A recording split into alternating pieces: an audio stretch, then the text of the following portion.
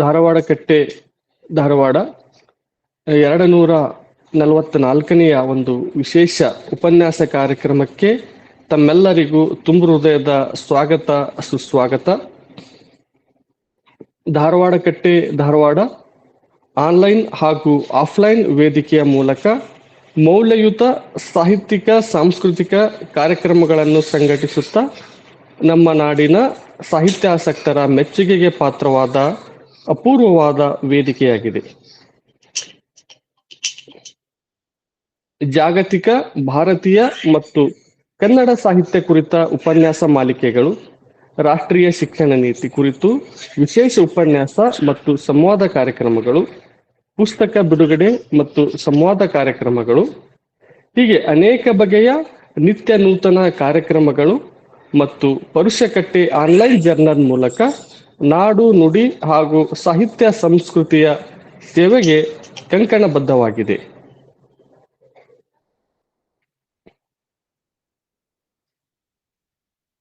ವರಕವಿ ಬೇಂದ್ರೆ ಜನ್ಮ ದಿನಾಚರಣೆ ಅಂಗವಾಗಿ ಧಾರವಾಡ ಕಟ್ಟೆ ಈ ಹಿಂದೆ ಹಮ್ಮಿಕೊಂಡ ಬೇಂದ್ರೆ ಉಪನ್ಯಾಸ ಮಾಲಿಕೆ ಎಂಬ ಕಾರ್ಯಕ್ರಮ ನಮ್ಮ ನಾಡಿನಾದ್ಯಂತ ಸಾಹಿತ್ಯಾಸಕ್ತರ ಮೆಚ್ಚುಗೆಯನ್ನು ಪಡೆದಿತ್ತು. ಆ ಕಾರ್ಯಕ್ರಮಗಳನ್ನು ತಾವು ನಮ್ಮ ಯೂಟ್ಯೂಬ್ ಚಾನಲ್ ಮತ್ತು ಧಾರವಾಡ ಕಟ್ಟೆ ವೆಬ್ಸೈಟ್ಗೆ ಭೇಟಿ ನೀಡುವ ಮೂಲಕ ಇವತ್ತು ಕೂಡ ವೀಕ್ಷಿಸುವ ಒಂದು ಸದವಕಾಶ ಕಲ್ಪಿಸಿಕೊಡಲಾಗಿದೆ. ಆ ಒಂದು ಮಹತ್ವದ ಉಪನ್ಯಾಸ ಸರಣಿಯ ಮುಂದುವರಿದ ಭಾಗವಾಗಿ ಇವತ್ತು ಜ್ಞಾನಪೀಠ ಪ್ರಶಸ್ತಿ ಪುರಸ್ಕೃತ ವರಕವಿ, ಯುಗದ ಕವಿ, ಜಗದ ಕವಿ, ಶಬ್ದಗಾರುಡಿಗ, ನಾದಗಾರುಡಿಗ, ಶ್ರಾವಣ ಪ್ರತಿಭೆ, ಅಂಬಿಕಾತನೆಯ ದತ್ತ, ಭುವನದ ಭಾಗ್ಯ ದ.ರಾ. ಬೇಂದ್ರೆ ಅವರ ಜನ್ಮದಿನದ ಅಂಗವಾಗಿ ಬೇಂದ್ರೆಯವರ ಸಖಿ ಗೀತ ಒಂದು ಮರು ಓದು ಎಂಬ ವಿಶೇಷ ಉಪನ್ಯಾಸ ಕಾರ್ಯಕ್ರಮವನ್ನು ಧಾರವಾಡ ಕಟ್ಟೆ ಧಾರವಾಡ ಆಯೋಜಿಸಿದೆ. ಇವತ್ತಿನ ಉಪನ್ಯಾಸ ಕಾರ್ಯಕ್ರಮದಲ್ಲಿ ಕನ್ನಡದ ಮಹತ್ವದ ಇಬ್ಬರು ವಿದ್ವಾಂಸರಾದ ಮಹಾಂತಪ್ಪ ನಂದೂರ್, ಲೇಖಕರು ಹುಬ್ಬಳ್ಳಿ, ಹಾಗೂ ಬಸು ಬೇವಿನಗಿಡದ್, ಲೇಖಕರು ಧಾರವಾಡ, ಇವರು ತಮ್ಮ ಒಳನೋಟಗಳನ್ನು ಹಂಚಿಕೊಳ್ಳಲಿದ್ದಾರೆ. ನಮ್ಮ ಕರೆಯನ್ನು ಮನ್ನಿಸಿ ಈ ಕಾರ್ಯಕ್ರಮದ ಉಪನ್ಯಾಸಕರಾಗಿ ನಮ್ಮೊಟ್ಟಿಗೆ ಇರುವ ಮಹಾಂತಪ್ಪ ನಂದೂರ್, ಲೇಖಕರು ಹುಬ್ಬಳ್ಳಿ, ಇವರಿಗೆ ಸಮಸ್ತ ಧಾರವಾಡ ಕಟ್ಟೆ ಬಳಗದ ಪರವಾಗಿ ತುಂಬು ಹೃದಯದ ಸ್ವಾಗತ ಸುಸ್ವಾಗತವನ್ನು ಕೋರುತ್ತೇನೆ. ಸ್ವಾಗತ ಸರ್. ನಮ್ಮ ಕರೆಯನ್ನು ಮನ್ನಿಸಿ ಈ ಕಾರ್ಯಕ್ರಮದಲ್ಲಿ ಇನ್ನೋರ್ವ ಉಪನ್ಯಾಸಕರಾಗಿ ನಮ್ಮೊಟ್ಟಿಗೆ ಇರುವ ಬಸು ಬೇವಿನಗಿಡದ್, ಲೇಖಕರು ಧಾರವಾಡ, ಇವರಿಗಾದರೂ ಕೂಡ ಸಮಸ್ತ ಧಾರವಾಡ ಕಟ್ಟೆ ಬಳಗದ ಪರವಾಗಿ ತುಂಬ ಹೃದಯದ ಸ್ವಾಗತ ಸುಸ್ವಾಗತವನ್ನು ಕೋರುತ್ತೇನೆ. ಸ್ವಾಗತ ಸರ್. ಅದೇ ರೀತಿ ಧಾರವಾಡ ಕಟ್ಟೆ ಧಾರವಾಡದ ಎಲ್ಲ ವಿನೂತನ ಕಾರ್ಯಕ್ರಮಗಳನ್ನು ಸಂಘಟಿಸುವಲ್ಲಿ ನಮ್ಮ ಹಿಂದಿನ ಸ್ಫೂರ್ತಿಯ ಚಿಲುಮೆಯಾಗಿರುವ ಈ ಕಾರ್ಯಕ್ರಮದ ಅಧ್ಯಕ್ಷತೆಯನ್ನು ವಹಿಸಿರುವ ಪ್ರೊಫೆಸರ್ ಬಸವರಾಜ್ ದೊಣ್ಣೂರ್, ಇಂಗ್ಲಿಷ್ ಪ್ರಾಧ್ಯಾಪಕರು, ಕರ್ನಾಟಕ ಕೇಂದ್ರೀಯ ವಿಶ್ವವಿದ್ಯಾಲಯ ಕಲಬುರಗಿ, ಇವರಿಗಾದರೂ ಕೂಡ ತುಂಬ ಹೃದಯದ ಸ್ವಾಗತ ಸುಸ್ವಾಗತವನ್ನ ಕೋರುತ್ತೇನೆ. ಸ್ವಾಗತ ಸರ್. ಅದೇ ರೀತಿ ಇವತ್ತಿನ ಈ ಒಂದು ಸುಮಧುರ ಸಾಹಿತ್ಯ ಸಂಜೆಗೆ ಸಾಕ್ಷಿಯಾಗಿರುವ ಎಲ್ಲ ಹಿರಿಯರಿಗೂ ಮತ್ತು ಎಲ್ಲ ಸಾಹಿತ್ಯಾಸಕ್ತರಿಗೂ ಕೂಡ ಹೃತ್ಪೂರ್ವಕ ಸ್ವಾಗತ ಸುಸ್ವಾಗತವನ್ನ ಕೋರುತ್ತೇನೆ. ಅದೇ ರೀತಿ ನಮ್ಮ ಕಾರ್ಯಕ್ರಮಗಳನ್ನು ನಾಡಿನ ಮೂಲೆ ಮೂಲೆಗೆ ತಲುಪಿಸುವಲ್ಲಿ ನಮ್ಮೊಂದಿಗೆ ಇರುವ ನಮ್ಮ ಮಾಧ್ಯಮ ಸ್ನೇಹಿತರಿಗೂ ಮತ್ತು ನಮ್ಮ ಧಾರವಾಡ ಕಟ್ಟೆ ಧಾರವಾಡದ ಎಲ್ಲ ಪದಾಧಿಕಾರಿಗಳನ್ನು ಕೂಡ ಈ ಕಾರ್ಯಕ್ರಮಕ್ಕೆ ತುಂಬ ಹೃದಯದ ಸ್ವಾಗತವನ್ನ ಕೋರುತ್ತೇನೆ. ಸಾಹಿತ್ಯಾಸಕ್ತರೇ, ಇವತ್ತು ಕಾರ್ಯಕ್ರಮದಲ್ಲಿ ಸ್ವಲ್ಪ ಬದಲಾವಣೆ ಇರಲಿದೆ. ಪ್ರೊಫೆಸರ್ ಬಸವರಾಜ್ ದೊಣ್ಣೂರ್ ಅವರು ಬೇರೆ ಕೆಲಸದಲ್ಲಿ ನಿರತರಾಗಿದ್ದರಿಂದ ಈ ಒಂದು ಮೊದಲಿಗೆ ಅಧ್ಯಕ್ಷೀಯ ನುಡಿಗಳು, ಅದಾದ ನಂತರ ಉಭಯ ಉಪನ್ಯಾಸಕರ ಒಂದು 40 ನಿಮಿಷಗಳ ನುಡಿಗಳು, ಅದಾದ ನಂತರ ಚರ್ಚೆಗೆ ಅವಕಾಶ ಇರಲಿದೆ. ಅಲ್ಲಿಯವರೆಗೆ ನಿಮ್ಮ ಪ್ರತಿಕ್ರಿಯೆಯನ್ನು ಇನ್ಕಾಲ್ ಮೆಸೇಜ್ನಲ್ಲಿ ಸಲ್ಲಿಸಬಹುದಾಗಿದೆ. ಸಾಹಿತ್ಯಾಸಕ್ತರು ತಮ್ಮ ಆಡಿಯೋ ಮ್ಯೂಟ್ ಮಾಡಿ ಉಪನ್ಯಾಸವನ್ನು ಆನಂದಿಸಲು ಮನವಿ. ಈಗ ಅಧ್ಯಕ್ಷೀಯ ನುಡಿಗಳು ಪ್ರೊಫೆಸರ್ ಬಸವರಾಜ್ ದೊಣ್ಣೂರ್, ಇಂಗ್ಲಿಷ್ ಪ್ರಾಧ್ಯಾಪಕರು, ಕರ್ನಾಟಕ ಕೇಂದ್ರೀಯ ವಿಶ್ವವಿದ್ಯಾಲಯ ಕಲಬುರಗಿ. Sir please. ಎಲ್ಲರಿಗೂ ನಮಸ್ಕಾರ. ಶಿವರಾಜ್, ಧ್ವನಿ ಕೇಳಿಸ್ತದಲ್ಲ? ಹಾ ಸರ್. ಧಾರವಾಡ ಕಟ್ಟೆಯ ಎಲ್ಲ ಸಂಗಾತಿಗಳೇ, ಸ್ನೇಹಿತರೆ, ಹಿರಿಯರೇ, ಸಾಹಿತ್ಯಾಸಕ್ತರೇ, ಎಲ್ಲರಿಗೂ ನಮಸ್ಕಾರ. ಧಾರವಾಡ ಕಟ್ಟೆ ವರಕವಿ ದ.ರಾ. ಬೇಂದ್ರೆಯವರ ಜನ್ಮದಿನದ ನಿಮಿತ್ತ 2 ವಿಶೇಷ ಉಪನ್ಯಾಸಗಳನ್ನ ಏರ್ಪಡಿಸಿದೆ. ಕನ್ನಡದ ಇಬ್ಬರು ಮಹತ್ವದ ಕವಿಗಳು, ಚಿಂತಕರು, ವಿಮರ್ಶಕರು ಆದ ಮಹಾಂತಪ್ಪ ನಂದೂರವರು, ಬಸವ ಬೇವಿನಗಿಡದವರು ಬೇಂದ್ರೆಯವರ ಸಖಿ ಗೀತ ಖಂಡ ಕಾವ್ಯದ ಕುರಿತು ಮಾತನಾಡಲಿದ್ದಾರೆ. ಕಾರ್ಯಕ್ರಮದಲ್ಲಿ ಸ್ವಲ್ಪ ಬದಲಾವಣೆಯಾಗಿದೆ. ನಾನು ಈ ಇಬ್ಬರು ಹಿರಿಯ ಸ್ನೇಹಿತರ ಕ್ಷಮೆಯನ್ನ ಕೋರ್ತೇನೆ. ಪ್ರಾರಂಭದಲ್ಲಿ ಅಧ್ಯಕ್ಷೀಯ ಭಾಷಣ ಮಾಡಲಿಕ್ಕೆ ಬರೋದಿಲ್ಲ. ಹೀಗಾಗಿ ಇದನ್ನ ಅಧ್ಯಕ್ಷೀಯ ಭಾಷಣ ಅಂತ ನೀವು ಆಲಿಸಬೇಡಿ, ಪ್ರಾಸ್ತಾವಿಕ ಮಾತುಗಳು ಅಂತ ನೀವು ತೆಗೆದುಕೊಳ್ಳಬಹುದು. ಒಂದು 7-8 ನಿಮಿಷಗಳ ಅವಧಿಯಲ್ಲಿ ನಾನು ನನ್ನ ಮಾತುಗಳನ್ನು ಆಡ್ತೇನೆ. ಏಕೆಂದ್ರೆ ನಾನು ಮುಖ್ಯ ಉಪನ್ಯಾಸಕರಲ್ಲ. ನಮ್ಮ ಇಂದಿನ ಮುಖ್ಯ ಉಪನ್ಯಾಸಕಾರರು ಬಸವ ಬೇವಿನಗಿಡ ಮತ್ತು ನಂದೂರವರು. ಅವರ ಮಾತುಗಳನ್ನ ನೀವು ದಯವಿಟ್ಟು ಕೇಳಬೇಕು. ಬಸವ ಬೇವಿನಗಿಡದವರು ಬೇಂದ್ರೆಯವರ ಮೇಲೆ ಒಂದು ಒಳ್ಳೆಯ ಪುಸ್ತಕವನ್ನ ಬರೆದಿದ್ದಾರೆ. ದ.ರಾ. ಬೇಂದ್ರೆ ರಾಷ್ಟ್ರೀಯ ಸ್ಮಾರಕ ಟ್ರಸ್ಟ್ ಈ ಪುಸ್ತಕವನ್ನ ಪ್ರಕಟಿಸಿದೆ. ನಂದೂರವರು ಸ್ವತಃ ಕವಿಗಳು, ಬೇಂದ್ರೆ ಕಾವ್ಯದ ಅಭ್ಯಾಸಿಗಳು. ಹೀಗಾಗಿ ಅವರ ಮಾತುಗಳು ಬೇಂದ್ರೆಯವರ ಮಹತ್ವದ ಖಂಡ ಕಾವ್ಯದ ಕುರಿತು ನಮಗೆ ಅನೇಕ ಹೊಸ ಹೊಳಹುಗಳನ್ನ, ಹೊಸ ಒಳನೋಟಗಳನ್ನ ನೀಡಿದೆ. ಹೀಗಾಗಿ ಅವರ ಮಾತುಗಳನ್ನ ನೀವು ಎದುರು ನೋಡಬೇಕು.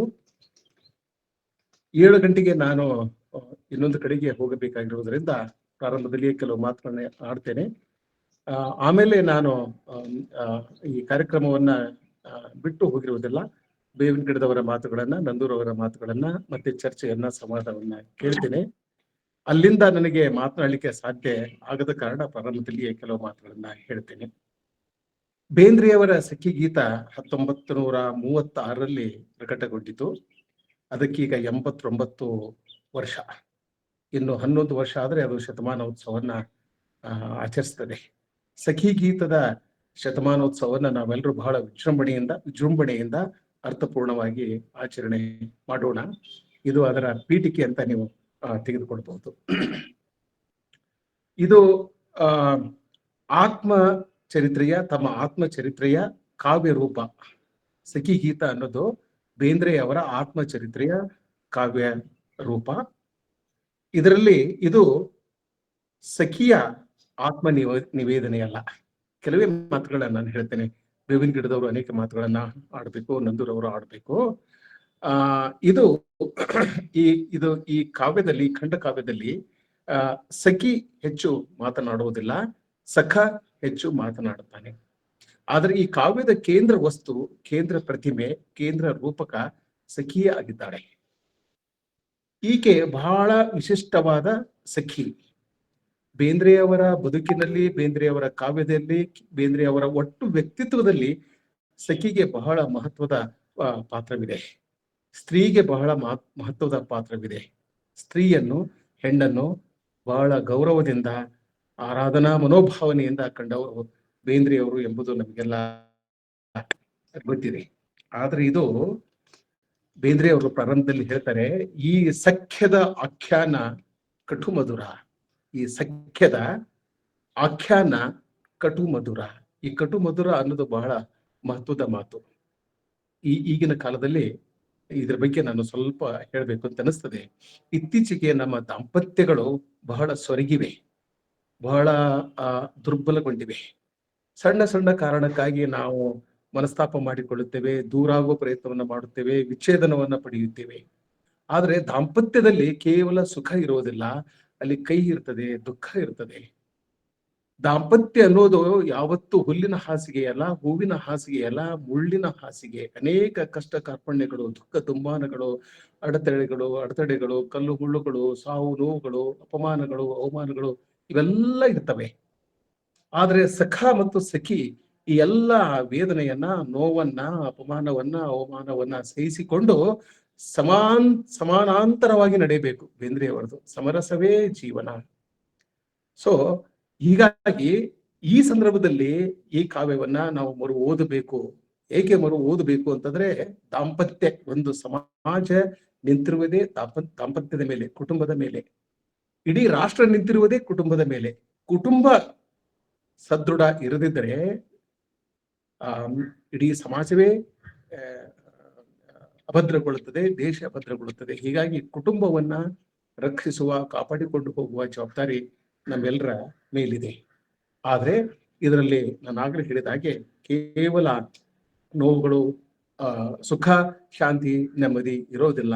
ಅನೇಕ ತಾಪತ್ರಯಗಳು ಇರ್ತವೆ. ಇದಕ್ಕಾಗಿ ಪತಿ ಪತ್ನಿಯರಲ್ಲಿ, ಗಂಡ ಹೆಂಡತಿಯರಲ್ಲಿ ದೊಡ್ಡ ಮಟ್ಟದ ತಾಳ್ಮೆ ಇರಬೇಕು, ವಿಶ್ವಾಸ ಇರಬೇಕು. ಆದ್ರೆ ಸಖಿಯನ್ನು ಉದ್ದೇಶಿಸಿ ಮಾಡಿಕೊಂಡ ಬಹಳ ಬವಣೆಯ ಮಾತು ಅಂದ್ರೆ ದ ಹೋಲ್ ಆಫ್ ಇಟ್, ಸಖಿ ಗೀತ ಅನ್ನೋದು, ಅಲ್ಲಿ ಸಖ ತನ್ನ ಸಖಿಯನ್ನ ಉದ್ದೇಶಿಸಿ ತನ್ನ ಬದುಕಿನ, ತನ್ನ ಬಹಳ ಬವಣೆಯನ್ನ ತೋಡಿಕೊಳ್ತಾನೆ. ಇದು ಸಖನ ಸ್ವಗತ. This is the soliloquy of ಸಖ, ದ ಪ್ರೇಮಿ ಅನ್ಬೋದು, ಅಥವಾ ಪತಿ ಅನ್ಬೋದು, ಮತ್ತೊಂದಿರ್ಬೋದು. ಆದ್ರೆ ಇದು ಸಖನ ಮನದಾಳದ ನೋವಿನ ವ್ಯತಿಯಾದರೂ ಸಖಿಗೆ ಇಲ್ಲಿ ಸ್ಪೇಸ್ ಇದೆ. ಇದ್ರ ಬಗ್ಗೆ ಹಿರಿಯ ಮಿತ್ರರು ಮಾತನಾಡ್ತಾರೆ. She is not an absentee. ಸಖ ಮುಖ್ಯ, ಸಖನೇ ನಿರೂಪಕ, ಸಖನೇ ಇಲ್ಲಿ ಪ್ರಮುಖವಾದ ಪಾತ್ರ ವಹಿಸ್ತಾನೆ. ಆದ್ರೆ ಸಖಿಗೂ ಇಲ್ಲಿ ಸ್ಪೇಸ್ ಇದೆ. ಆಗ್ಲೇ ಹೇಳಿದಾಗೆ ಬೇಂದ್ರೆಯವರ ಜೀವನದಲ್ಲಿ, ಬೇಂದ್ರೆಯವರ ಕಾವ್ಯದಲ್ಲಿ ಸಖಿಗೆ, ಹೆಣ್ಣಿಗೆ ದೊಡ್ಡದ ಒಂದು ಸ್ಪೇಸ್ ಇದೆ. ಹೆಂಡತಿಗೆ ಹೆಸರು ಇರದ ಕಾಲದಲ್ಲಿ ಬೇಂದ್ರೆ ಹೆಂಡತಿಯನ್ನು ಸಖಿ ಎಂದಿದ್ದಾರೆ. ಇದನ್ನು ಚಾರಿತ್ರಿಕವಾಗಿ ಕೂಡ ನೋಡ್ಬೇಕು. 1936ರಲ್ಲಿ ನಮ್ಮ ದೇಶದಲ್ಲಿ, ಕರ್ನಾಟಕದಲ್ಲಿ ಯಾವ ಪರಿಸ್ಥಿತಿ ಇತ್ತು ಅನ್ನೋದು. ಆದ್ರೆ ಕೆಲವು ವಿಮರ್ಶಕರು, ಕೆಲವು ಇತಿಹಾಸಕಾರರು ಹೇಳುವಾಗೆ, ಭಾರತದಲ್ಲಿ ಅಂದ್ರ ಗತಕಾಲದಲ್ಲಿ, ಹಳೆಯ ಕಾಲದಲ್ಲಿ ಹೆಣ್ಣನ್ನ ನಾವು ಬಹಳ ಕೀಳಾಗಿ ಕಂಡಿದ್ದೇವೆ, ಹೆಣ್ಣಿಗೆ ತುಂಬಾ ಅನ್ಯಾಯ, ಅತ್ಯಾಚಾರ ಮಾಡಿದ್ದೇವೆ ಅಂತೇನಿಲ್ಲ.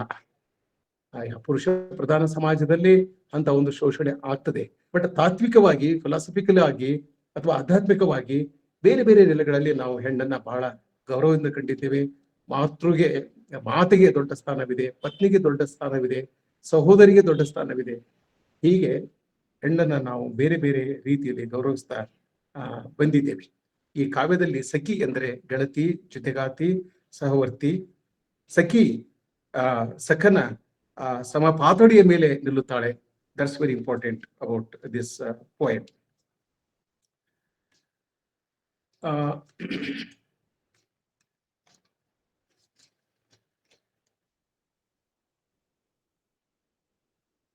ಆದ್ರೆ ನಾನು ಹೆಚ್ಚು ಮಾತನಾಡೋದಿಲ್ಲ. ಈಗಾಗಲೇ ನಾನು 7-8 ನಿಮಿಷ ಸಮಯ ತೆಗೆದುಕೊಂಡೆ. 2 ನಿಮಿಷಗಳಲ್ಲಿ ನನ್ನ ಮಾತುಗಳನ್ನ ಮುಗಿಸ್ತೇನೆ.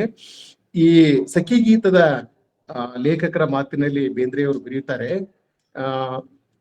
ತಾವು ಅಂದ್ರೆ ಈ ಕೃತಿ ಅರ್ಧಕ್ಕೆ ನಿಂತಿದೆ, ಮುಂದಿನ ಭಾಗವನ್ನು ಎಂದು ಬರೆಯಲಾಗುವುದೋ ಅಥವಾ ಬರೆಯುವೇನೋ ಹೇಳಲಾರೆ ಅಂತಕ್ಕಂಥ ಒಂದು ಸಂದೇಹವನ್ನ ಸಖಿ ಗೀತ ಕವನ ಸಂಕಲನದ ಪ್ರಾರಂಭದಲ್ಲಿ ಬೇಂದ್ರೆಯವರು ವ್ಯಕ್ತಪಡಿಸಿದ್ದಾರೆ.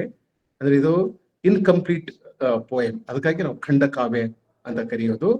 ಇದರ ಮುಂದಿನ ಭಾಗ ಬರಲೇ ಇಲ್ಲ. ಯಾಕೆ ಬರಲಿಲ್ಲ? ಯಾಕೆ ಬೇಂದ್ರೆಯವರು ಬರೀಲಿಲ್ಲ? ಆಮೇಲೆ ಅವರು ಸುಮಾರು ಈ ಸಖಿ ಗೀತ ಬರೆದ ಮೇಲೆ ಹೆಚ್ಚು ಕಡಿಮೆ ಒಂದು 40 ವರ್ಷ ಅವರು ಬದುಕಿದ್ರು, ಅನೇಕ ನಾಟಕಗಳನ್ನ ಬರೆದ್ರು, ಕಾವ್ಯವನ್ನು ಬರೆದ್ರು. ಆದ್ರೆ ಯಾಕೆ ಬರಲಿಲ್ಲ ಅನ್ನೋದು ಒಂದು. ಇನ್ನೊಂದು ಓದುಗರಿಗೆ ಒಂದು ಸವಾಲನ್ನ ಅವರು ಈ ಕವನದಲ್ಲಿ ಇಟ್ಟಿದ್ದಾರೆ. ನನಗೂ ನಿನಗೂ ಅಂಟಿದ ನಂಟಿನ ಕೊನೆ ಬಲ್ಲವರಾರು ಕಾಮಾಕ್ಷಿ. ಬಹಳ ಅದ್ಭುತವಾದಂತ ಸಾಲು. ಪ್ರತಿಯೊಂದು ಪದ್ಯದ ಮೊದಲ ಸಾಲು ಮತ್ತು ಕೊನೆಯ ಸಾಲುಗಳನ್ನ ನಾವು ಕಡ್ಡಾಯವಾಗಿ ಓದ್ಬೇಕು. ನನಗೂ ನಿನಗೂ ಅಂಟಿದ ನಂಟಿನ ಕೊನೆ ಬಲ್ಲವರಾರು ಕಾಮಾಕ್ಷಿ. ಅಂದ್ರ neither I know nor you know nor anybody else in the world know. ಯಾರಿಗೂ ಗೊತ್ತಿಲ್ಲ ನಮ್ಮ ಕೊನೆ ಹೇಗೆ ಅನ್ನೋದು, ಯಾರಿಗೂ ಗೊತ್ತಿಲ್ಲ. ಆದ್ರೆ ನಮ್ಮಿಬ್ಬರ ನಡುವೆ ಒಂದು ನಂಟಸ್ತಿಕೆ ಇದೆ, ಒಂದು ಸಂಬಂಧ ಇದೆ. ಆ ಸಂಬಂಧ, ಆ ನಂಟಸ್ತಿಕೆ ಬಹಳ ಮುಖ್ಯವಾದದ್ದು. ಒಂದು ಮಾತನ್ನ ಹೇಳಿ ನನ್ನ ಮಾತನ್ನ ಮುಗಿಸ್ತೇನೆ. ಮಾಟವಿಲ್ಲದ ಆಟ, ಸಖಿ ಗೀತದಲ್ಲಿ ಬರ್ತಕ್ಕಂಥ ಒಂದು ಪದ್ಯ, 2 ಸಾಲುಗಳಿದು. ಮಾಟವಿಲ್ಲದ ಆಟ, ಆಟದಲ್ಲಿ ಮಾಟ ಇರಬೇಕು. ಮಾಟ ಅಂದ್ರೆ ಅದಕ್ಕೊಂದು ನಿರ್ದಿಷ್ಟವಾದ ಗೊತ್ತು ಗುರಿ ಇರಬೇಕು, ಒಂದು ಶಿಸ್ತು ಇರಬೇಕು, ಒಂದು ನಿಯಮ ಇರಬೇಕು, ಒಂದು ಆಕಾರ ಇರಬೇಕು, ಸ್ವರೂಪ ಇರಬೇಕು. ಅಂದಾಗ ಅದು ಆಟ ಆಗ್ತದೆ. ಎಲ್ಲಾ ಆಟಗಳಾಗುವುದಿಲ್ಲ. ಜಗಳ ಕೂಡ ಆಟ ಆಗ್ಬಹುದು. ಅದಕ್ಕೊಂದು ತರ್ಕ ಇರಬೇಕು, ಒಂದು ಸೂತ್ರ ಇರಬೇಕು, ಒಂದು ಕಾರ್ಯಕಾರಣ ಸಂಬಂಧ ಇರಬೇಕು. ಅವಾಗ ಜಗಳ ಕೂಡ ಆಟ ಆಗ್ತದೆ. ಹೀಗಾಗಿ ಪತಿ ಪತ್ನಿಯರ ನಡುವೆ ಪ್ರೇಮ ಸಲ್ಲಾಪ ಅಲ್ಲ, ಜಗಳ ಕದನ ಕೂಡ ಜಗಳ, ಸಣ್ಣ ಪುಟ್ಟ ಜಗಳ, ಮನಸ್ತಾಪ ಕೂಡ ಆಟದ ಸ್ವರೂಪವನ್ನು ಪಡೆದುಕೊಳ್ಳುತ್ತದೆ ಅಂತಕ್ಕಂಥ ಮಾತು. ಆದ್ರೆ ಬೇಂದ್ರೆಯವರು ಹೇಳ್ತಾರೆ, ಮಾಟವಿಲ್ಲದ ಆಟ ಏನ್ ಆಟ? ಎಳೆದಾಟ. ಮಾಟ ಇಲ್ಲ ಅಂದ್ರೆ ಅದು ಏನ್ ಅದಕ್ಕೆ ಆಟ ಅನ್ನಕ್ಕಾಗೋದಿಲ್ಲ, ಅದು ಎಳೆದಾಟ. ಹೇಳ್ತಾರಲ್ಲ, ಕೋಣ ಕೇರಿಗೆ ಎಳೆದ್ರೆ ಒಂದು ಗಾದೆ ಮಾತಾಯಿದ್ದೇನೆ, ಹಾಗಾಗ್ತದೆ. ಹೀಗಾಗಿ ಅದರ ಇಬ್ಬರ ನಡುವೆ ಒಂದು ಸಂಬಂಧ ಇರಬೇಕಾಗ್ತದೆ. ಮಾಯಾ ಸಂಸಾರಕ್ಕೆ ಮಾಯೆ ಬೇಕು, ಮಾಯಾ ಸಂಸಾರಕ್ಕೆ ಮಾಯೆ ಬೇಕು. ಮಾಯೆ ಅಂದ್ರೆ ಅದು ಹಳ್ಳಿ ಭಾಷೆ, ಮಾಯೆ ಅಂದ್ರೆ ಪ್ರೀತಿ.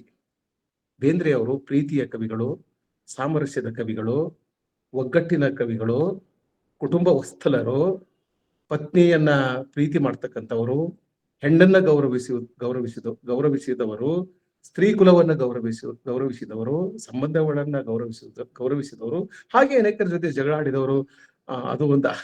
ಅದೊಂದು ಆಯಾಮ ಇದೆ. ಬಟ್ ಅದೇನೇ ಇದ್ರೂ ಕೂಡ ಕನ್ನಡದ 20ನೇ ಶತಮಾನದ ಕನ್ನಡದ ಅತ್ಯಂತ ಮಹತ್ವದ ಕವಿ ಬೇಂದ್ರೆ ಅವರು ಎನ್ನುವುದರಲ್ಲಿ ಎರಡು ಮಾತಿಲ್ಲ. ಅವರ ಕಾವ್ಯದ ಶಕ್ತಿ, ಅವರ ಕಾವ್ಯದ ವಿಸ್ತಾರ, ಅವರ ಕಾವ್ಯದ ಆಳೆತ್ತರ, ಇದೆಲ್ಲವನ್ನ ನಾವು ಎಷ್ಟು ಬಾರಿ ಕಾವ್ಯವನ್ನು ಓದಿದರೂ ಇದು ಹೆಚ್ಚಾಗುತ್ತಾ ಹೋಗ್ತದೆ. ಇಂಥ ಮಹತ್ವದ ಕವಿಯ ಮಹತ್ವದ ಖಂಡ ಕಾವ್ಯ ಸಖಿ ಗೀತದ ಕುರಿತು ಇಂದು 2 ಉಪನ್ಯಾಸಗಳನ್ನ ಧಾರವಾಡ ಕಟ್ಟಿ ಏರ್ಪಡಿಸಿದೆ. ಇವರೆಲ್ಲರ ಮಾತುಗಳನ್ನ ಕೇಳಬೇಕು. ಮತ್ತೆ ಮುಂದಿನ ಶನಿವಾರ ನಾವು ಭೇಟಿ ಆಗೋಣ. ಇಷ್ಟು ಮಾತುಗಳು ಈ ಸಂದರ್ಭದಲ್ಲಿ ಸಾಕು. ಎಲ್ಲರಿಗೂ ಒಳ್ಳೆಯದಾಗ್ಲಿ. ಬೇಂದ್ರೆ ಅವರು ನಮ್ಮನ್ನೆಲ್ಲ ಹರಸಲಿ. ಎಲ್ಲರಿಗೂ ನಮಸ್ಕಾರ. ಧನ್ಯವಾದಗಳು ಸರ್. ಈಗ ಉಪನ್ಯಾಸಕರ ನುಡಿಗಳಕ್ಕಿಂತ ಮುಂಚೆ ಉಪನ್ಯಾಸಕರ ಒಂದು ಕಿರು ಪರಿಚಯ. ಇವತ್ತಿನ ಉಪನ್ಯಾಸಕರ ಕಿರು ಪರಿಚಯ: ಕಥೆಗಾರ ಹಾಗೂ ಅನುವಾದಕ ಬಸು ಬೇವಿನ ಗಿಡದವರು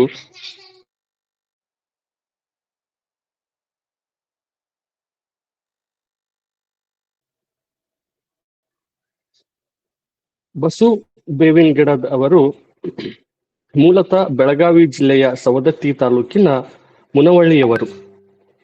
ಕರ್ನಾಟಕ ವಿಶ್ವವಿದ್ಯಾಲಯದಿಂದ ಇಂಗ್ಲಿಷ್ನಲ್ಲಿ ಸ್ನಾತಕೋತ್ತರ ಪದವೀಧರರು. ಹಂಪಿ ಕನ್ನಡ ವಿಶ್ವವಿದ್ಯಾಲಯದಿಂದ ಬೇಂದ್ರೆ ಕಾವ್ಯ ಪ್ರಬಂಧ ಮಂಡನೆ ಮಾಡಿ PhD ಪದವಿ ಪಡೆದಿದ್ದಾರೆ. ಪ್ರಸ್ತುತ ಧಾರವಾಡ ಆಕಾಶವಾಣಿಯಲ್ಲಿ ಕಾರ್ಯಕ್ರಮ ಮುಖ್ಯಸ್ಥರಾಗಿ ಕಾರ್ಯನಿರ್ವಹಿಸುತ್ತಿದ್ದಾರೆ. ಶ್ರೀಯುತರ ಕೃತಿಗಳು: ತಾಯವ್ವ, ಬಾಳೆಯ ಕಂಬ, ಹೊಡಿ ಚಕ್ಕಡಿ, ಉಗುಳು ಬುಟ್ಟಿ, ನೆರಳಿಲ್ಲದ ಮರ, ಬೀಳದ ಗಡಿಯಾರ, ಕಥಾ ಸಂಕಲನಗಳು, ಕನಸು, ಇಳೆಯ ಅರ್ಥ ಕವನ ಸಂಕಲನಗಳು, ದಕ್ಕದ ಹಾಡು ಅನುವಾದಿತ ಕಥೆಗಳ ಸಂಕಲನ, BA ಸನದಿ ಜೀವನ ಚಿತ್ರ, ನಾಳೆಯ ಸ್ಥೈರ್ಯ, ಓಡಿ ಹೋದ ಹುಡುಗ ಮಕ್ಕಳ ಕಾದಂಬರಿಗಳು, ಹಕ್ಕಿ ಗಮನದ ದಾರಿ, ಕಲ್ಲು ಸಕ್ಕರೆ, ಕಾಲದ ಕನ್ನಡಿ ವಿಮರ್ಶೆ ಸಂಕಲನಗಳು. ಇವರ ನೆರಳಿಲ್ಲದ ಮರ, ಓಡಿ ಹೋದ ಹುಡುಗ ಹಾಗೂ ಭಾರತೀಯ ಸಮಕಾಲೀನ ಕಥೆಗಳು ಅನುವಾದಿತ ಕೃತಿ. ಕನ್ನಡ ಸಾಹಿತ್ಯ ಅಕಾಡೆಮಿಯ ಪುಸ್ತಕ ಬಹುಮಾನ ದೊರೆತಿದೆ. ಕಮಲಾದೇವಿ ಚಟ್ಟೋಪಾಧ್ಯಾಯ ಹಸಿರು ಕಾಡಿನ ಗೆಳೆಯರು, ನಮ್ಮ ಮರ, ಸ್ವಾತಂತ್ರ್ಯ ಚಳವಳಿ ಹಾಗೂ ಭಾರತೀಯ ಮುಸ್ಲಿಮರು, ಸಾಮರ್ಸೆಟ್ ಮಾಮ್ ಕಥೆಗಳು, ಭಾರತೀಯ ಸಮಕಾಲೀನ ಕಥೆಗಳು ಇವರ ಅನುವಾದಿತ ಕೃತಿಗಳು. ಮಕ್ಕಳ ಹೊಸ ಕಾವ್ಯ ಸಂಪಾದನೆ. ಶ್ರೀಯುತರಿಗೆ ಸಂದ ಪ್ರಶಸ್ತಿ ಗೌರವಗಳು: ಕನ್ನಡ ಸಾಹಿತ್ಯ ಪರಿಷತ್ತು ಹಾಗೂ ಕನ್ನಡ ಪುಸ್ತಕ ಪ್ರಾಧಿಕಾರದ ಪುರಸ್ಕಾರಗಳು ಲಭಿಸಿವೆ. ರಾಜ್ಯ ಮಟ್ಟದ ಆಕಾಶವಾಣಿ ಸ್ಪರ್ಧೆಗಳಲ್ಲಿ ಸತತ 3 ಬಾರಿ ಪ್ರಥಮ ಬಹುಮಾನ, ರಾಷ್ಟ್ರಮಟ್ಟದ ಆಕಾಶವಾಣಿ ಸ್ಪರ್ಧೆಯಲ್ಲಿ ರೈತರ ಆತ್ಮಹತ್ಯೆ ಕುರಿತು ಅನ್ನದಾತನ ಅಳಲು ನುಡಿ ಚಿತ್ರ ಹಾಗೂ ಗೊಂಬೆಯಾಟ ರೂಪಕಕ್ಕೆ ಪ್ರಥಮ ಪುರಸ್ಕಾರ ದೊರೆತಿದೆ. ಇವರ ಕಥೆ, ಕವಿತೆಗಳು ಶಾಲಾ ಪಠ್ಯ ಪುಸ್ತಕಗಳಲ್ಲಿ ಸೇರ್ಪಡೆಯಾಗಿವೆ. ರಾಜ್ಯದ ಪ್ರತಿಷ್ಠಿತ ಸಂಘ ಸಂಸ್ಥೆಗಳಿಂದ ಹಲವು ಪ್ರಶಸ್ತಿ ಪುರಸ್ಕಾರಗಳನ್ನು ಶ್ರೀಯುತರಿಗೆ ಸಂದಿವೆ. ಈಗ ಉಪನ್ಯಾಸಕರ ನುಡಿಗಳು. ಸರ್, ಈಗ ನಿಮ್ಮ ಮಾತು.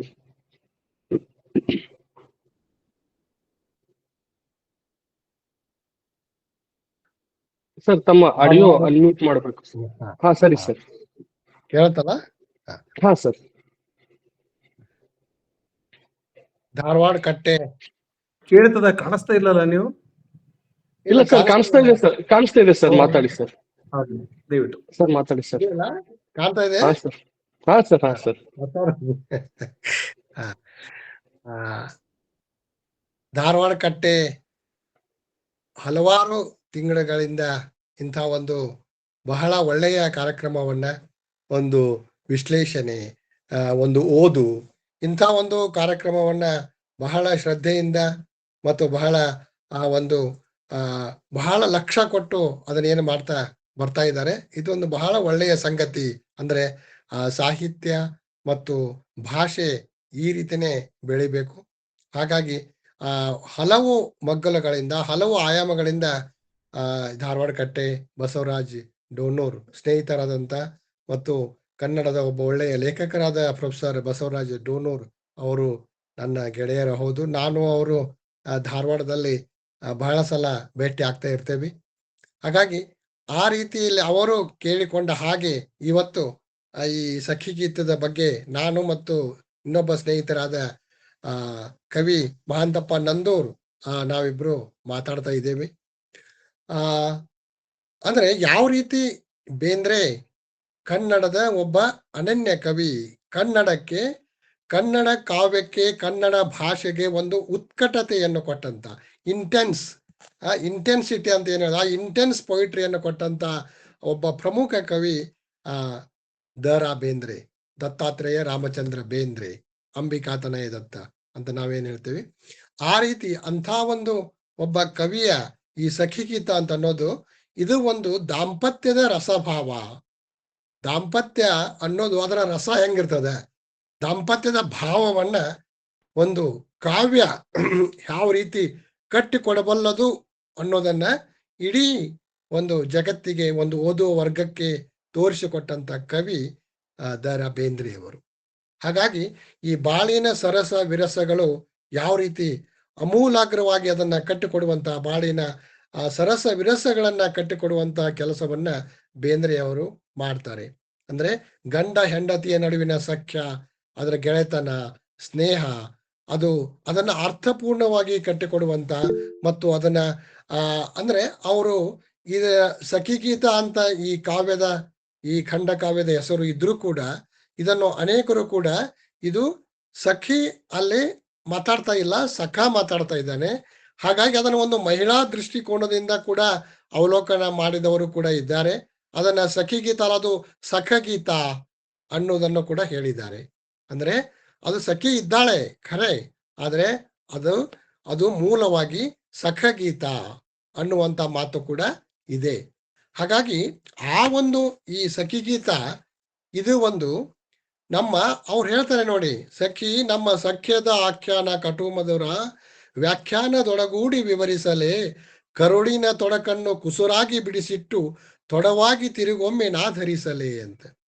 ಅಂದ್ರೆ ಈ ನಮ್ಮ ಸಖ್ಯದ ಆಖ್ಯಾನ, ಈ ನಮ್ಮ ಪ್ರೀತಿಯ ಆಖ್ಯಾನ ಏನೈತಲ್ಲ, ಈ ಆಖ್ಯಾನ ಅಂತಂದ್ರೆ ಒಂದು ರೀತಿ ಹೇಳೋದು, ನಿರೂಪಣೆ ಮಾಡೋದು, ಅಥವಾ ಅದನ್ನ ಒಂದು ಆ ಕಥೆ ಐತಲ್ಲ, ಆ ಕಥೆನ ನಾನು ಹೇಳ್ಬೇಕಾಗೈತಿ. ನನ್ನ ನಿನ್ನ ನಡುವಿನ ಕಥೆಯನ್ನ ನಾನು ಮಂದಿಗೆ ಹೇಳ್ಬೇಕಾಗೈತಿ. ನಮ್ಮ ಈ ಗೆಳೆತನದ ಕಥೆಯನ್ನ, ನಮ್ಮ ಸ್ನೇಹದ ಕಥೆಯನ್ನ ನಾನು ಹೇಳ್ಬೇಕಾಗಿದೆ, ನಾನು ನಿರೂಪಿಸಬೇಕಾಗಿದೆ, ನಾನು ವಿಶ್ಲೇಷಣೆ ಮಾಡಬೇಕಾಗಿದೆ. ಅದನ್ನ ಅಷ್ಟೇ ಅಲ್ಲ, ಅದಕ್ಕೆ ನಿದರ್ಶನ ಕೊಟ್ಟು, ಉದಾಹರಣೆ ಕೊಟ್ಟು ನಾನು ಮಾಡಬೇಕಾಗೈತಿ ಅನ್ನೋದನ್ನ ಬೇಂದ್ರೆ ಅವರು ಹೇಳ್ತಾರೆ. ಅಂದ್ರೆ ಈ ಆಖ್ಯಾನ ಅನ್ನೋದಕ್ಕೆ ಅಷ್ಟೆಲ್ಲ ಅರ್ಥ ಇದೆ ಅಂತ.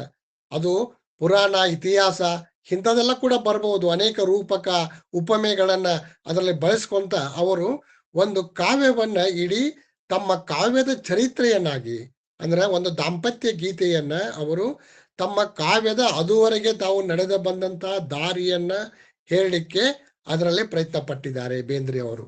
ಹಾಗಾಗಿ ಆ ಒಂದು ವಾಸ್ತವಿಕವಾಗಿ ಏನು ಕಥೆ ಜರುಗೈತಲ್ಲ, ಅದನ್ನ ನಿರೂಪಣೆ ಮಾಡಬೇಕು ಖರೆ ಅದ್ರೊಳಗೆ. ಆದ್ರೆ ನನ್ನ ನಿನ್ನ ನಡುವಿನ ಪ್ರೀತಿ ಎಂಥದ್ದು ಅನ್ನೋದನ್ನು ಕೂಡ ನಾವು ಹೇಳಬೇಕು ಅನ್ನೋದನ್ನು ಕೂಡ ಅವರು ಆ ಸಖಿ ಗೀತದಲ್ಲಿ ಹೇಳಲಿಕ್ಕೆ ಪ್ರಯತ್ನ ಪಟ್ಟಿದ್ದಾರೆ. ಅಂದ್ರೆ ಬಹಳ ಬಹಳ ಯಶಸ್ಸನ್ನ ಆ ಸಖಿ ಗೀತದ ಮೂಲಕ ತಮ್ಮ ಅನೇಕ ಇತರ ಕವಿತೆಗಳಂತೆ ಕೂಡ ಅವರು ಆ ಸಖಿ ಗೀತವನ್ನ ಕನ್ನಡದ ಒಂದು ಅನನ್ಯ ಕಾವ್ಯವನ್ನಾಗಿ ಒಂದು ಒಂದು ಅದ್ಭುತ ಕಾವ್ಯವನ್ನಾಗಿ ಅವರು ಮಾಡಿಟ್ರು ಅಂತ. ಹಾಗಾಗಿ ಆ ಒಂದು ನೋಡಿ, ಅವ್ರು ಏನೇ ಬರೆದ್ರು ಕೂಡ ಆ ಒಂದು ಅವರ ಈ ಬೇಂದ್ರೆಯವರ ಈ ಸಖಿ ಗೀತವನ್ನ ನಾವು ಹೇಳಬೇಕಾದ್ರೆ, ಅದರ ಬಗ್ಗೆ ಹೇಳಬೇಕಾದ್ರೆ ಬೇಂದ್ರೆಯವರ ಜೀವನದ ವಿವರಗಳು ಕೂಡ ಗೊತ್ತಿರಬೇಕು ಸ್ವಲ್ಪ. ಆವಾಗ ಏನಾಗತ್ತೆ, ಅದಕ್ಕೆ ನಾವು ಮತ್ತಷ್ಟು ಆ ಕಾವ್ಯವನ್ನ ಸವಿಲಿಕ್ಕೆ ಅನುಕೂಲ ಆಗ್ತದೆ. ಹಾಗಾಗಿ ಅದ್ರ ಬಗ್ಗೆ ಒಂದೆರಡು ಮಾತು ಹೇಳಿ ನಾನು ಬೇಂದ್ರೆಯವರು ಅವರ ಜೀವನ ಮತ್ತು ಅವರ ಜೀವನದ ದರ್ಶನ ಅದ್ರ ಬಗ್ಗೆ ಒಂದೆರಡು ಮಾತು ಹೇಳಿ ಆ ಸಖಿ ಗೀತಕ್ಕೆ ನಾನು ಬರ್ತೇನೆ. ಹಾಗಾಗಿ ನೋಡಿ, ಅವರು ಕಾವ್ಯದ ಉದ್ದೇಶ ಏನಿತ್ತಂತಂದ್ರೆ, ನಾನು ಒಳ್ಳೆಯದನ್ನ ಬರಿಬೇಕು, ಒಳ್ಳೆಯದನ್ನ ಕೇಳಬೇಕು, ಒಳ್ಳೆಯದನ್ನ ಬಾಳ್ಬೇಕು ಅನ್ನುವಂತ ಒಂದು ಅವರ ಇಚ್ಛೆ ಏನಿತ್ತಲ್ಲ, ಆ ಇಚ್ಛೆಯ ಪ್ರಕಾರ ಅವರು ನಡ್ಕೊಂಡು ಬಂದ್ರು ಅಂತ. ಮುತ್ತು ಬಿತ್ತಿ ಮುತ್ತು ಬೆಳೆದ ಮಾತೆ ಚಿತ್ತದಲ್ಲಿಯೂ ನನ್ನ ಸುತ್ತಲೆಲ್ಲಿಯೂ ಅಂತ ಅವರು ಒಂದು ಪದ್ಯದಲ್ಲಿ ಬರ್ತದ. ಅಂದ್ರೆ ನಾನು ಮುತ್ತು ಬಿತ್ತಿ ಮುತ್ತು ಬೆಳೆದೆ, ಮುತ್ತು ಬಿತ್ತಿ ಮುತ್ತು ಬೆಳೆದೆ ಮಾತೆ ಚಿತ್ತದಲ್ಲಿಯೂ ನನ್ನ ಸುತ್ತಲೆಲ್ಲಿಯೂ ಅಂತ. ನಾನು ನನ್ನ ಮನಸ್ಸಿನಾಗೂ ಅದ ಕಂಡ್ಕೊಂಡೆ, ನನ್ನ ಸುತ್ತಮುತ್ತಲೂ ಕೂಡ ಅದನ್ನೇ ಬೀರ್ಲಿಕ್ಕೆ, ಅದನ್ನೇ ಹರಡ್ಲಿಕ್ಕೆ ನಾನು ಪ್ರಯತ್ನ ಪಟ್ಟೆ ಅನ್ನೋದನ್ನು ಕೂಡ ನಾವು ನೋಡ್ಬೇಕು ಅಂತ. ಹಾಗಾಗಿ ಅದಕ್ಕೆ ನಾನು ನನ್ನ ಜೀವನದಲ್ಲಿ ಕಷ್ಟ, ನೋವು, ಸಂಕಟ, ವ್ಯಥೆ ಇದೆಲ್ಲ ಬಂದಿರ್ಬೋದು ಖರೆ, ಆದರೆ ಅದರ ಜೊತೆಗೆ ನಾ ಏನ್ ಮಾಡ್ತಾ ಇದ್ದೇನೆ, ನನ್ನ ಸುಖವನ್ನ, ನೋವನ್ನ ಅದನ್ನು ಹೇಳ್ತಾ ಇದ್ದೇನೆ ಅಂತ ಹೇಳ್ತಾ ಇದ್ದಾರೆ ಅವರು. ಸುಖ ತಾನು ಬರುವಾಗ ಗುಳೆ ಎತ್ತಿ ಬರುವುದು ಒಂದಲ್ಲ ಎರಡಲ್ಲ ಪರಿವಾರವೇ. ಸುಖ ತಾನು ಬರುವಾಗ ಗುಳೆ ಎತ್ತಿ ಬರುವುದು ಒಂದಲ್ಲ ಎರಡಲ್ಲ ಪರಿವಾರವೇ. ಕಂದನ ಕಿರಿಕಿರಿ ಕಿಲಿಕಿಲಿ ನಗುವಾಗ ಹೊಸ ಮನೆ ಘಮ ಘಮ ಎನ್ನುತ್ತೀರಿ. ನೋಡಿ, ನನ್ನ ಜೀವನ ಆ ಹೆಂಡತಿ ಬಂದಾಗ ಹೆಂಗ ಘಮ ಘಮ ಅಂತು ಅನ್ನುವಂತ ಮಾತನ್ನು ಕೂಡ ಅವರು ಹೇಳ್ತಾ ಇದ್ದಾರೆ ಅಂತ. ಹಾಗಾಗಿ ಅದನ್ನ ನನ್ನ ಪಾಡು ಏನೇ ಇರಲಿ, ಎನ್ನ ಪಾಡನೆಗಿರಲಿ ಅದರ ಹಾಡನ್ನಷ್ಟೇ ಆಡುವೆನು ರಸಿಕ ನಿನಗೆ, ಕಲ್ಲು ಸಕ್ಕರೆ ಅಂತ ನಿನ್ನೆದೆಯು ಕರಗಿದರೆ ಆ ಸವಿಯ ಹನಿಸು ನನಗೆ ಅಂತ ಏನು ಬೇಂದ್ರೆ ಹೇಳ್ತಾರೆ. ಆ ಒಂದು ನಾನು ನನ್ನ ಪಾಡನ್ನ ನಾ ಹೇಳಿಕ್ಕೆ ಇಲ್ಲಿ ಬಂದಿಲ್ಲ, ಆದ್ರೆ ಪಾಡು ಮತ್ತು ಹಾಡು, ಜೀವನದ ಪಾಡನ್ನೇ ಅವರು ಹಾಡಾಗಿಸಿದರು. ತಮ್ಮ ಜೀವನದ ಪಾಡನ್ನ ಬೇಂದ್ರೆ ಅವರು ಹಾಡಾಗಿಸಿದರು. ಹಾಗಾಗಿ ಅಂತ ಒಬ್ಬ ಕವಿ ಅಂದ್ರೆ ಆ ಸಖಿ ಗೀತದಲ್ಲಿ ಎಲ್ಲ ಕೂಡ ಬರ್ತಾ ಇದೆ ಅಂತ. ಅವ್ರು ತಾವು ಏನೇನು ಕಷ್ಟಪಟ್ರು, ತಾವು ಯಾವ ರೀತಿ ಬೆಳೆದ್ರು ಅನ್ನೋದು ಕೂಡ ಆ ಆ ಸಖಿ ಗೀತ ಆತ್ಮ ಕಥನ ಅಂತ ಹೇಳ್ತೇವಲ್ಲ, ಅದನ್ನೊಂದು ಆತ್ಮ ಕಾವ್ಯ ಅಂತ ಕೂಡ ನಾವು ಹೇಳ್ಬೋದು. ಅದೊಂದು ಸಖಿ ಗೀತ ಅನ್ನೋದು ಅವರ ಆತ್ಮ ಕಾವ್ಯ. ಹಾಗಾಗಿ ಅದು ಈಗ 1800 ಬೇಂದ್ರೆ ಹುಟ್ಟಿದ್ದು ನಮ್ಗೆಲ್ಲ ಗೊತ್ತಿದೆ 1896ನೇ ಇಸ್ವಿ ಜನವರಿ 31ರಂದು. ಈಗ ಇವತ್ತು ಜನವರಿ 26, ಜನವರಿ 31ನೇ ತಾರೀಕು ಅವರು 1896ನೇ ಇಸ್ವಿಯೊಳಗ ಹುಟ್ಟಿದರು. ಮನ್ಮಥನಾಥ ಸಂವತ್ಸರದ ಗುರು ಪ್ರತಿಪದೆಯ ದಿನ ಧಾರವಾಡದ ಮಂಗಳವಾರ ಪೇಟೆಯ ಪೋತ್ನಿ ಸೋಣಿಯ ಗುನಾರಿ ಎನ್ನುವರ ಮನೆಯೊಳಗ ಅವರು ಬೇಂದ್ರೆ ಅವರು ಜನಿಸಿದರು. ಆಮೇಲೆ ಅವರ ತಾಯಿ ಹೆಸರು ಅಂಬವ್ವ, ತಂದೆ ರಾಮಚಂದ್ರ, ಅಜ್ಜಿ ಹೆಸರು ಗೋದುಬಾಯಿ. ಅಂದ್ರೆ ಬೇಂದ್ರೆ ಮನೆತನದ ಹಿಂದಿನ ತಲೆಮಾರಿನವರು ಅವರೆಲ್ಲ ಎಲ್ಲಿಂದ, ಮಹಾರಾಷ್ಟ್ರದಿಂದ ಬಂದಿದ್ರು. ಬೇಂದ್ರೆ ಮನೆತನದ ಹಿಂದಿನ ತಲೆಮಾರಿನವರು ಮಹಾರಾಷ್ಟ್ರದ ರತ್ನಗಿರಿ ಜಿಲ್ಲೆಯಿಂದ ಬಂದವರು. ಆಮೇಲೆ ಕುಂಭಾರು ಎನ್ನುವಂತ ಊರಿನಿಂದ ಕೇಳ್ಸಿ ಗ್ರಾಮಕ್ಕೆ ವಲಸೆ ಹೋಗಿ ಅಲ್ಲಿಂದ ನಾಸಿಕ್ ತಾಸಗಾಂವಕ್ಕೆ ಬಂದು ಅಲ್ಲಿಂದ ಕರ್ನಾಟಕದ ಶಿರಹಟ್ಟಿಗೆ ಬಂದು ಅವರ ಅಜ್ಜ ಅವರು ಎಲ್ಲ ನೆಲೆಸಿದ್ರು ಅಂತ. ಬೇಂದ್ರೆ ಅವರ ಅಜ್ಜನ ಹೆಸರು ಅಪ್ಪ ಭಟ್ ಅಂತ. ಅಪ್ಪ ಭಟ್ರಿಗೆ 2 ಮಕ್ಕಳಿದ್ರು. ರಾಮಚಂದ್ರ, ಅವರನ್ನ ತಾತಂ ಭಟ್ಟ ಅಂತ ಕರೀತಾ ಇದ್ರು, ಅವರೇ ಬೇಂದ್ರೆ ಅವರ ತಂದೆ. ಆಮೇಲೆ ಇನ್ನೊಬ್ರು ಬಂಡೋಪ್ ಅಂತಿದ್ರು, ಅವರು ಪುಣೆಯೊಳಗ ಮಿಲಿಟರಿ ಒಳಗ ಅಕೌಂಟ್ಸ್ ಡಿಪಾರ್ಟ್ಮೆಂಟ್ ನಲ್ಲಿ ಕೆಲಸ ಮಾಡ್ತಾ ಇದ್ರು. ಬೇಂದ್ರೆ ಅವರು ಪುನಾಕ್ಕೆ ಹೋಗಿ ಅಲ್ಲಿ ಅಭ್ಯಾಸ ಮಾಡ್ಬೇಕಾದ್ರೆ ಇವರು ಬಂಡೋಪ್ ಅಂತ ಅವರು ಬೇಂದ್ರೆ ಅವರು ಅವ್ರಿಗೆ ಬಹಳ ನೆರವಾದ್ರು ಅನ್ನೋದು ಬಹಳ ಇಲ್ಲಿ ಮುಖ್ಯವಾದ ಸಂಗತಿ. ಹಾಗಾಗಿ ಈ ತಾತಂ ಭಟ್ರು ಅಂತಂದ್ರೆ ಬೇಂದ್ರೆ ಅವರ ಅಪ್ಪ ರಾಮಚಂದ್ರ.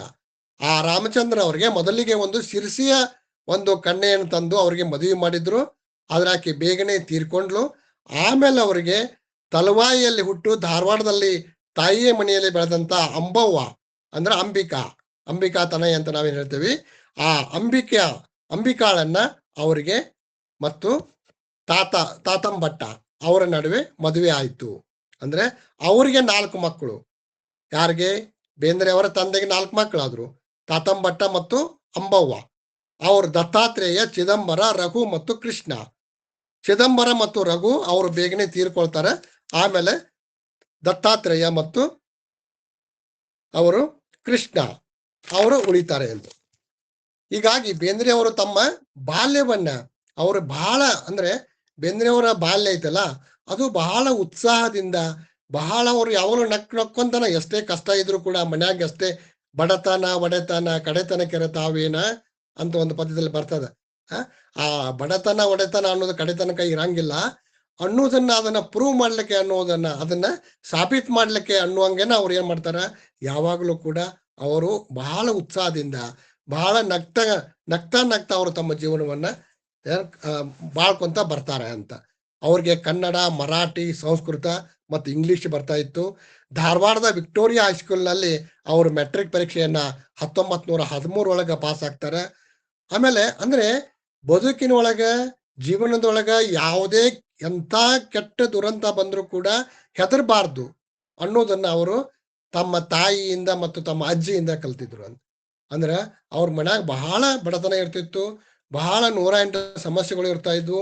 ಆದ್ರ ಏನೇ ಸಮಸ್ಯೆ ಬಂದ್ರು ಕೂಡ, ಏನೇ ಅವಘಡ ಸಂಭವಿಸಿದ್ರು ಕೂಡ, ಏನೇ ದುರಂತ ಸಂಭವಿಸಿದ್ರು ಕೂಡ ನಾವು ಎದಕ್ಕೂ ಹೆದರಬಾರ್ದು ಅನ್ನೋದನ್ನ ಬೇಂದ್ರೆ ಅವರು ತಮ್ಮ ತಾಯಿಯಿಂದ ಮತ್ತು ತಮ್ಮ ಅಜ್ಜಿಯಿಂದ ಕಲ್ತಿದ್ರು ಅಂತ.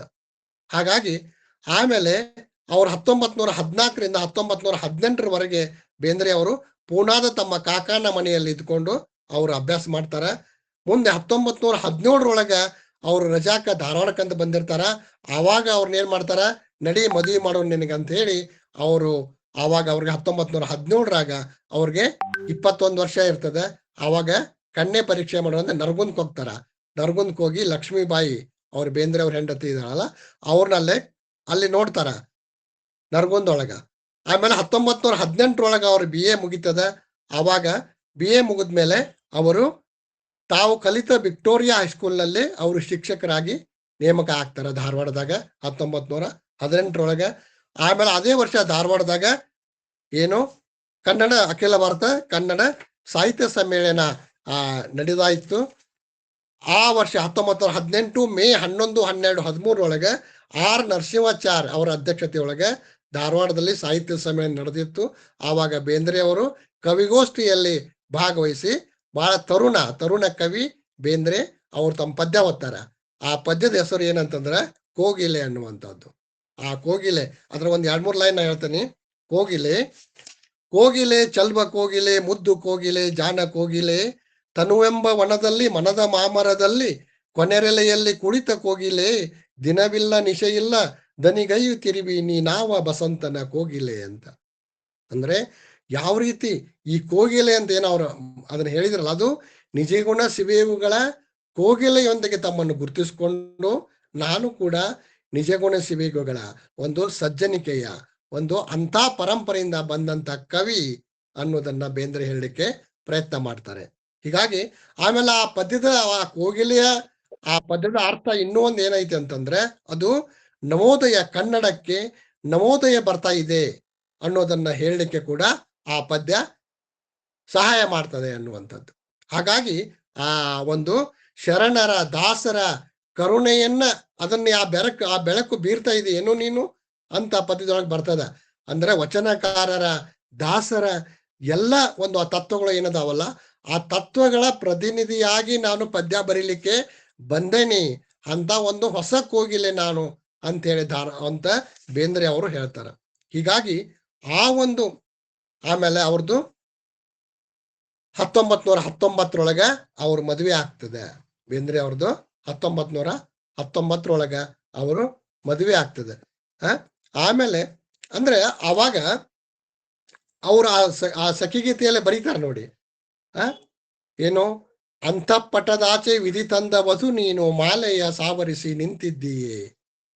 ಅಂತಃಪಟ ಅಂತಂದ್ರೆ ಅದು ವರ ಮತ್ತು ವಧು ನಡುವೆ ಆ ಅರ್ಬಿ ಹಾಕಿರ್ತಾರಲ್ಲ, ಆ ಅರ್ಬಿ ಅಂದ್ರೆ ಅದನ್ನ ದಾಟಿ ಕೂಡ ನೀನು ಅಂತಃಪಟದಾಚೆ ವಿಧಿ ತಂದವದು ನೀನು ಮಾಲೆಯ ಸಾವರಿಸಿ ನಿಂತಿದ್ದೀಯೆ.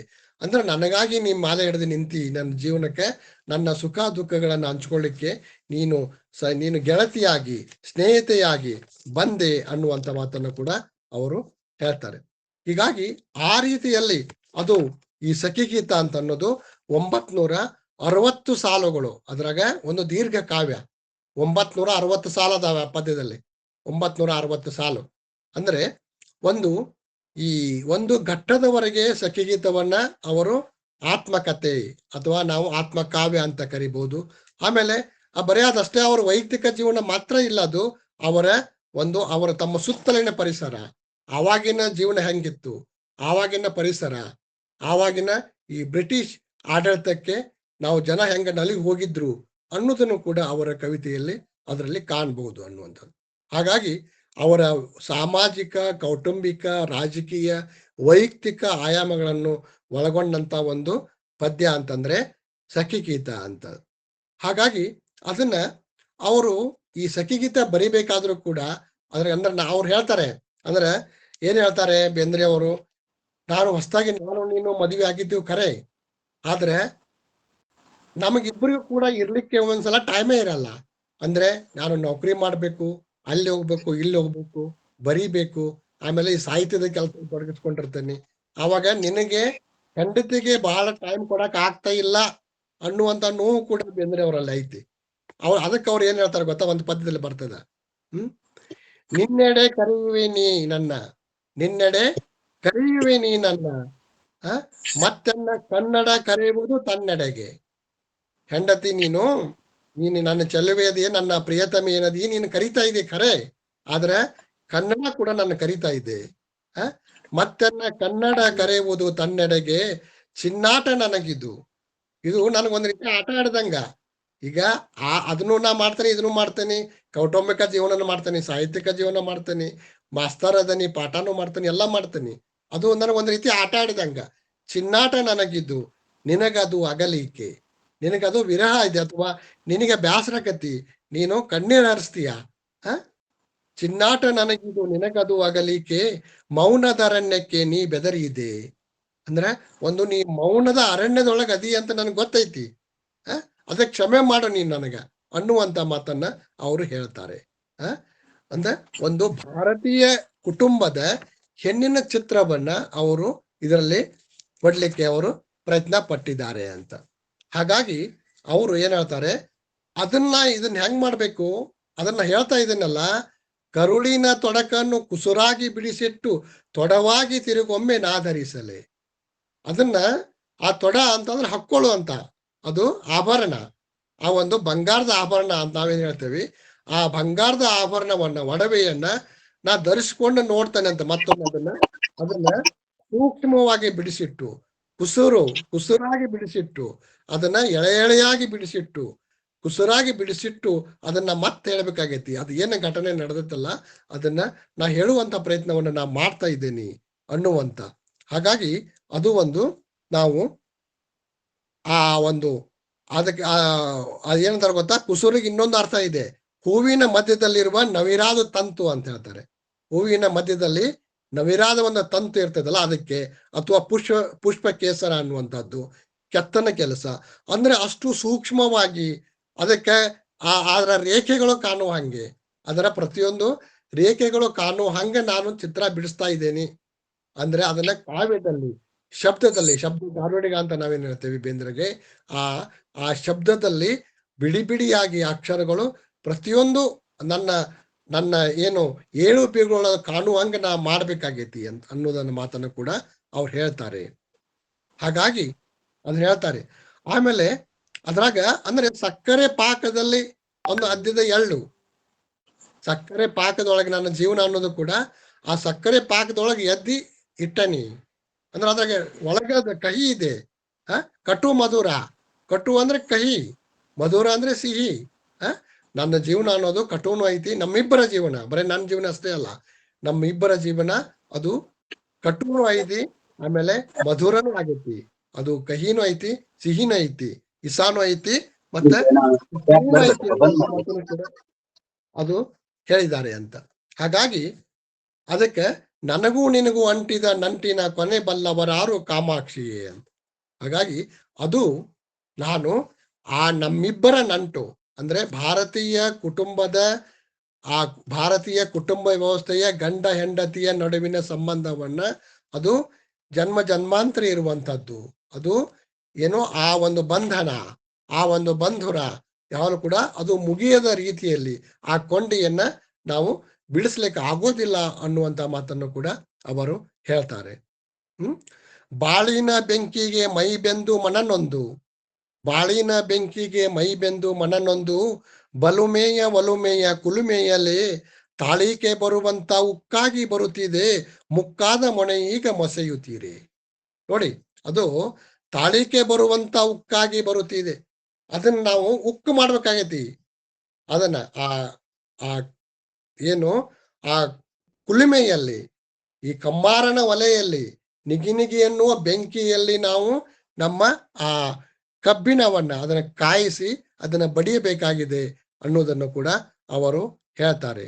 ಹಾಗಾಗಿ ಆ ಕಾಮಾಕ್ಷಿ ನನಗೂ ನಿನಗೂ ಅಂಟಿದ ನಂಟಿನ ಕೊನೆ ಬಲ್ಲವರಾರು ಕಾಮಾಕ್ಷಿ ಅಂತ ಅನ್ನೋದು ಕೂಡ ಅದು ಕಾಮಾಕ್ಷಿ ಅಂತಂದ್ರೆ ಒಂದು ದುರ್ಗೆ, ಪಾರ್ವತಿ ಅಂದ್ರೆ ಅವರು ಒಬ್ಬ ಪಾರ್ವತಿಯ ರೂಪದಲ್ಲಿ ತನ್ನ ಲಕ್ಷ್ಮೀಬಾಯಿಯನ್ನ ಅವರು ನೋಡ್ತಾ ಇದ್ರು ಅನ್ನೋದು ಕೂಡ ಇದೆ ಅಂತ. ನೆಲೆ ತಪ್ಪಿದ ಹಕ್ಕಿ ಅಲೆವಂತೆ ಮುಗಿಲಿಗೆ 10 ದಿಕ್ಕಿಗೆ ನಾನು ಹಾರಾಡಿದೆ. ನೆಲೆ ತಪ್ಪಿದ ಹಕ್ಕಿ ಅಂದ್ರೆ ಅವಾಗೆ ಒಂದು ಸ್ಥಿರವಾದ ನೌಕರಿ ಇರಲಿಲ್ಲ, ಅಂದ್ರೆ ಬಡತನದ ಸ್ಥಿತಿ ಇತ್ತು, ಆಮೇಲೆ ನಿರುದ್ಯೋಗತನ ಇತ್ತು ಎಷ್ಟೋ ಸಲ. ಹಾಗಾಗಿ ಅದು ಮಿನುಗುವ ಮಿಂಚಾಗಿ ಮುಂಚಿನ ಕೈದಾರೆ ಕಣ್ಣೀರಲಾಗಾಗ ತೊಳೆಯುತ್ತೀರೇ, ನನಗೂ ನಿನಗೂ ಅಂಟಿದ ನಂಟಿನ ಕೊನೆ ಬಲ್ಲವರಾರು ಕಾಮಾಕ್ಷಿಯೇ ಅಂತ. ಅಂದ್ರ ಆ ಧಾರೆಗೆ ನೀರ್ ಹಾಕ್ಬೇಕಲ್ಲ, ಧಾರೆಗೆ ಯಾವ ನೀರ್ ಹಾಕ್ತಾ ಇದ್ದೀನಿ ನಾನು? ಕಣ್ಣೀರ್ ಹಾಕ್ತಾ ಇದ್ದೇನೆ. ಇನ್ನು ಕೈ ತೊಳಿಬೇಕಾದ ಧಾರೆಯಲ್ಲಿ ಅದು ಕಣ್ಣೀರಿಂದ ನಾನು ಇನ್ನು ತೊಳಿತಾ ಇದ್ದೇನೆ ಅಂತ ಅನ್ನುವಂಥದ್ದು. ಆಮೇಲೆ ನೋಡಿ, ಅವರು ಎಷ್ಟು ಅವರ ಭಾಷೆ ಅಂತ ಅನ್ನೋದು ಕೂಡ ಈ ಬೇಂದ್ರೆಯವರ ಒಂದು ಭಾಷೆಯ ಒಂದು ನಾವೀನ್ಯ ಅನ್ನುವಂಥದ್ದು, ಬೇಂದ್ರೆಯ ಭಾಷೆಯ ಅದು ಅದರ ಸೌಂದರ್ಯ, ಆ ಬೇಂದ್ರೆಯ ಭಾಷೆಯ ಸೌಂದರ್ಯವನ್ನೇ ಒಂದು ದೊಡ್ಡ ಒಂದು 10-20 ಪುಸ್ತಕ ಮಾಡ್ಬೋದು ನಾವು ಆ ಬೇಂದ್ರೆಯ ಭಾಷೆಯ ಸೌಂದರ್ಯವನ್ನ ಬಣ್ಣಿಸ್ಲಿಕ್ಕೆ. ಅಂದ್ರೆ ಆ ಕಣ್ಣು ಎಂದಾರೆ ಈ ಕಣ್ಣು ತಾಗಿದರೆ ಗೊಂಬಿ ಮೂಡದ ಕುರುಡು ಗಾಜಾಗಿರೆ ಅಂತ. ಅಂದ್ರೆ ನಾನು ಹೆಂಡತಿಯಾಗಿ ನಾನು ನೋಡಿದಾಗ, ಈಗ ನೀ ಹಿಂಗ ನೋಡಬೇಡ ನನ್ನ ಅಂತ ಬರ್ತೈತಲ್ಲ ಪದ್ಯ, ಅಂದ್ರೆ ನಾನು ನಿನ್ನ ನಾನು ಎದುರಿಸುವಂತ ಶಕ್ತಿ ನನಗಿಲ್ಲ ಅನ್ನೋದಂತೈತಲ್ಲ, ಹಂಗ ಆ ಕಣ್ಣು ಎಂದಾರೆ ಈ ಕಣ್ಣು ತಾಗಿದರೆ ಗೊಂಬಿ ಮೂಡದ ಕುರುಡು ಗಾಜಾಗಿರಿ. ಅಂದ್ರೆ ಈ ಗೊಂಬಿ ಮೂಡದ ಕಣ್ಣು ತಗೊಂಡು ಏನ್ ಮಾಡೋದು? ಅಂದ್ರೆ ಅಂತ ಒಂದು ಸಂವೇದನೆ ಇಲ್ಲದ್ದು, ಅಥವಾ ಸಂವೇದನೆಯನ್ನ ನಾನು ಪ್ರಕಟ ಮಾಡ್ಲಿಕ್ಕೆ ನಾನು ಅಸಮರ್ಥ ಆಗಿದ್ದೀನಿ, ಅಥವಾ ನಾನು ನೊಂದೋಗಿದ್ದೇನೆ ಅನ್ನುವಂಥ ಮಾತು ಕೂಡ ಅದರಲ್ಲಿ ಬರ್ತದೆ ಅನ್ನುವಂಥ ಮಾತು ಕೂಡ ಬಹಳ ಮುಖ್ಯ ಅಂತ. ಹಾಗಾಗಿ ಅದನ್ನವರು ಆ ರೀತಿ ಒಂದು ಭಾರತೀಯ ಕುಟುಂಬದ ಹೆಣ್ಣಿನ ಚಿತ್ರವನ್ನ ಅವರು ಮುಂದಿಡ್ತಾರೆ ಅಂತ ಅನ್ನುವಂಥದ್ದು ಕೂಡ. ಅವಳ ತ್ಯಾಗ ಅಂದ್ರೆ ಹೆಂಡತಿ ಮಾಡುವಂತ ತ್ಯಾಗ ಏನಿದೆ, ದುಡಿಮೆ ಏನಿದೆ, ಅವಳಲ್ಲಿ ಇರ್ಬೋದಂತ ನಿಟ್ಟುಸಿರು ಆಕಿ ಗಂಡೆಗೆ ಗೊತ್ತಿರ್ಲಾರ್ದಂತೆ ಒಳಗೊಳಗೆ ಎಷ್ಟು ದುಃಖಿಸ್ತಾ ಇದ್ದಾಳೆ ಅನ್ನೋದನ್ನ, ನನ್ನ ಹೆಂಡತಿ ಎಷ್ಟು ಕಷ್ಟಪಡ್ತಾ ಇದ್ದಾಳೆ ಅಂತ ಅನ್ನೋದು ಬೇಂದ್ರೆ ಅವರಿಗೆ ಗೊತ್ತಿತ್ತು. ಹಾಗಾಗಿ ಅವರು ಒಂದು ಪದ ಅದರಲ್ಲಿ ಸಖಿಗೀತಲ್ಲಿ ಬರ್ತದೆ, ನೋಡಿ ಹೇಳ್ತಾನೆ. ಏಕೆಂದು ಸಾಕೆಂದು ಬೇಕೆಂದು ನೂಕೆಂದು ರಮಿಸಲಾಡಿದಿರಲ್ಲ ನಿಮ್ಮಷ್ಟಕ್ಕೆ. ಏಕೆಂದು ಸಾಕೆಂದು ಬೇಕೆಂದು ನೂಕೆಂದು ಅಂದ್ರೆ ನಿಮಗೆ ಯಾವಾಗ ಬೇಕೋ ಆವಾಗ ಬೇಕನ್ನೋದು, ಸಾಕಂದ್ರೆ ಸಾಕು ಹೋಗಿ ಅಂತ ಅನ್ನೋದು, ಆಮೇಲೆ ಬ್ಯಾಸರಾದ ಕೂಡ ನೂಕಿ ಬಿಡುದು, ಈ ತರ ಮಾಡ್ತಿರಲ್ಲ ನೀವು ಹೆಂಡತಿಗೆ. ಅಂದ್ರೆ ಎಲ್ಲ ಗಂಡಸರಿಗೂ ಅಂದ್ರೆ ಒಂದು ಹೆಣ್ಣು ಅನ್ನೋದು ಅವಳ ಸ್ಥಿತಿಯನ್ನ ಅಂದ್ರೆ ಈ ಪುರುಷಾಧಿಪತ್ಯದ ಭಾರತೀಯ ಸಮಾಜದಲ್ಲಿ ಇದ್ದಂತಹ ಪುರುಷಾಧಿಪತ್ಯದ ವ್ಯವಸ್ಥೆಯನ್ನ ಬೇಂದ್ರೆ ಅವರು ಟೀಕಿಸ್ತಾ ಇದ್ದಾರೆ, ಅದನ್ನ ಟೀಕೆಗೆ ಒಳಪಡಿಸ್ತಾ ಇದ್ದಾರೆ ಅನ್ನೋದು ಕೂಡ ಇಲ್ಲಿ ಮುಖ್ಯ ಅಂತ. ಏಕೆಂದು ಸಾಕೆಂದು ಬೇಕೆಂದು ನೂಕೆಂದು ರಮಿಸಲಾಡಿದಿರಲ್ಲ ನಿಮ್ಮಷ್ಟಕ್ಕೆ. ಗಂಗೆಯ ಕಷ್ಟವು ಗೌರಿಗೆ ತಿಳಿಯದು, ಹೆಂಗಸಿನ ಕಷ್ಟವು ಗಂಡಸಿಗೆ ಎಂದಿಗೂ ತಿಳಿಯದು. ಏತಕ್ಕೆ ತಿಳಿಯೋದು ದುಃಖವು ನಮ್ಮದು ನಮಗೆ ಇದೆ. ಅಂದ್ರೆ ದುಃಖವು ನಮ್ಮದು ನಮಗೆ ಇದೆ ಅಂತ ನನ್ನ ಹೆಂಡತಿ ಹಂಗಂದ ನೀನು ಕಣ್ಣೀರ ದಾರಿ ಆ ನಿಟ್ಟುಸಿರಿ ಬಿಟ್ಟಲ್ಲ, ಆ ನಿಟ್ಟುಸಿರಿ ಬಿಟ್ಟದಕ್ಕ ನಾನು ನಡುಗಿ ಹೋದೆ, ನಾನು ನಿನ್ನ ನಿಟ್ಟುಸಿರಿಗೆ ನಾನು ನಡುಗಿ ಹೋದೆ ಅನ್ನುವಂಥ ಮಾತನ್ನು ಕೂಡ ಬೇಂದ್ರೆ ಅವರು ಹೇಳ್ತಾರೆ ಅಂತ ಅನ್ನುವಂಥದ್ದು. ಹಾಗಾಗಿ ಒಂದು ಅವರು ಏನ್ ಮಾಡ್ತಾರೆ ಬೇಂದ್ರೆ ಅವರು ಈ ಪದ್ಯದಲ್ಲಿ, ತನ್ನೊಳಗೆ ಇರುವಂತ ಒಂದು ಹೆಣ್ಣಿನ ಭಾವವನ್ನ, ಪ್ರತಿಯೊಂದು ಗಂಡಿನಲ್ಲಿ ಹೆಣ್ಣಿನ ಭಾವ ಇರ್ತದೆ ಅಥವಾ ಒಂದು ಹೆಣ್ಣು ಇರ್ತಾಳೆ, ಪ್ರತಿಯೊಂದು ಹೆಣ್ಣಿನಲ್ಲಿ ಕೂಡ ಒಂದು ಗಂಡಿನ ಭಾವ ಇರ್ತದೆ. ಅಂದ್ರೆ ನಾವು ಈಗ ಅರ್ಧ ನಾರೀಶ್ವರ ಕಲ್ಪನೆ ಬರ್ತದಲ್ಲ, ಅಂದ್ರೆ ನಮ್ಮಲ್ಲಿ ಅಂದ್ರೆ ಹೆಣ್ಣಿನ ಭಾವನೆಗಳು ಇರ್ತವೆ, ಗಂಡಿನ ಭಾವನೆಗಳು ಇರ್ತವೆ. ಆ ಎರಡೂ ಭಾವನೆಗಳನ್ನು ತಿಳ್ಕೊಂಡು ಜೀವನವನ್ನ ಅರ್ಥ ಮಾಡ್ಕೊಳ್ಬೇಕು ಅನ್ನುವಂಥ ಮಾತನ್ನು ಕೂಡ ಅವರು ಹೇಳ್ತಾರೆ ಅನ್ನುವಂಥದ್ದು. ಅದಕ್ಕೆ ಡಾಕ್ಟರ್ GS ಅಮೂರ್ ಅವರು ಒಂದ್ ಕಡೆ ಹೇಳ್ತಾರೆ ಈ ಸಖಿಗೀತದ ಬಗ್ಗೆ. ಅವರೇನ್ ಹೇಳ್ತಾರೆ, ಗಂಡಿನೊಳಗೆ ಹೆಣ್ಣು ಇರುವಂತೆ, ಗಂಡಿನೊಳಗೆ ಹೆಣ್ಣು ಇರುವಂತೆ ಹೆಣ್ಣಿನೊಳಗೆ ಗಂಡು ಇದೆ, ಗಂಡು ಇಲ್ಲಿ ತನ್ನೊಳಗಿರುವ ಹೆಣ್ಣಿಗೆ ಹೊಸಗೆಯನ್ನು ಕಳಿಸುತ್ತಿದ್ದಾನೆ, ಇದು ಒಳಗಿನದ್ದಾದ್ದರಿಂದ ಇದು ಒಂದು ಅಂತರ್ಯಾನ ಅನ್ನುವಂಥ ಮಾತನ್ನ GS ಅಮೂರ್ ಅವರು ಹೇಳ್ತಾರೆ. ಹಾಗಾಗಿ ಅದು ಒಂದು. ಆಮೇಲೆ ಈ ಡಾಕ್ಟರ್ DR ನಾಗರಾಜ್ ಅವರು ಒಬ್ಬ ನಮ್ಮ ಪ್ರಸಿದ್ಧ ವಿಮರ್ಶಕರು, ಅವ್ರು ಏನ್ ಹೇಳ್ತಾರೆ ಈ ಸಖಿಗೀತದ ಬಗ್ಗೆ ನೋಡಿ, ಬೇಂದ್ರೆಯವರಲ್ಲಿ ಕೇಂದ್ರ ರೂಪಿ ಎಂದು ಕರೆಯಬಹುದಾದ ಫ್ಯಾಲಿಕ್ ಸಂಕೇತವಿಲ್ಲ, ಫ್ಯಾಲಿಕ್ ಎಂದು ಕರೆಯಬಹುದಾದ ರಚನೆಗಳು ಪಿತೃ ಸರ್ವಾಧಿಕಾರಿ ಸಮಾಜದ ಸೃಷ್ಟಿಯಾದ್ದರಿಂದ ಆ ಆಶಯವನ್ನೇ ಅವು ಮುಂದುವರಿಸುತ್ತವೆ. ಬೇಂದ್ರೆ ಕಾವ್ಯದಲ್ಲಿ ಫ್ಯಾಲಿಕ್ ಸಂಕೇತದ ಗೈರು ಹಾಜರಿ ಜೊತೆಗೆ ಅದಕ್ಕೆ ಸಂಬಂಧಿಸಿದ ಅಧಿಕಾರ ಕೇಂದ್ರಗಳು ಇಲ್ಲ. ಬೇಂದ್ರೆ ಪದ್ಯಗಳಲ್ಲಿ ಬರುವ ಲಿಂಗ ಸೂಚಕ ಪ್ರತಿಮೆಗಳು ಇಂದ್ರಿಯ ಸೂಚಕವಾಗಿ ಮಾತ್ರ ನಿಲ್ಲುತ್ತವೆ ಹೊರತು ಅಧಿಕಾರ ಸೂಚಕಗಳಲ್ಲ. ಅಂದ್ರೆ ಬೇಂದ್ರೆಯವರು ಗಂಡಸನೇ ಅಧಿಕಾರ ಅಂತ ಎಂದು ಹೇಳಿಲ್ಲ, ಅವರು ಗಂಡು ಹೆಣ್ಣು, ಸಖಾ ಸಖಿ ಅಂದ್ರೆ ಹೆಂಡತಿ ಯಾವಾಗಲೂ ನಮ್ಮ ಗೆಳತಿಯಾಗಿರ್ತಾಳೆ, ನಮ್ಮ ಸ್ನೇಹಿತಿಯಾಗಿರ್ತಾಳೆ, ನಮ್ಮ ಏಳಿಗೆಯನ್ನ ಅವಳು ಬಯಸುವವಳಾಗಿರ್ತಾಳೆ ಅನ್ನುವ ಮಾತನ್ನು ಅವರು ಹೇಳ್ತಾರೆ. ಹಾಗಾಗಿ ಆ ಒಂದು ದೃಷ್ಟಿಯಲ್ಲಿ ಅವರು ಈ ಸಖಿಗೀತವನ್ನ ಮತ್ತು ಇತರ ಅನೇಕ ಪದ್ಯಗಳನ್ನು ಕೂಡ ಅವರು ಆ ದೃಷ್ಟಿಯಿಂದ ಬರೀತಾರೆ ಅನ್ನುವಂಥದ್ದು ಕೂಡ. ಅದಕ್ಕಾಗಿ ಅವರು ನಾನು ನೀನು ಇಲ್ಲಿ ಸ್ಪರ್ಧಿಗಳಲ್ಲ, ಗಂಡ ಹೆಂಡತಿ ಇಬ್ರು ರೇಸ್ನಾಗಿಲ್ಲ, ನಾವಿಬ್ರು ಒಬ್ರಿಗೊಬ್ರಿಗೆ ಜೊತೆಗಾರರಾಗಿದ್ದೇವೆ, ನಾವಿಬ್ರು ಒಬ್ರಿಗೊಬ್ರು ಜೊತೆಗಾರರಾಗಿದ್ದೇವೆ. ಹಗೆಯಾಗದಿರಲೆಂದೇ ನೋಡಿ ಅವ್ರು ಹೇಳ್ತಾರೆ, ಹಗೆಯಾಗದಿರಲೆಂದೇ ಇಬ್ಬರು ಹವನಿಸಿ ಒಬ್ಬರನ್ನೊಬ್ಬರ ತೂಗಿದೆವು, ನಾನು ನಿನ್ನ ತೂಗಿದ್ದೀನಿ, ನೀನು ನನ್ನ ತೂಗಿದಿ, ನಾನು ನಿನ್ನ ಸಂತೈಸಿದ್ದೀನಿ, ನನ್ನನ್ನ ನೀನು ಸಂತೈಸಿದಿ ಅನ್ನುವಂಥ ಮಾತನ್ನು ಕೂಡ ಅವರು ಹೇಳ್ತಾರೆ. ಅಂದ್ರೆ ಅದರಾಗ ನೋಡಿ, ಅವ್ರು ಅದರಾಗ ಬಹಳ ಅವರ ಮಗು ಹುಟ್ಟಿದ ಮಗು ಮೊದಲೇ ಮಗು ಸಾಯ್ತದೆ, ಆಮೇಲೆ ತಾಯಿ ಸಾಯ್ತಾಳೆ, ಆಮೇಲೆ ನಿರುದ್ಯೋಗತನ ಕಾಡ್ತದೆ, ಬ್ರಿಟಿಷ್ ಪ್ರಭುತ್ವದ ದರ್ಪ, ಆಮೇಲೆ ಸೆರೆವಾಸ, ಅಲ್ಲಿ ಮುಗುದಲ್ಲಿ ಅವರು ನಜರ್ ಬಂದಿಯಾಗಿರ್ಬೇಕಾಗ್ತದೆ. ಅದನ್ನ ಹೇಳ್ತಾರೆ ನೋಡಿ ಅವರು. ಆ ಸಖಿಗೀತದಲ್ಲಿ ಬರ್ತದೆ ಅದು, ಬೆಳಕಿನ ಕೆಚ್ಚನು ಕತ್ತಲೆಯ ಕಿಚ್ಚನು ಮುಗದದ ಗವಿಯಲ್ಲಿ ನೆರೆ ಕಂಡೆವು, ಹುಚ್ಚಾಗಿ ನಕ್ಕೆವು ನಚ್ಚಿಗೆ ಸಿಕ್ಕೆವು, ನೆಚ್ಚಿಗೆ ಯಾತರದಿದೆ ಎಂದೆವು. ಅಂದ್ರೆ ಇದರಲ್ಲಿ ನಾವು ಯಾವ್ದು ನೆಚ್ಚಿಗೆ ಯಾವ್ದು ಹಿಡಿಬೇಕಾಗಿಲ್ಲ ಅಂತ, ಅಂದ್ರೆ ಅದು ಆಗಿದೆ, ಅದನ್ನ ನಾವು ಹಿಂಗೆ ಒಳ್ಳೇದಾಗ್ಬೇಕಂತ ಯಾಕೆ ಬಯಸ್ಬೇಕು, ಆಗಿದೆ, ಕೆಟ್ಟಾಗಿದೆ, ಅಥವಾ ನಾವು ನೋವು ಅನುಭವಿಸಿದ್ದೇವೆ, ಅದನ್ನ ನಾವು ಅದಕ್ಕಾಗಿ ಬಹಳ ದುಃಖ ಪಡೋದು ಬೇಡ ಅನ್ನುವಂತ ಮಾತನ್ನು ಕೂಡ ಅವ್ರು ಹೇಳ್ತಾರೆ. ಆಮೇಲೆ ಆ ನರಬಲಿ ಅನ್ನುವಂಥ ಕವನ ಅವರು ಬರೆದದ್ದಕ್ಕೆ ಅವ್ರಿಗೆ ಮುಗಿದದಲ್ಲಿ ಸರ್ಕಾರ ಅವರನ್ನ ನಜರ್ ಬಂದಿಯಾಗಿಟ್ಟಿರ್ತದ. ಅಂದ್ರೆ ಅವ್ರು ಎಲ್ಲೇ ಹೋದ್ರು ಕೂಡ ಅವ್ರ ಮೇಲೆ ದೃಷ್ಟಿ ಇರ್ತದ. ಅಂದ್ರೆ ಈಗ ನಾವು CCTV ಅಂತೇವಲ್ಲ, ಅವ್ರ ಮೇಲೆ CCTV ಹಾಕಿರ್ತಾರ. ಅವಾಗ ಎಲ್ಲಿ ಹೋಗ್ತಾರೆ, ಏನ್ ಮಾಡ್ತಾರೆ, ಏನಾರ ದೇಶದ್ರೋಹದ ಕೆಲಸ ಮಾಡ್ತಾರೋ ಅಂದ್ರೆ ಏನು ಆ ತರ, ಅಂದ್ರೆ ಪ್ರಭುತ್ವದ ವಿರುದ್ಧ ಏನಾರು ದಂಗೆ ಹೇಳುವಂತ ಅಥವಾ ಅದಕ್ಕೆ ಸಹಾಯ ಮಾಡುವಂತ ಏನಾದ್ರು ಕೆಲಸ ನಡೆದಿದೆಯೇನು ಅನ್ನುವಂತ ಒಂದು ನಜರ್, ಅದ್ರ ಮೇಲೆ ನೆದರಿಟ್ಟಿರ್ತಾರೆ. ಹಾಗಾಗಿ ಅವ್ರು ಹೇಳ್ತಾರೆ, ನರಬಲಿ ಕವನವು ಬಲಿ ಮಾಡಿ ತೆನ್ನನು ಹೆಳವನಿದ್ದಲ್ಲಿಗೆ ಹೊಳೆ ಬಂದಿತು, ಪ್ರಾಣದ ಒಗರಷ್ಟು ಹಿಂಡಿತು ಹಿಂಡಲಿಗೆ ಮುಗದದ ಮಲೆಗಾಳಿ ಮುಂದೆಳೆದಿತ್ತು. ಅಂದ್ರೆ ಆ ಮುಗುದದ ಆ ಮಳೆಗಾಳಿ ಅದು ಮುಗುದಕ್ಕೆ ಹೋದ್ಮೇಲೆ ಅವ್ರು ಇಟ್ಟಿರ್ತಾರೆ. ಆದ್ರೂ ಅವ್ರು ಅದನ್ನ ಬ್ಲೆಸ್ಸಿಂಗ್ ಇನ್ ಡಿಸ್ಕೈಸ್ ಅಂತೇವಲ್ಲ, ಅದು ಶಾಪ ಕೂಡ ವರ ಆಗ್ತದೆ ಅಂತ. ಅವ್ರಿಗೆ ಒಂದು ರೀತಿಯ ಶಾಪ ಅಂತ ಅಂದ್ರೂ ಕೂಡ ಅವ್ರಿಗೆ ಅದು ಅದನ್ನ ಅವರು ವರ ಆಗಿ ತಗೋತಾರಂತ. ಹಾಗಾಗಿ ಅವ್ರಲ್ಲಿ ಹೋದಾಗೆ ಮತ್ತೆ ಅವು ಬಹಳ ಘಟನೆ ಆಗ್ತವೆ. ಅಂದ್ರೆ ಅವ್ರ ಗೆಳೆಯರ ಗುಂಪು ಇದೆಯಲ್ಲ, ಆ ಗೆಳೆಯರ ಗುಂಪಿಗೆ ಧಕ್ಕೆ ಬರ್ತದೆ. ಅವ್ರೆಲ್ಲ ಗೆಳೆಯರಲ್ಲಿ ಭಿನ್ನಾಭಿಪ್ರಾಯ ಮೂಡ್ತವೆ, ಸ್ನೇಹಿತರಲ್ಲಿ ಕೆಲವು ಭಿನ್ನಾಭಿಪ್ರಾಯಗಳು ಬರ್ತವೆ. ಅದಕ್ಕೆ ಅವರು ಮನೆಯ ಕಷ್ಟಗಳು, ಮನೆಯಾಗ ಹೆಂಗವ್ರ ಕಷ್ಟ ಇದ್ದು, ಆಮೇಲೆ ಗೆಳೆಯರ ಗುಂಪಿನೊಳಗ ಬಿರುಕು ಕಾಣಿಸ್ಕೊಂಡು, ಆಮೇಲೆ ಅಭಿಪ್ರಾಯ ಭೇದಗಳಿಂದ ಅದೆಲ್ಲ ಏನು ಆ ಪತ್ರಿಕೆ ನಿಲ್ಲಿಸುವಂತ ಒಂದು ಸ್ಥಿತಿಗೆ ಬಂತು. ಹಾಗಾಗಿ ಅವ್ರು ಹೇಳ್ತಾರೆ, ಗುಡಿ ಹೋಯ್ತು ಹುಡಿಗೂಡಿ, ಗುಡಿ ಹೋಯ್ತು ಹುಡಿಗೂಡಿ, ಗಾಳಿ ಗೋಪುರ ಗಾಳಿಗೂಡಿತು.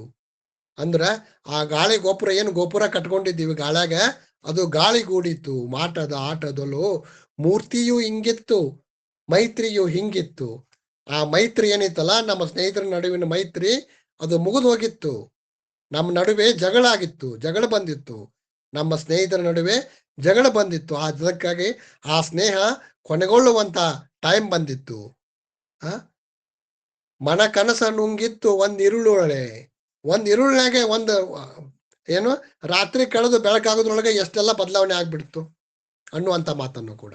ಅಂದ್ರೆ ಈಗ ಹೆಂಗ ಅದು ನಮ್ಮ ನಡುವೆ ಜಗಳ ಹೆಂಗ್ ಬಂತು, ಸಣ್ಣ ಸಣ್ಣ ಜಗಳ ಇದ್ದದ್ದು ಹೆಂಗ್ ದೊಡ್ಡದಾತು, ಅಥವಾ ನಾವು ಬೇರೆ ಬೇರೆ ದಿಕ್ಕಿಗೆ ಹೆಂಗ್ ಹೋದಿವಿ ಅನ್ನುವಂತ ಮಾತನ್ನು ಕೂಡ ಅವ್ರು ಹೇಳ್ತಾರೆ. ಅಂದ್ರೆ ಸ್ನೇಹಿತರಲ್ಲಿ ಕೂಡ ಅಭಿಪ್ರಾಯಗಳು ಬೇರೆ ಬೇರೆ ಹೆಂಗಾಗ್ತವೆ ಅನ್ನೋ ಮಾತನ್ನು ಕೂಡ ಬೇಂದ್ರೆ ಹೇಳ್ತಾ ಇದ್ದಾರೆ.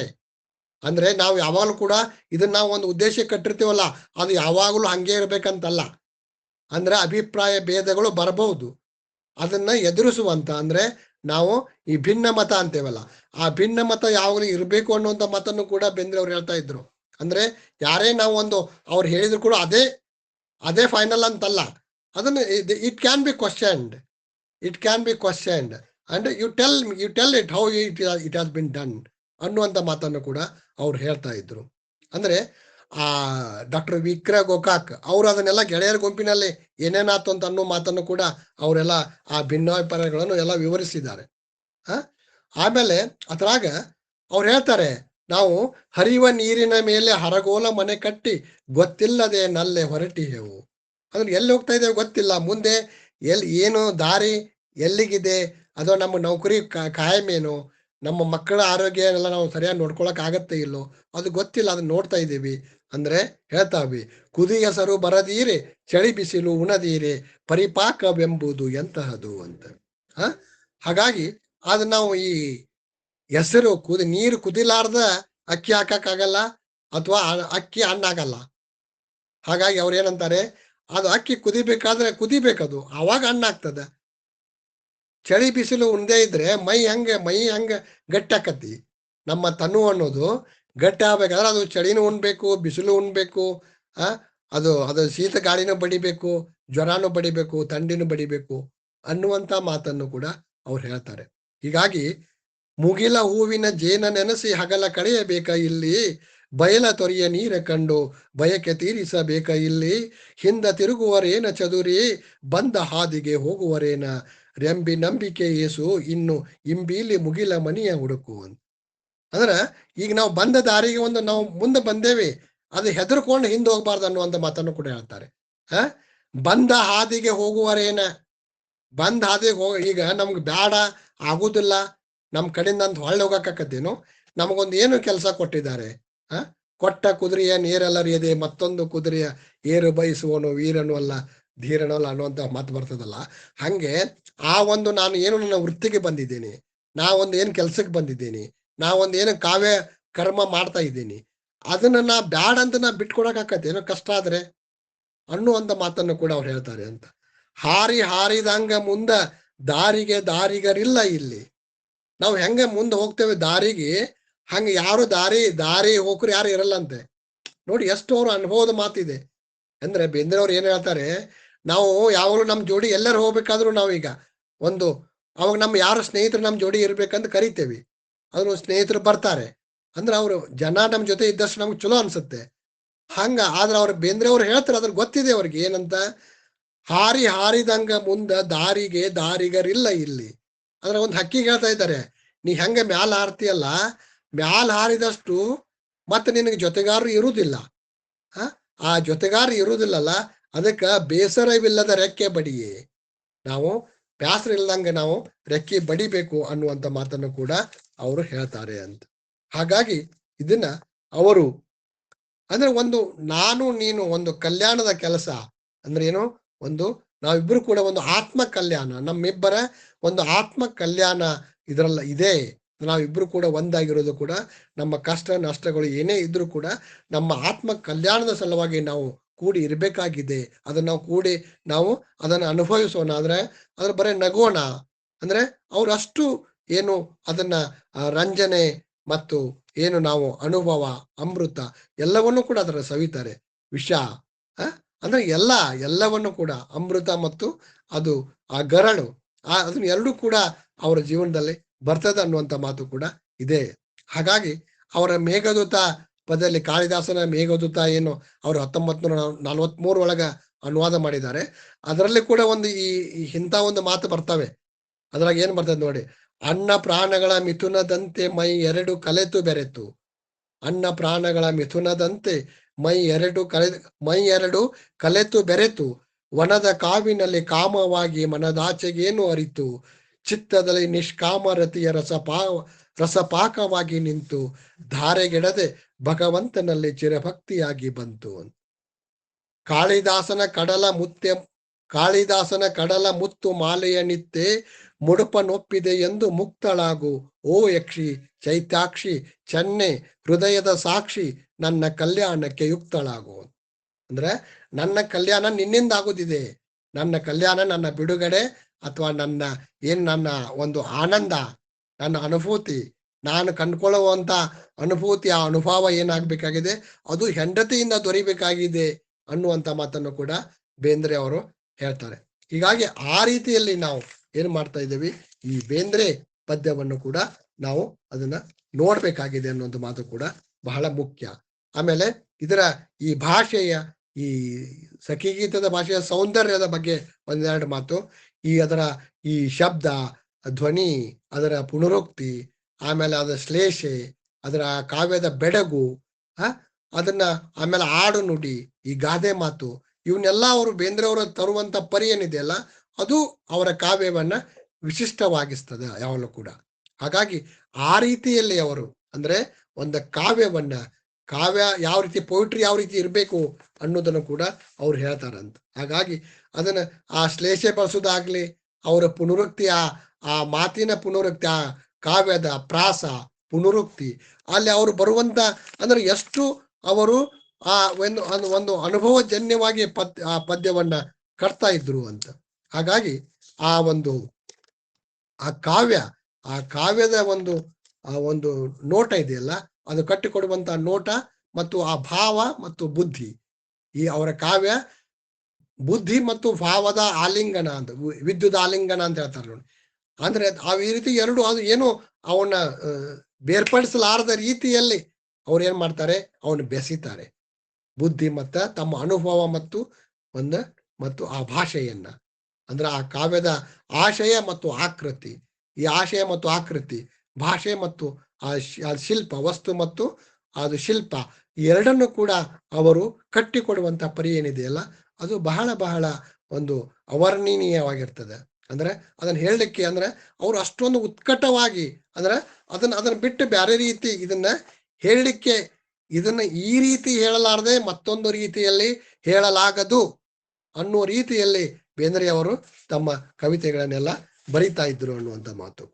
ಹಾಗಾಗಿ ಅವರು ಮಳಲ ಹುಡಿಯೊಂದು ಹಿಡಿ ನೋಡಿ, ಮಳಲ ಹುಡಿಯೊಂದು ಹಿಡಿ ನಿನ್ನ ಹಿಡಿಯಲ್ಲಿ ಹಿಡಿ ಅಂತ ನೋಡಿ. ಹಿಡಿಯನ್ನ ಅವರು ಒಂದು ನಾಮಪದವಾಗಿ, ಅದನ್ನ ಕ್ರಿಯಾಪದವಾಗಿ, ಅದನ್ನ ವರ್ಬ್ ಅಂಡ್ ನೌನ್ ಅದನ್ನಾಗಿ ಬಳಸುವಂತ ಪರಿ ಇದೆಯಲ್ಲ, ಅದನ್ನ ಯಾವ ರೀತಿ ಅದು ನಾಮಪದ ಬಳಸ್ತಾರೆ, ಅದನ್ನ ಕ್ರಿಯಾಪದ ಮಾಡ್ತಾರೆ.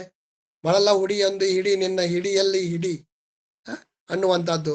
ಬಂತು ಸುಗ್ಗಿ ಬಂದಾದ ಸುಗ್ಗಿ ಬರತಾದ ಸುಗ್ಗಿ ಅನ್ನುವಂಥದ್ದು. ಬರಬೇಕಪ್ಪ ಒಳಗಿಂದ ಝರಿ ಕಪ್ಪೂರ ಕಂಡಾಂಗ ಉರಿ ಅಂತ. ಅಂದ್ರೆ ಆ ರೀತಿ ಅವರು ಅದಕ್ಕೆ ಒಂದು ಸಹಜತೆಯನ್ನ ತಮ್ಮ ಕಾವ್ಯಕ್ಕೆ ಬಹಳ ಸಹಜತೆಯನ್ನ ಮತ್ತು ಅದಕ್ಕೆ ನಾವೀನ್ಯತೆಯನ್ನ, ಒಂದು ಹೊಸತನವನ್ನ ಅವರು ತಂದು ಕೊಡುವಲ್ಲಿ ಶಕ್ತರಾದರು ಅಂತ. ಹಾಗಾಗಿ ಬೇಂದ್ರೆ ಅವರು ತಮ್ಮ ಬರ್ತಾ ಇದ್ದಂಗೆನೆ ಒಂದು ನವೋದಯದ ಗಾಳಿಯನ್ನ, ನವೋದಯದ ವಿಶಿಷ್ಟತೆಯನ್ನ, ಆಮೇಲೆ ಹೊಸ ಹಾದಿಯನ್ನ ಅವರು ತಂದು ಕೊಟ್ರು ಅಂತ. ಹಾಗಾಗಿ ಈ ಬೇಂದ್ರೆಯ ಸಖಿಗೀತೆ ಏನಿದೆಯಲ್ಲ, ಇದು ಒಂದು ದಾಂಪತ್ಯದ ರಸಭಾವವನ್ನ ಬಹಳ ಅನನ್ಯವಾಗಿ ಹಿಡಿದಿಡುವಂತ ಕೃತಿಯಾಗಿದೆ. ಹೀಗಾಗಿ ಈ ಸಖಿಗೀತದ ಬಗ್ಗೆ ಇನ್ನೂ ಬಹಳ ಹೇಳ್ಬೋದು. ಆದ್ರೆ ಅದರ ಇನ್ನು ಸ್ನೇಹಿತ ಮಹಾಂತಪ್ಪ ನಂದೂರ್ ಕೂಡ ಅವರು ಮಾತಾಡ್ಬೇಕಾಗಿದೆ. ಹಾಗಾಗಿ ಇಷ್ಟು ಮಾತುಗಳು ಈ ಸಖಿಗೀತದ ಬಗ್ಗೆ ನನ್ನ ಮಾತುಗಳು ಸಾಕು ಅಂತ ನನಗನ್ಸ್ತದ. ಇದಕ್ಕೆ ಅವಕಾಶ ಕೊಟ್ಟ ಎಲ್ಲರಿಗೂ ನಮಸ್ಕಾರ, ವಂದನೆ. ಸರ್, ಧನ್ಯವಾದಗಳು ಸರ್. ಮಾನ್ಯರೇ, ಫೆಬ್ರವರಿ 2025 ಮೊದಲ ವಾರದಿಂದ ಇಂಗ್ಲಿಷ್ ಸಾಹಿತ್ಯ ದರ್ಶನದ 2ನೇ ಭಾಗ ಪ್ರಾರಂಭವಾಗುವುದು. 18ನೇ ಶತಮಾನದಿಂದ 20ನೇ ಶತಮಾನದ ಪ್ರಮುಖ ಲೇಖಕರ ಕುರಿತು ಒಟ್ಟು 48 ಉಪನ್ಯಾಸಗಳು ಜರುಗಲಿವೆ. ಈ ಎಲ್ಲ ಉಪನ್ಯಾಸಗಳನ್ನು 6 ತಿಂಗಳ ಅವಧಿಯಲ್ಲಿ ಪೂರ್ಣಗೊಳಿಸುವ ಯೋಜನೆ ಇರುವುದರಿಂದ ತಿಂಗಳಲ್ಲಿ ಪ್ರತಿ ಗುರುವಾರ ಮತ್ತು ಶನಿವಾರ ಸಂಜೆ 6 ಗಂಟೆಗೆ ಉಪನ್ಯಾಸ ಜರುಗಲಿವೆ. ಆಸಕ್ತರು ಹಿರಿಯರು ಜೊತೆಯಾಗಿ ಕಟ್ಟೆಯ ಕಾರ್ಯಕ್ರಮಗಳ ಸದುಪಯೋಗ ಮಾಡಿಕೊಳ್ಳಲು ಮನವಿ. ಈಗ ಇನ್ನೋರ್ವ ಒಂದು ಉಪನ್ಯಾಸಕರ ಪರಿಚಯ. ಸರ್, ತಮ್ಮ ಆಡಿಯೋ ಮ್ಯೂಟ್ ಮಾಡಬಹುದು ಸರ್.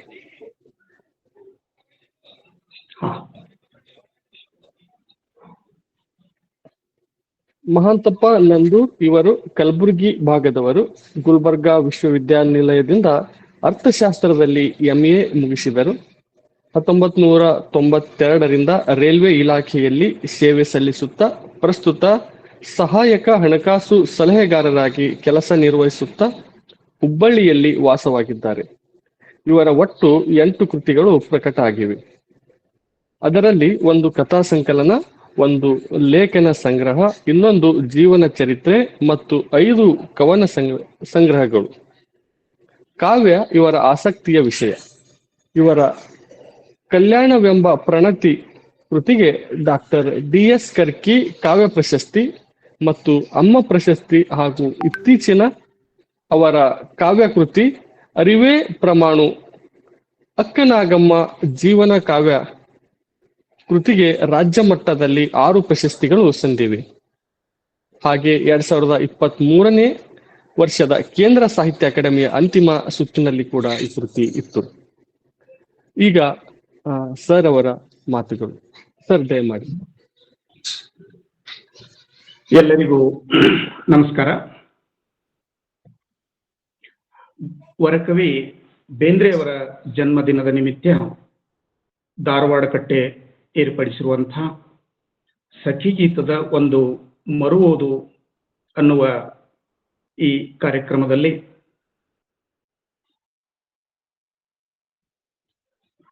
ಭಾಗಿಗಳಾಗಿರುವಂತಹ ಸಹೃದಯ ಸಾಹಿತ್ಯಾಸಕ್ತರೇ, ಧಾರವಾಡ ಕಟ್ಟೆಯ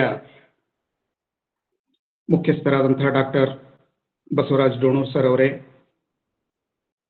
ಇನ್ನೋರ್ವ ನಮ್ಮ ಗೆಳೆಯರು ಸಹಚಿಂತನೆ ನೀಡಿದಂತಹ ಡಾಕ್ಟರ್ ಬಸು ಬೇವಿನಗಿಡದವರೇ, ಎಲ್ಲರಿಗೂ ಮತ್ತೊಮ್ಮೆ ನಮಸ್ಕಾರಗಳು.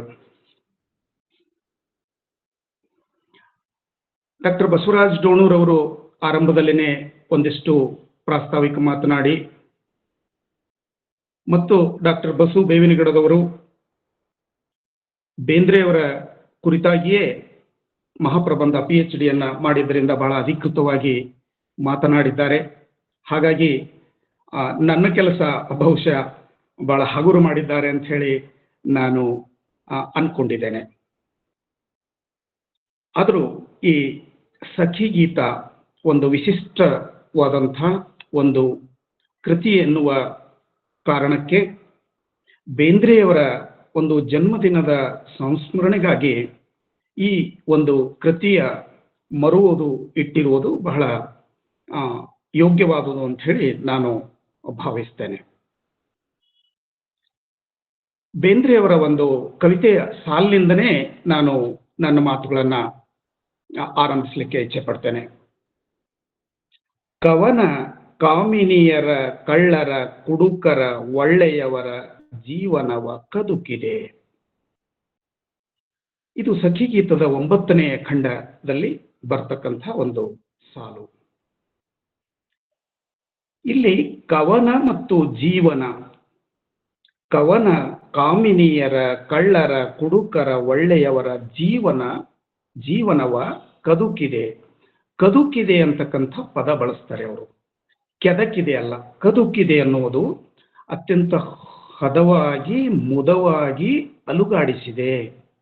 ಅದರ ಕದ ತಟ್ಟಿದೆ, ಜೀವನದ ಕದ ತಟ್ಟಿದೆ, ಈ ಕವನ ತಟ್ತದೆ ಅಂತಕ್ಕಂಥ ಒಂದು ಮಾತನ್ನ ಈ ಸಾಲಿನ ಮೂಲಕ ಬೇಂದ್ರೆಯವರು ಕಟ್ಟಿಕೊಡ್ತಾರೆ.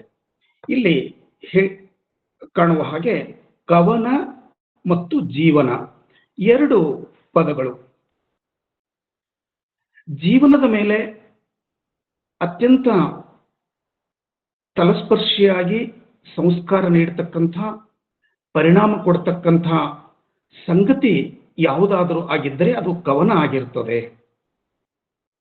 ಆ ಕವನದಿಂದ ಜೀವನ ಒಂದು ರಸಮಯ ಆಗ್ತದೆ, ಒಂದು ಮೌಲ್ಯಯುತ ಆಗ್ತದೆ, ಒಂದು ಎತ್ತರದ ಜೀವನ ಆಗಲಿಕ್ಕೆ ಸಾಧ್ಯ ಇದೆ ಅಂತಕ್ಕಂಥ ಆಶಯ ಕೂಡ ಈ ಕವನದಲ್ಲಿ, ಈ ಒಂದು ಸಾಲಿನಲ್ಲಿ ಇದೆ ಅಂತಕ್ಕಂಥದ್ದು.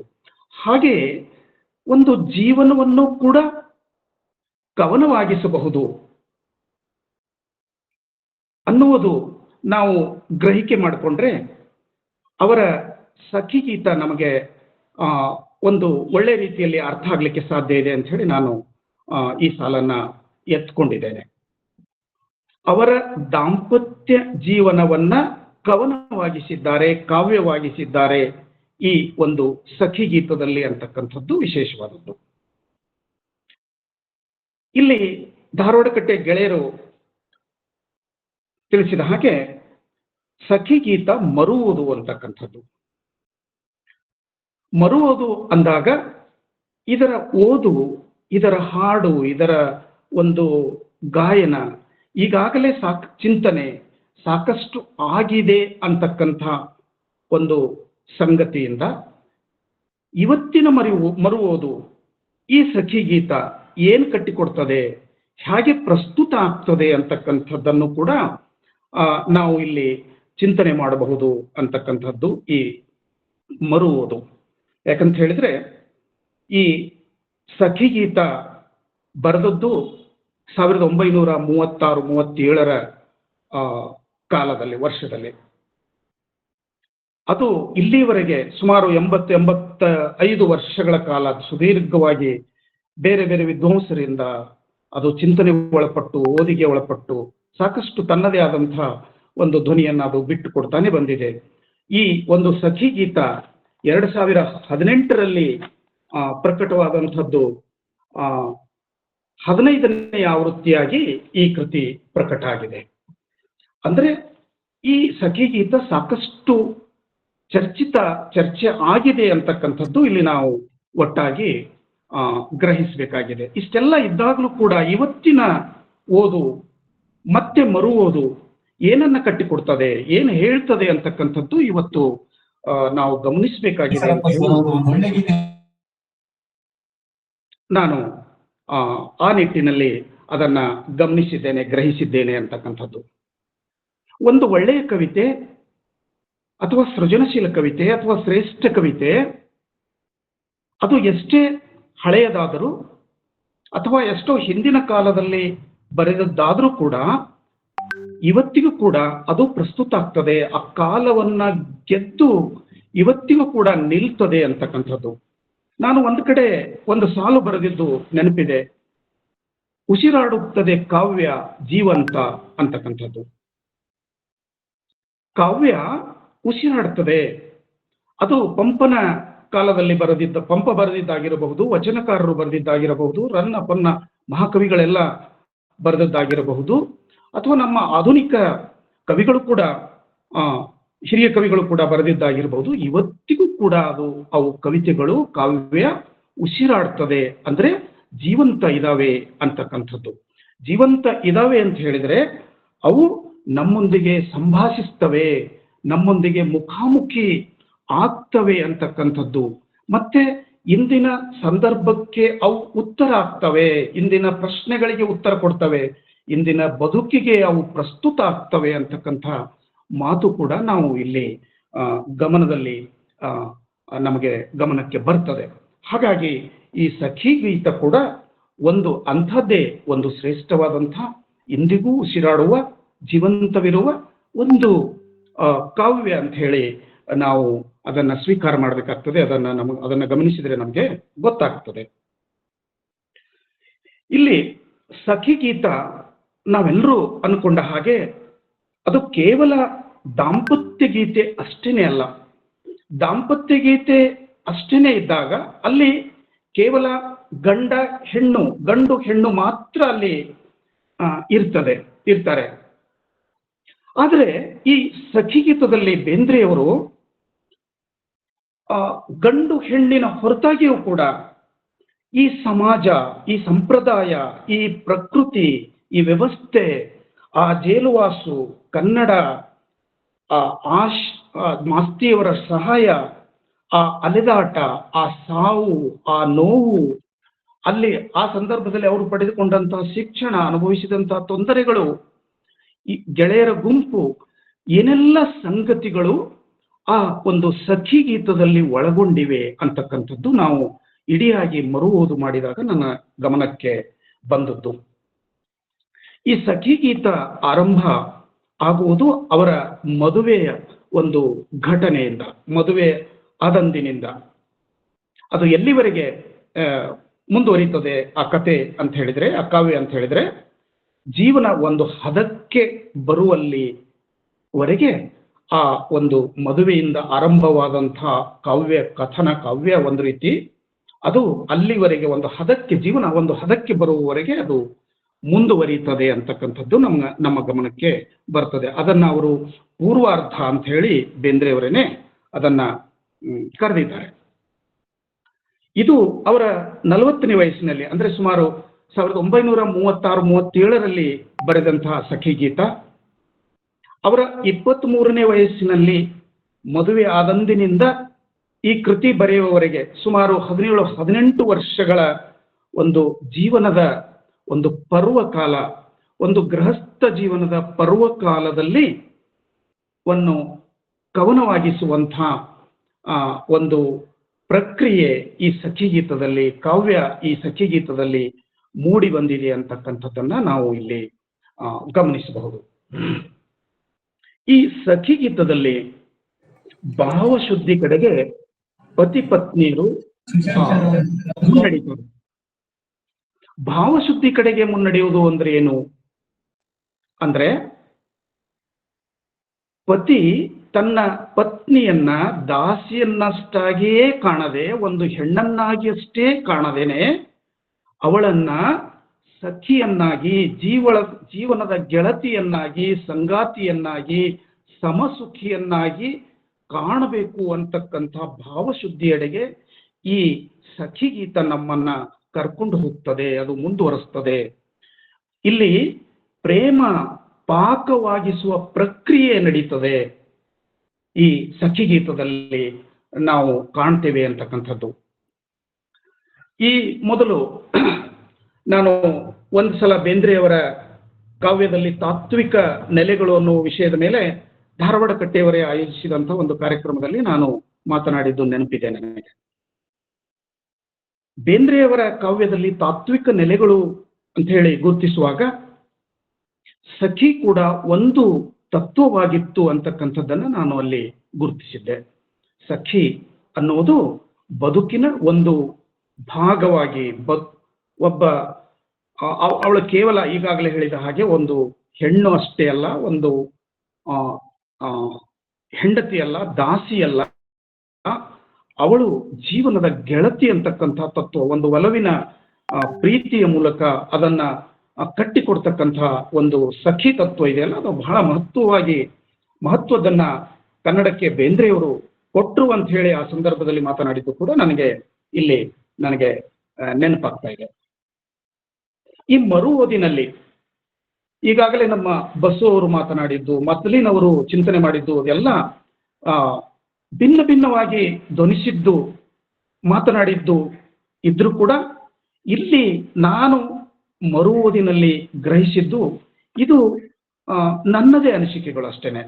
ಅದು ನೀವು ಓದಿದಾಗ ಮತ್ತೆ ನಿಮಗೆ ಒಂದು ಭಿನ್ನವಾದ ಧ್ವನಿಯನ್ನ ಅದು ಕೊಡಬಹುದು, ಭಿನ್ನವಾದ ಆಯಾಮವನ್ನ ಅಲ್ಲಿ ನೀವು ಕಾಣಬಹುದು ಅಂತಕ್ಕಂಥ ಮಾತನ್ನ ನಾನು ಸೂಕ್ಷ್ಮವಾಗಿ ಇಲ್ಲಿ ನಿವೇದಿಸ್ತಾ, ಇಲ್ಲಿ ನನ್ನ ಓದಿಗೆ ಮರು ಓದಿಗೆ ದಕ್ಕಿದಂಥ ಅಂಶಗಳನ್ನು ನಾನು ಇಲ್ಲಿ ತಮ್ಮೊಂದಿಗೆ ಹಂಚಿಕೊಳ್ಳಿಕ್ಕೆ ನಾನು ಬಯಸ್ತೇನೆ. ಇದು 40 ಖಂಡಗಳನ್ನೊಳಗೊಂಡ ಒಂದು ಕಾವ್ಯ. ನಮ್ಮ ಬಸು ಅವರು ಹೇಳಿದ ಹಾಗೆ 960 ಸಾಲುಗಳುಳ್ಳ ಪ್ರತಿ ಒಂದು ಪದ್ಯ 6 ಚರಣಗಳು. ಆ ಚರಣಕ್ಕೆ ಕೊನೆಗೆ ನನಗೂ ನಿನಗೂ ಅಂಟಿದ ನಂಟಿನ ಕೊನೆ ಬಲ್ಲವರಾರು ಕಾಮಾಕ್ಷಿ ಅನ್ನುವ ಮೂಲಕ ಆ ಖಂಡ, ಆ ಕಾವ್ಯ, ಆ ಪದ್ಯ ಅಲ್ಲಿಗೆ ಮುಕ್ತಾಯ ಆಗ್ತದೆ, ಪ್ರತಿ ಪದ್ಯ. ಹೀಗೆ ಅವರು ಇದು ಏನನ್ನ ಒಳಗೊಂಡಿದೆ ಅಂತಕ್ಕಂಥ ಅವರ ಒಂದು ಪೀಠಿಕೆಯ ಪದ್ಯದಲ್ಲೇನೆ ಕೂಡ ನಮಗೆ ಗಮನಕ್ಕೆ ಬರ್ತದೆ. ಅದು ಡೋಣೂರ್ ಸರ್ ಹೇಳಿದ್ರು, ನಮ್ಮ ಬಸ್ಸು ಅವರು ಹೇಳಿದ್ರು. ಇದು ಮತ್ತೊಮ್ಮೆ ನಾನು ಹೇಳಿದ್ರು ಕೂಡ ಬಹುಶಃ ತಪ್ಪಾಗ್ಲಿಕ್ಕಿಲ್ಲ ಅಂತ ಅನ್ನಿಸ್ತದೆ. ಸಖಿ ನಮ್ಮ ಸಖ್ಯದ ಆಖ್ಯಾನ ಕಟು ಮಧುರ ವ್ಯಾಖ್ಯಾನದೊಡಗೂಡಿ ವಿವರಿಸಲೇ ಅನ್ನುವ ಮಾತಾಗಿರಬಹುದು. ಪಟ್ಟ ಪಾಡೆಲ್ಲವೂ ಹುಟ್ಟು ಹಾಡಾಗೂತ ಹೊಸವಾಗಿ ರಸವಾಗಿ ಹರಿಯುತ್ತಿದೆ ಅನ್ನುವ ಮಾತು ಆಗಿರಬಹುದು. ಸಪ್ಪೆ ಬಾಳುವೆಗಿಂತ ಉಪ್ಪು ನೀರು ಲೇಸು ಬಿಚ್ಚು ಸ್ಮೃತಿಗಳ ಹಾಯಿ ಬೀಸೋಣ ಬಾ, ಬೀಸೋಣ ಈಸೋಣ ತೇಲೋಣ ಮುತ್ತಿನ ತವರ್ಮನೆ ಮುಟ್ಟನು ಮುಳುಗೋಣ ಬಾ, ತಾಂಡವ ನಡೆಸಿದ ಝಂಜಾವಾತದ ಕಾಲಿನ ಹುಲುಗೆಜ್ಜೆ ನಾವಾಗಿರೆ, ನನಗೂ ನಿನಗೂ ಅಂಟಿದ ನಂಟಿನ ಕೊನೆ ಬಲ್ಲವರಾರು ಕಾಮಾಕ್ಷಿಯೇ ಅಂತಕ್ಕಂಥ ಈ ಅವರ ಒಟ್ಟು ಪೀಠಿಕೆಯನ್ನ, ಪ್ರಸ್ತಾವನೆಯನ್ನ ಬಹುಶಃ ಅವರು ಇಲ್ಲಿ ಇದರ ಮೂಲಕ ಅಲ್ಲಿ ಅವರು ಕಟ್ಟಿಕೊಡ್ತಾರೆ. ಇಲ್ಲಿ ನನಗೂ ನಿನಗೂ ಅಂಟಿದ ನಂಟಿನ ಕೊನೆ ಬಲ್ಲವರಾರು ಕಾಮಾಕ್ಷಿಯೇ ಅನ್ನುವ ಈ ಸಾಲುಗಳಲ್ಲಿ ಎಲ್ಲೋ ಒಂದು ಅನಿಶ್ಚಿತತೆ ಇದೆ. ಮುಂದೆ ಯಾವ ರೀತಿ ನಡೀತದೋ, ಭವಿಷ್ಯದಲ್ಲಿ ನಾವು ಏನಾಗ್ತದೋ ಏನಿಲ್ಲೋ ಅಂತಕ್ಕಂಥ ಒಂದು ಅನಿಶ್ಚಿತತೆ ಅಥವಾ ಎಲ್ಲೋ ಒಂದು ಅಳುಕು, ಅಥವಾ ನಮಗೆ ಅದರ ಬಗ್ಗೆ ನಿರ್ದಿಷ್ಟವಾಗಿ ನಿಖರವಾಗಿ ಗೊತ್ತಿಲ್ಲ ಅಂತಕ್ಕಂಥ ಸಂಗತಿ ಕವಿ ಮನದಟ್ಟು ಮಾಡಿಕೊಂಡು, ಆದರೆ ಅದು ಏನೇ ಇರಲಿ ಆ ಅಳುಕು, ಆ ಅನಿರ್ದಿಷ್ಟತೆ ಎಲ್ಲವನ್ನ ಮೀರಿ ನಾವು ನಮ್ಮ ಸಖ್ಯವನ್ನ ಬೆಳೆಸೋಣ ಅನ್ನುವ ಒಂದು ನಿವೇದನೆ ಆ ಸಖಿಯಲ್ಲಿ ಮಾಡ್ತಾ ಈ ಕವಿತೆಗಳು ಬೆಳೀತಾ ಹೋಗ್ತವೆ. ನಾವು ಆ ಯಾವುದೇ ಒಂದು ಭವಿಷ್ಯದ ಅನಿಶ್ಚಿತತೆಗೆ ಅಥವಾ ಅದರ ನೋವಿಗಾಗಲಿ ಅಥವಾ ಅದರ ಕಷ್ಟಕ್ಕಾಗಲಿ ನಾವು ಸೋಲಬಾರದು, ನಾವು ಗೆಲ್ಲಬೇಕು ಅಂತಕ್ಕಂಥ ಒಂದು ಸದಾಶಯ ಪ್ರತಿ ಪದ್ಯದಲ್ಲಿಯೂ ಕೂಡ ಅವರು ಆ ಒಂದು ಆತ್ಮಸ್ಥೈರ್ಯವನ್ನ ತುಂಬತಕ್ಕಂಥ ಕಾರ್ಯ ಪ್ರತಿ ಪದ್ಯದಲ್ಲೂ ಕೂಡ ಅವರು ಮಾಡ್ತಾರೆ ಅಂತಕ್ಕಂಥದ್ದು ಈ ಸಖಿ ಗೀತವನ್ನ ಓದಿದಾಗ ನಮಗೆ ಗೊತ್ತಾಗ್ತದೆ.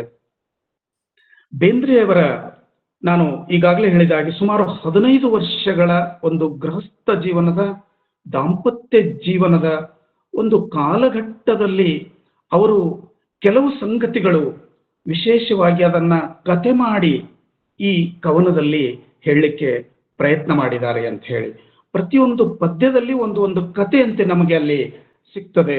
ಆ ಕತೆ ಆ ಬದುಕಿಗೆ, ಆ ಸಖಿಗೆ ಕೊಡ್ತಕ್ಕಂಥ ಪ್ರೀತಿ, ಆ ಸಖಿಗೆ ಕೊಡ್ತಕ್ಕಂಥ ಧೈರ್ಯ, ಅಲ್ಲಿ ಅವರು ಕಾಣ್ತಕ್ಕಂಥ ನೋವು, ಆ ಸಮಾಜದಲ್ಲಿ ಇರ್ತಕ್ಕಂಥ ವ್ಯವಸ್ಥೆ ಎಲ್ಲವೂ ಒಂದೊಂದು ರೀತಿಯಾಗಿ ಆ ಕತೆ, ಆ ಕವಿತೆಗಳ ಮೂಲಕ ಅಲ್ಲಿ ಅವರು ಬಿಟ್ಟುಕೊಡ್ಲಿಕ್ಕೆ, ಕಟ್ಟಿಕೊಡ್ಲಿಕ್ಕೆ ಪ್ರಯತ್ನ ಮಾಡ್ತಾರೆ ಅಂತ ಹೇಳಿ. ಮೊದಲನೇ ಒಂದು ಕವಿತೆಯನ್ನೇ ನಾವು ತಗೊಂಡ್ರೆ ಅದು ಮದುವೆಯ ಪ್ರಸಂಗದಿಂದಲೇ ಆರಂಭ ಆಗ್ತದೆ. ಸಾಮಾನ್ಯವಾಗಿ ಆ ಕವಿತೆಯಲ್ಲಿ ಒಂದು ಸಾಲ ಹೀಗಿದೆ: ಮಂತ್ರದ ತಂತ್ರದ ಮಂದಿವಾಳದ ಮದುವೆ. ಮದುವೆಯಲ್ಲಿ ನಾವು ಮಂತ್ರ ಕೇಳಿದ್ದೇವೆ, ತಂತ್ರದ ಅನ್ನುವ ಒಂದು ಪದ ಬಳಸ್ತಾರೆ ಅಲ್ಲಿ. ಅಂದ್ರೆ ಇಲ್ಲಿ ಎಲ್ಲೋ ಹೆಣ್ಣನ್ನ ಅಲ್ಲಿ ಮುಂದೆ ಇನ್ನೊಂದು ಕಡೆ ಹೇಳ್ತಾರೆ, ಆಟದ ಕನ್ನಿಕೆ ಮಂಗಲದ ಲಗ್ನಕ್ಕೆ ಅಂತಕ್ಕಂಥದ್ದು. ಹೊಂಚಾಲಿ ಒಳಸಂಚು ಅನ್ನುವ ಪದಗಳು ಆ ಪದ್ಯದಲ್ಲೇನೆ ನಮಗೆ ಕಾಣಿಸ್ತವೆ. ಅಲ್ಲಿ ಏನು ಬೇಂದ್ರೆಯವರು ಹೇಳಲಿಕ್ಕೆ ಪ್ರಯತ್ನ ಮಾಡಿದರೆ, ಪ್ರಶ್ನೆ ಮಾಡಲಿಕ್ಕೆ ಪ್ರಯತ್ನ ಮಾಡಿದ್ದಾರೆ ಅಂತ ಹೇಳಿದರೆ, ಒಬ್ಬ ಆಟದ ಕನ್ನಿಕೆ ಅಪ್ರಾಪ್ತಳನ್ನ ತಗೊಂಡು ಬಂದು ಮದುವೆ ಮಂಟಪದಲ್ಲಿ ನಿಲ್ಲಿಸಿದಾರಲ್ಲ, ಇದರಲ್ಲಿ ಏನೋ ಒಂದು ತಂತ್ರ ಇದೆ ಅಂತಕ್ಕಂತಹ ಪದ ಅಲ್ಲಿ ಬಳಸಿರ್ಬೇಕು ಅಂತ ಹೇಳಿ ನನಗೆ ಅನ್ನಿಸ್ತದೆ. ಅವರು ಈ ಮದುವೆಯ ಸಂದರ್ಭ ವರ್ಣಿಸುವಾಗಲೇನೆ ಮುತ್ತಿಗೂ ಮಿಗಿಲಾಗಿ ಹೂವಿಗೂ ಹಿರಿದಾಗಿ ಬೆವರಹಾನಿ ಬಾಸಿಂಗ ತುಳುಕೂತಿರೆ. ಅವಳ ತಲೆ ಮೇಲೆ ಮುತ್ತಿನ ದಂಡೆ ಇದೆ, ಹೂವಿನ ಇವೆಲ್ಲ ಹಿರಿದಿದ್ದಾವೆ. ಅಷ್ಟಿದ್ದಾಗ್ಲೂ ಕೂಡ ಅವಳು ಬೆವುತಿದ್ದಾಳೆ. ಆ ಬೆವರ ಹನಿ ಬಾಸಿಂಗ ತುಳುಕೂತಿರೆ ಅಂದ್ರೆ ಆ ಒಂದು ಕನ್ಯೆಯಲ್ಲಿ ಇನ್ನೂ ಪೂರ್ಣ ಒಂದು ದಾಂಪತ್ಯದ ಅರಿವು ಇಲ್ಲ, ಅಂಥವಳಲ್ಲಿ ಏನೋ ಒಂದು ಭಯ ಇದೆ ಅಂತಕ್ಕಂತಹ ಮಾತನ್ನು ಕೂಡ ಅವರು ತಮ್ಮ ಪದ್ಯದಲ್ಲಿನೇ ಕಟ್ಟಿಕೊಡ್ಲಿಕ್ಕೆ ಅವರು ಪ್ರಯತ್ನ ಮಾಡಿದ್ದಾರೆ. ಅಲ್ಲಿ ಸಮಾಜಕ್ಕೆ ಎಚ್ಚರಿಸಲಿಕ್ಕೆ ಪ್ರಯತ್ನ ಮಾಡಿದ್ದಾರೆ ಅಂತ ಹೇಳಿ ನಾನು ಅನ್ಕೊಂಡಿದ್ದೇನೆ. ಮುಂದೆ ಅವಳು ನೀನು ದೊಡ್ಡವಳಾದೆ ಅಂತಕ್ಕಂಥ ಮುಂದಿನ ಪದ್ಯದಲ್ಲಿ ಬರ್ತದೆ. ಆ ನೀನು ದೊಡ್ಡವಳಾದೆ ಅಂತಕ್ಕಂಥದ್ದು ಎಷ್ಟು ಸೊಗಸಾಗಿ ಅವರು ಒಂದು ಪದದಲ್ಲಿ ಅವರು ಕಟ್ಟಿಕೊಡ್ತಾರೆ ಅಂತ ಹೇಳಿದ್ರೆ, ಅದು ಒಂದು ಹರೆಯದ ಹಬ್ಬವು ಅಂತ ಹೇಳ್ತಾರೆ. ಹರೆಯದ ಹಬ್ಬವು, ಆ ಹರೆಯದ ಹಬ್ಬ ಅದು ಮುಗಿಸ್ಕೊಂಡು ಮುಂದೆ ಹಗಲೆಲ್ಲೋ ಹಾರಿದವು, ಇರುಳೆಲ್ಲ ಜಾರಿದವು ಅಂತಕ್ಕಂಥ ಆ ರೀತಿಯಾಗಿ ಅವರು ಜೊತೆಯಾಗಿ ಮುಂದೆ ಜೀವನ ಮಾಡ್ತಾರೆ. ಅವಳು ಅಷ್ಟೇ ತನ್ನ ಸಂಗಾತಿ ಪ್ರೀತಿಯ ಪತ್ನಿ ಅಷ್ಟೇ ಆಗಿರುವುದಿಲ್ಲ, ಅತ್ತೆಯ ಸೊಸೆ ಮುದ್ದು ಚೊಚ್ಚಿಲ ಬಸುರಿ ಅಂತಕ್ಕಂಥ ಒಂದು ಸಂದೇಶವನ್ನು ಕೂಡ ಅಲ್ಲಿ ಪ್ರಥಮ ಒಂದು ಬಸುರಿನ ಚೊಚ್ಚಿಲ ಬಸುರಿನ ಬಗ್ಗೆ ಅಲ್ಲಿ ಅವರು ಕಾವ್ಯದಲ್ಲಿ ಕೊಡ್ತಾರೆ. ಆ ಒಂದು ಸಂತೋಷದ ಕ್ಷಣವನ್ನ ಅಲ್ಲಿ ಕಾಣ್ತಾರೆ. ಆದರೆ ಆ ಚೊಚ್ಚಿಲ ಮಗು ಹುಟ್ಟಿದ ನಂತರ ಅದು ಉಳಿಯುವುದಿಲ್ಲ. ಮೊದಲಿನ ಫಲವೊಂದು ಮೀಸಲು ಮಣ್ಣಿಗೆ. ಬೇಂದ್ರೆಯವರು ಅದನ್ನ ಯಾವ ರೀತಿ ಸ್ವೀಕಾರ ಮಾಡ್ತಾರೆ ಅಥವಾ ತನ್ನ ಹೆಂಡತಿಗೆ ಹೇಳ್ತಾರೆ ಅಂತ ಹೇಳಿದ್ರೆ, ಅದು ನೀವು ಅಷ್ಟು ಸಂತೋಷದಿಂದ ಸ್ವೀಕಾರ ಮಾಡಿದ್ರಲ್ಲ, ಆದ್ರೆ ಅದು ತೀರಿ ಹೋಯ್ತು. ಅದನ್ನ ಬೇಂದ್ರೆಯವರು ಯಾವ ರೀತಿ ಸಾಂತ್ವನ ಹೇಳ್ತಾರೆ ಅಂತ ಹೇಳಿದ್ರೆ, ಮೊದಲಿನ ಫಲವೊಂದು ಮೀಸಲು ಮಣ್ಣಿಗೆ. ಮೊದಲಿನ ಫಲ ಮಣ್ಣಿಗೆ ಮೀಸಲಾಯಿತು. ಮೊದಲು ಕೆಲವೊಂದು ಸಲ ಯಾರ್ಯಾರಿಗೋ ಮೀಸಲು ಇರ್ತಕ್ಕಂಥ ಪದ್ಧತಿ ಆಗ ಇತ್ತು. ಅದನ್ನು ಕೂಡ ಅವರು ಬಹುಶಃ ನೆನಪಿಸುವಂತಹ ಸಂದರ್ಭ. ನಮ್ಮಲ್ಲಿ ಒಂದು ಆಕಳು ಇದ್ರೆ ಅದರ ಹಾಲು ಯಾರಿಗೋ ದಕ್ಕಿಸ್ಬೇಕು, ಅಥವಾ ಒಂದು ಹೆಣ್ಣು ಋತುಮತಿ ಆದ್ರೆ ಅವಳು ಯಾರನ್ನೋ ಮೊದಲು ಮೀಸಲು ಈ ರೀತಿಯಾದಂತಹ ಅದನ್ನ ಇನ್ನೊಂದು ರೀತಿಯಲ್ಲಿ ಅವರು ಹೇಳ್ತಾರೆ, ಮೊದಲಿನ ಫಲವೊಂದು ಮೀಸಲು ಮಣ್ಣಿಗೆ ಅಂತಕ್ಕಂಥ ಆ ನೋವನ್ನು ಈ ರೀತಿಯಾಗಿ ಅವರು ಕಟ್ಟಿಕೊಡ್ಲಿಕ್ಕೆ ಪ್ರಯತ್ನ ಮಾಡ್ತಾರೆ. ಹೀಗೆ ಅವರ ಜೀವನ ಸಾಗ್ತಾ ಇರಬೇಕಾದ್ರೆ ಕಷ್ಟದ ದಿನಗಳು ಬರ್ತವೆ. ಅವರು ಎಲ್ಲೆಲ್ಲೋ ಕೆಲಸಕ್ಕಾಗಿ ಅಲಿಬೇಕಾಗ್ತದೆ. ಆವಾಗ ಅಲಿಯುವಾಗ ಸಹಿತ ಅವರು ಒಂದು ಸಾಂತ್ವನ ಹೆಂಡತಿಗೆ ಹೇಳ್ತಾಳೆ, ಸಖಿಗೆ ಹೇಳ್ತಾರೆ, ನೆಲೆ ತಪ್ಪಿದ ಹಕ್ಕಿ ಅಲೆವಂತೆ ಮುಗಿಲಲಿ, ನೆಲೆ ತಪ್ಪಿದ ಹಕ್ಕಿ ಅಲಿವಂತೆ ಮುಗಿಲಲಿ ಅನ್ನುವಂಥ ಒಂದು ಆ ಅಲೆಮಾರಿತನ, ಒಂದು ಆ ಅನಿಶ್ಚಿತತೆ ಅವರ ಬದುಕಿನಲ್ಲಿ ಹೇಗೆ ಬಂದಿತ್ತು ಅಂತಕ್ಕಂಥದ್ದನ್ನು ಕೂಡ ಅವರು ಆ ಕವಿತೆಯಲ್ಲಿ ಕಟ್ಟಿಕೊಡ್ತಾರೆ. ಆ ಅಲಿಯುವಿಕೆ ಮೂಲಕನೇ ಸ್ಥಿರತೆಯನ್ನ ಕಾಣ್ತಕ್ಕಂಥದ್ದು, ಗಟ್ಟಿತನವನ್ನ ಕಾಣ್ತಕ್ಕಂಥದ್ದು ಆಗ್ಬೇಕು ಅಂತಕ್ಕಂಥ ಆಶಯ ಈ ಕವಿತೆಯ ಸಾಲಿನ ಹಿಂದೆ ಇದೆ ಅಂತಕ್ಕಂಥದ್ದು ನಾವು ಗಮನಿಸಬೇಕಾಗಿದೆ. ಮತ್ತೆ ಮುಂದೆ ಅವರು ಇನ್ನೊಂದು ಮಗುವಿಗೆ ಅವರು ಬಸುರಿಯಾದಾಗ ಕೂಸಿನ ಹೊಸ ತಾಯಿ, ಮಗುವಿಗೆ ಜನ್ಮ ಕೊಟ್ಟಾಗ ಕೂಸಿನ ಹೊಸ ತಾಯಿ ಅಂತೇಳಿ ಕರೀತಾರೆ ಅವರು. ಎಂಥ ಸುಂದರವಾದಂಥ ಪದ ಬಳಸ್ತಾರೆ. ಕೂಸಿನ ಹೊಸ ತಾಯಿ ನೀನೊನ್ನೊಡ ನಿಂತು ಒಲೆ ಹೂಡಿದೆ, ನೀನೊನ್ನೊಡ ನಿಂತು ಒಲೆ ಹೂಡಿದೆ. ಒಂದು ಹೆಣ್ಣಿಗೆ ಮಗು ಆದಾಗ ಆ ಗಂಡನ ಮನೆಯಲ್ಲಿ ಒಂದು ನೆಲೆ, ಒಂದು ಸ್ಥಿರತೆ ಸಿಗ್ತದೆ, ಅವಳಿಗೆ ಒಂದು ವಿಶ್ವಾಸ ಮೂಡಿ ಬರ್ತದೆ. ಆವಾಗ ಆ ಹೆಂಡತಿ, ಆ ಸಖಿ ಅವಳ ಜೊತೆಗೆ ನೀ ನನ್ನೊಡನೆ ನಿಂತೆ ಒಲೆ ಹೂಡಿದೆ ಅಂತಕ್ಕಂಥ ಮಾತನ್ನು ಅಲ್ಲಿ ಅವರು ಬರೀತಾರೆ. ಹುಸಿನಗುವ ಕೂಸಿನ ಹೊಸ ಹೊಸ ಆಟಕ್ಕೆ ಅಂತಕ್ಕಂಥ ಮತ್ತೆ ಹುಟ್ಟಿದಂಥ ಇನ್ನೊಂದು ಮಗುವಿನ ಸಂತೋಷ, ಮಗುವಿನಲ್ಲಿ ಆ ಸಂತೋಷ ಅವರು ಕಾಣ್ತಾರೆ ಅಂತಕ್ಕಂಥದ್ದು. ಹೀಗೆ ಒಂದು ನೋವು, ಒಂದು ನಲಿವು, ಹೀಗೆ ಏರಿಳಿತಗಳನ್ನ ಕಂಡಂತಹ ಬೇಂದ್ರೆಯವರು ಹೆಂಡತಿಗೆ ಕೊಡ್ತಕ್ಕಂಥ, ಪ್ರತಿ ಸಂದರ್ಭದಲ್ಲಿ ಕೊಡ್ತಕ್ಕಂಥ ಮಾತುಗಳು ಬಹಳ ಕಾವ್ಯಾತ್ಮಕವಾಗಿ ಮತ್ತು ಅರ್ಥಪೂರ್ಣವಾಗಿ ಇದಾವೆ ಅಂತಕ್ಕಂಥದ್ದು. ಬೆಂದು ಬಲುಮೆಯ ಕುಲುಮೆಯಲ್ಲಿ ತಾಳಿಕೆ ಬರುವಂಥ ಉಕ್ಕಾಗಿ, ಒಂದು ತಾಳಿಕೆ ಬರುವಂಥ ಉಕ್ಕಾಗಬೇಕಾದ್ರೆ ಅದು ಬೇಯಬೇಕಾಗ್ತದೆ. ಬೆಂದು ಬಲುಮೆಯ ಕುಲುಮೆಯಲ್ಲಿ ಅಂತಕ್ಕಂಥ ಮಾತನ್ನ ಅವರು ಬಳಸ್ತಾರೆ. ಬಹುಶಃ ಬೇಂದ್ರೆ ಆಗ್ತಾರೆ ಅಂತಕ್ಕಂಥ ಮಾತು ಪ್ರಚಲಿತವಾದದ್ದು ಬಹುಶಃ ಈ ಸಾಲುಗಳು ಕೂಡ ಅದನ್ನ ಎತ್ತಿ ಹೇಳ್ತವೆ. ಹೀಗೆ ಮತ್ತೆ ಎರಡನೇ ಮಗು ಉಲ್ಲಾಸದಲ್ಲಿ ಇರುವಾಗಲೇನೆ ಮೂರನೇ ಮಗು ಮತ್ತೆ ಅದು ಜನ್ಮ ತಾಳ್ತದೆ, ಮತ್ತೆ ಅದು ತೀರ್ಕೊಳ್ತದೆ. ಆ ಸಂದರ್ಭವನ್ನು ಭೆಟ್ಟಿಗೆ ಬಂದನು ಹೊಸದೊಬ್ಬ ಕಂದನು, ಅತಿಥಿಯೋ ಎಂಬಂತೂ ತೆರಳಿದನೆ. ಹೀಗೆ ಅವರು ಕಟ್ಟಿಕೊಡುವಂತಹ ದುಃಖ, ಈ ರೀತಿಯಾಗಿ ಅವರು ತನಗೆ ತಾನೇ ಸಂತೈಸಿಕೊಳ್ತಕ್ಕಂಥದ್ದು, ಮತ್ತೆ ತನ್ನ ಸಂಗಾತಿಗೆ ಹೇಳ್ತಕ್ಕಂತಹ ಮಾತುಗಳು ಬಹಳ ಅನನ್ಯವಾಗಿ ಇಲ್ಲಿ ಅವರು ಅದನ್ನ ಮೂಡಿಸ್ತಾರೆ.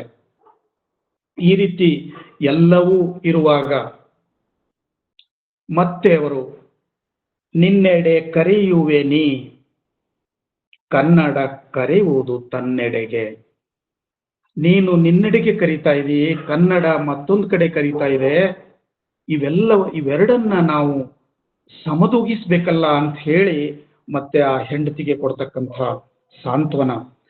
ನೀವು ನಿನ್ನಡೆಗೆ ಕರೀತಕ್ಕಂಥದ್ದು ನಿನ್ನದೂ ತಪ್ಪಲ್ಲ, ಆದರೆ ಕನ್ನಡ ಕರೆಯುವುದು ತನ್ನೆಡೆಗೆ ಅಂತಕ್ಕಂಥದ್ದು ಒಬ್ಬ ಕವಿಯಾದವನಿಗೆ ಆ ಕನ್ನಡದೆಡೆಗೆ ತುಡಿತಕ್ಕಂಥದ್ದು, ತನ್ನೆಡೆಗೆ ಆ ಕನ್ನಡ ಅವರಿಗೆ ಕರೀತಕ್ಕಂಥದ್ದು ಬಹಳ ಅರ್ಥಪೂರ್ಣವಾದದ್ದು. ಅಲ್ಲಿಯೂ ಕೂಡ ಅವರು ಕಿವಿ ಕೊಡ್ತಾರೆ, ಅದನ್ನು ಕೂಡ ಅವರು ಪಾಲಿಸ್ತಾರೆ, ಮುಂದುವರಿಸ್ತಾರೆ ಅಂತಕ್ಕಂಥ ಒಂದು ಆಶಯ ಇಲ್ಲಿ ಇದೆ ಅಂತಕ್ಕಂಥದ್ದು. ಹೀಗೆ ಅವರು ಕವಿತೆಯುದ್ದ ಬಹಳ ಒಂದು ಮಾರ್ಮಿಕವಾದಂತಹ ಸಾಲುಗಳನ್ನ ಕಟ್ತಾ ಕಾವ್ಯವನ್ನ ಕಟ್ತಾ ಅವರಿಗೆ ಒಂದ್ಸಲ ಅನ್ನಿಸ್ತದೆ, ನಿಜ ಬಾಳಿನಲ್ಲಿ ನಾನು ಏನು ಅನ್ಕೊಂಡಿದ್ನೋ ಅದು ಯಾವುದೂ ಅಷ್ಟಾಗಿ ನನಗೆ ಕಾಣ್ತಾನೆ ಇಲ್ಲಲ್ಲ. ಹಾಗಾಗಿ ಅವರು ಈ ಕವಿತೆಗಳಲ್ಲಿ ಕಾಣ್ತಕ್ಕಂಥ ರಸವನ್ನ, ಕಥೆಯಲ್ಲಿ ಕಾಣ್ತಕ್ಕಂಥ ಕೌತುಕವನ್ನ ಮತ್ತೆ ಅವರು ಅದಕ್ಕೆ ಮೊರೆ ಹೋಗ್ತಾರೆ ಅಂತ ಹೇಳಿ ಅವರು ಹೇಳ್ಕೊಂಡಿದ್ದಾರೆ. ನಿಜ ಬಾಳಿನಲ್ಲೆಲ್ಲೂ ಕಾಣದಲೆ ರಂಭಿಸಿಕೊಳ್ಳಲೆಂದು ಕತೆ ಹಾಡುಗಳನ್ನೆಲ್ಲ ನೆನೆಸಿದೆ. ಯಾವುದು ನನಗೆ ನಿಜ ಹಾಡಿನಲ್ಲಿ, ನಿಜ ಬದುಕಿನಲ್ಲಿ, ಬಾಳಿನಲ್ಲಿ ನನಗೆ ಕಾಣಲಿಕ್ಕೆ ಸಾಧ್ಯ ಆಗಿಲ್ವೋ ಅದನ್ನ ನಾನು ಕವಿತೆಯಲ್ಲಿ, ಕಥೆಯ ಕೌತುಕದಲ್ಲಿ ಕಾಣಲಿಕ್ಕೆ ಪ್ರಯತ್ನ ಮಾಡ್ತಾ ಇದ್ದೇನೆ ಅಂತಕ್ಕಂಥ ಮಾತನ್ನು ಅವರು ಅಲ್ಲಿ ಬರೀತಾರೆ. ಹೀಗೆ ಮತ್ತೆ ಅವರು ಮೂರನೇ ಮಗು ತೀರ್ಕೊಳ್ತದೆ, ಎರಡನೇ ಮಗು ದೊಡ್ಡದಾಗುವಂತಹ ಆ ಹುಡುಗನ ಒಡನಾಟದಲ್ಲಿ ಮತ್ತೆ ಆ ಕವಿತೆಯನ್ನ ರಮ್ಯವಾಗಿಸ್ತಾರೆ. ಅಲ್ಲಿ ಹುಡುಗನ ಒಡನಾವು ಹುಡುಗಾಟವಾಡಿದೆವು, ಮನದಾಡುಂಬೋಲದಲ್ಲಿ ಮೈ ಮರೆತು ಕೂಡಿದೆವು, ಚಿತ್ರಗಳಾದೆವು ನಾವು ಚಿತ್ತದೊಳೆ ಅಂತಕ್ಕಂಥದ್ದು. ಆ ಹುಡುಗನ ಜೊತೆಗೆ ನಾವು ಒಡನಾಟ ಆಡಿದೆವು, ಹುಡುಗಾಟ ಆಡಿದೆವು, ನಾವು ಕೂಡಿದೆವು ಮನದಾಡಂಬೋಲದಲ್ಲಿ ಅಂತಕ್ಕಂಥ, ಮೈ ಮರೆತು ಕೂಡಿದೆವು, ಚಿತ್ರಗಳಾದೆವು ಚಿತ್ತದೊಳೆ ಅಂತಕ್ಕಂಥ ಒಂದು ಮಾತನ್ನು ಅವರು ಅಲ್ಲಿ ಬರೀತಾರೆ.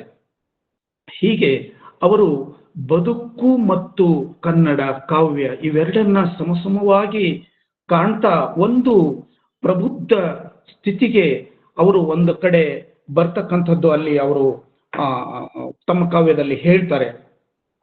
ಜನುಮಕ್ಕೂ ಮರಣಕ್ಕೂ ಒಳಸೂತ್ರ ಇರುವದ ಕಂಡಾಗ ಇತಿಮಿತಿ ಆಯ್ತೆನಗೆ. ಇಲ್ಲಿ ಈ ಜನ್ಮಕ್ಕೂ ಮತ್ತು ಮರಣಕ್ಕೂ ಏನೋ ಒಂದು ಒಳಸೂತ್ರ ಇದೆ ಅಂತಕ್ಕಂಥ ಒಂದು ಸತ್ಯವನ್ನ ನಾವು ತಿಳ್ಕೊಳ್ಬೇಕಾಗಿದೆ. ಅದು ತಿಳ್ಕೊಂಡಾಗ ಮಾತ್ರ ನಮಗೆ ನಮ್ಮ ಇತಿಮಿತಿಗಳು ನಮಗೆ ಅರ್ಥ ಆಗ್ತವೆ. ಆ ಇತಿಮಿತಿ ಒಳಗೆ ನಮ್ಮ ಬದುಕನ್ನ ನಾವು ಮಾಡಬೇಕಾಗ್ತದೆ ಅಂತಕ್ಕಂಥ ಎಚ್ಚರವನ್ನು ಕೂಡ ಅಲ್ಲಿ ತಮ್ಮನ್ನ ತಾವು ಕಾಣ್ತಾರೆ ಅಂತಕ್ಕಂಥದ್ದು ಅಲ್ಲಿ ಅವರು ಗುರುತಿಸಿದ್ದಿದೆ. ಹೀಗೆ ಕಾವ್ಯದ ಮುಂದುವರಿದು ಅವರು ಮತ್ತೆ ಕನ್ನಡದಾಸೆಯು ಗುಡಿ ಕಟ್ಟಿತು, ಜಯ ಕರ್ನಾಟಕವೆನ್ನುತ್ತ ಗೆಳೆಯರ ಕನ್ನಡದಾಸೆಯು ಗುಡಿ ಕಟ್ಟಿತು ಅಂತಕ್ಕಂಥದ್ದು. ಈ ಕಡೆ ಅವರು ಎಂತಹ ಸಂದರ್ಭದಲ್ಲಿಯೇ ಕೂಡ ಅವರು ಕನ್ನಡವನ್ನ, ಜಯ ಕರ್ನಾಟಕವನ್ನ ಅವರು ಬಿಟ್ಟು ಕೊಡುವುದಿಲ್ಲ. ತನ್ನ ಪಾಡಿನ ಜೊತೆಗೆ ಕನ್ನಡದ ಹಾಡನ್ನು ಕೂಡ ಅವರು ಮುಂದುವರಿಸ್ತಾರೆ ಅಂತಕ್ಕಂಥದ್ದು. ಅವರು ಬಹಳ ಒಂದು ಅಚಲತೆಯಿಂದ ಅವರು ಅದನ್ನ ಮುಂದುವರಿಸ್ಕೊಂಡು ಹೋಗ್ತಾರೆ.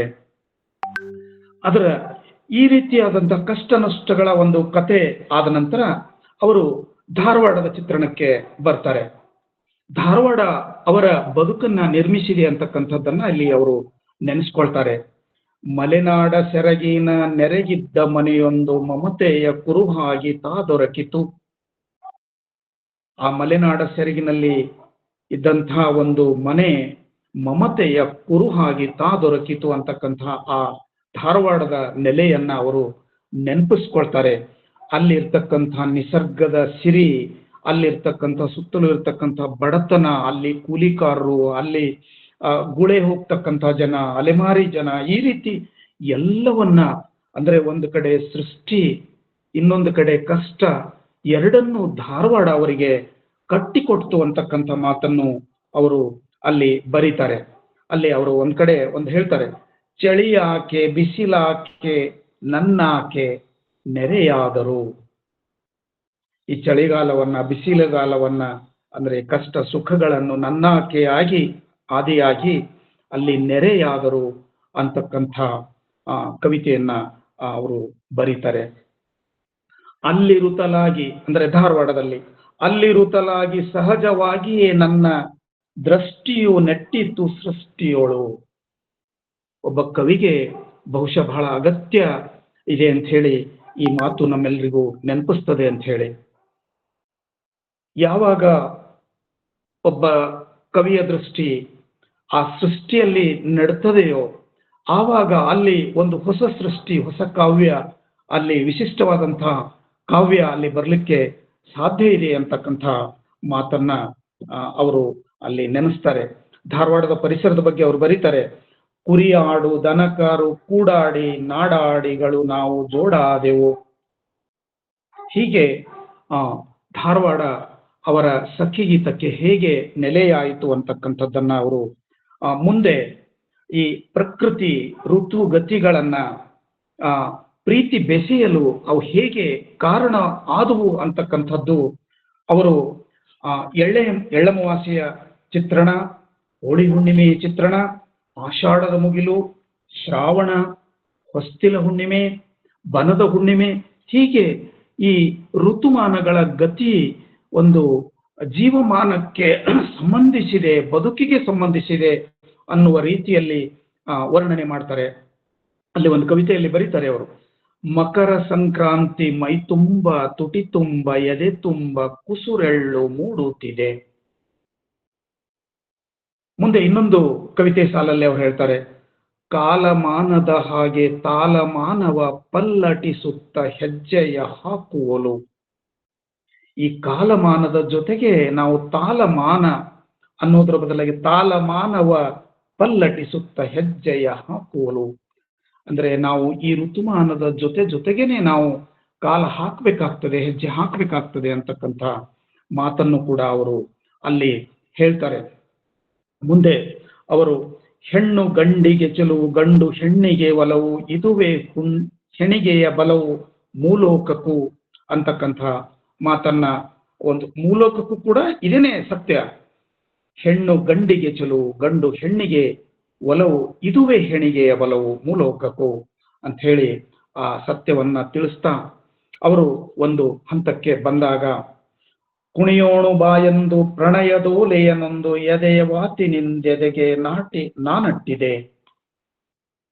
ಕವಿ ತನ್ನ ಒಂದು ಪ್ರಬುದ್ಧತೆ ಒಂದು ನೆಲೆಗೆ ಬಂದಾಗ ಅವರು ತನ್ನ ಸಖಿಗೆ ಕರೀತಾರೆ, ಕುಣಿಯೋಣು ಬಾ ಎಂದು ಪ್ರಣಯದೋಲೆಯನೊಂದು ಎದೆವಾತಿನಿಂದೆದೆಗೆ ನಾನಟ್ಟಿದೆ.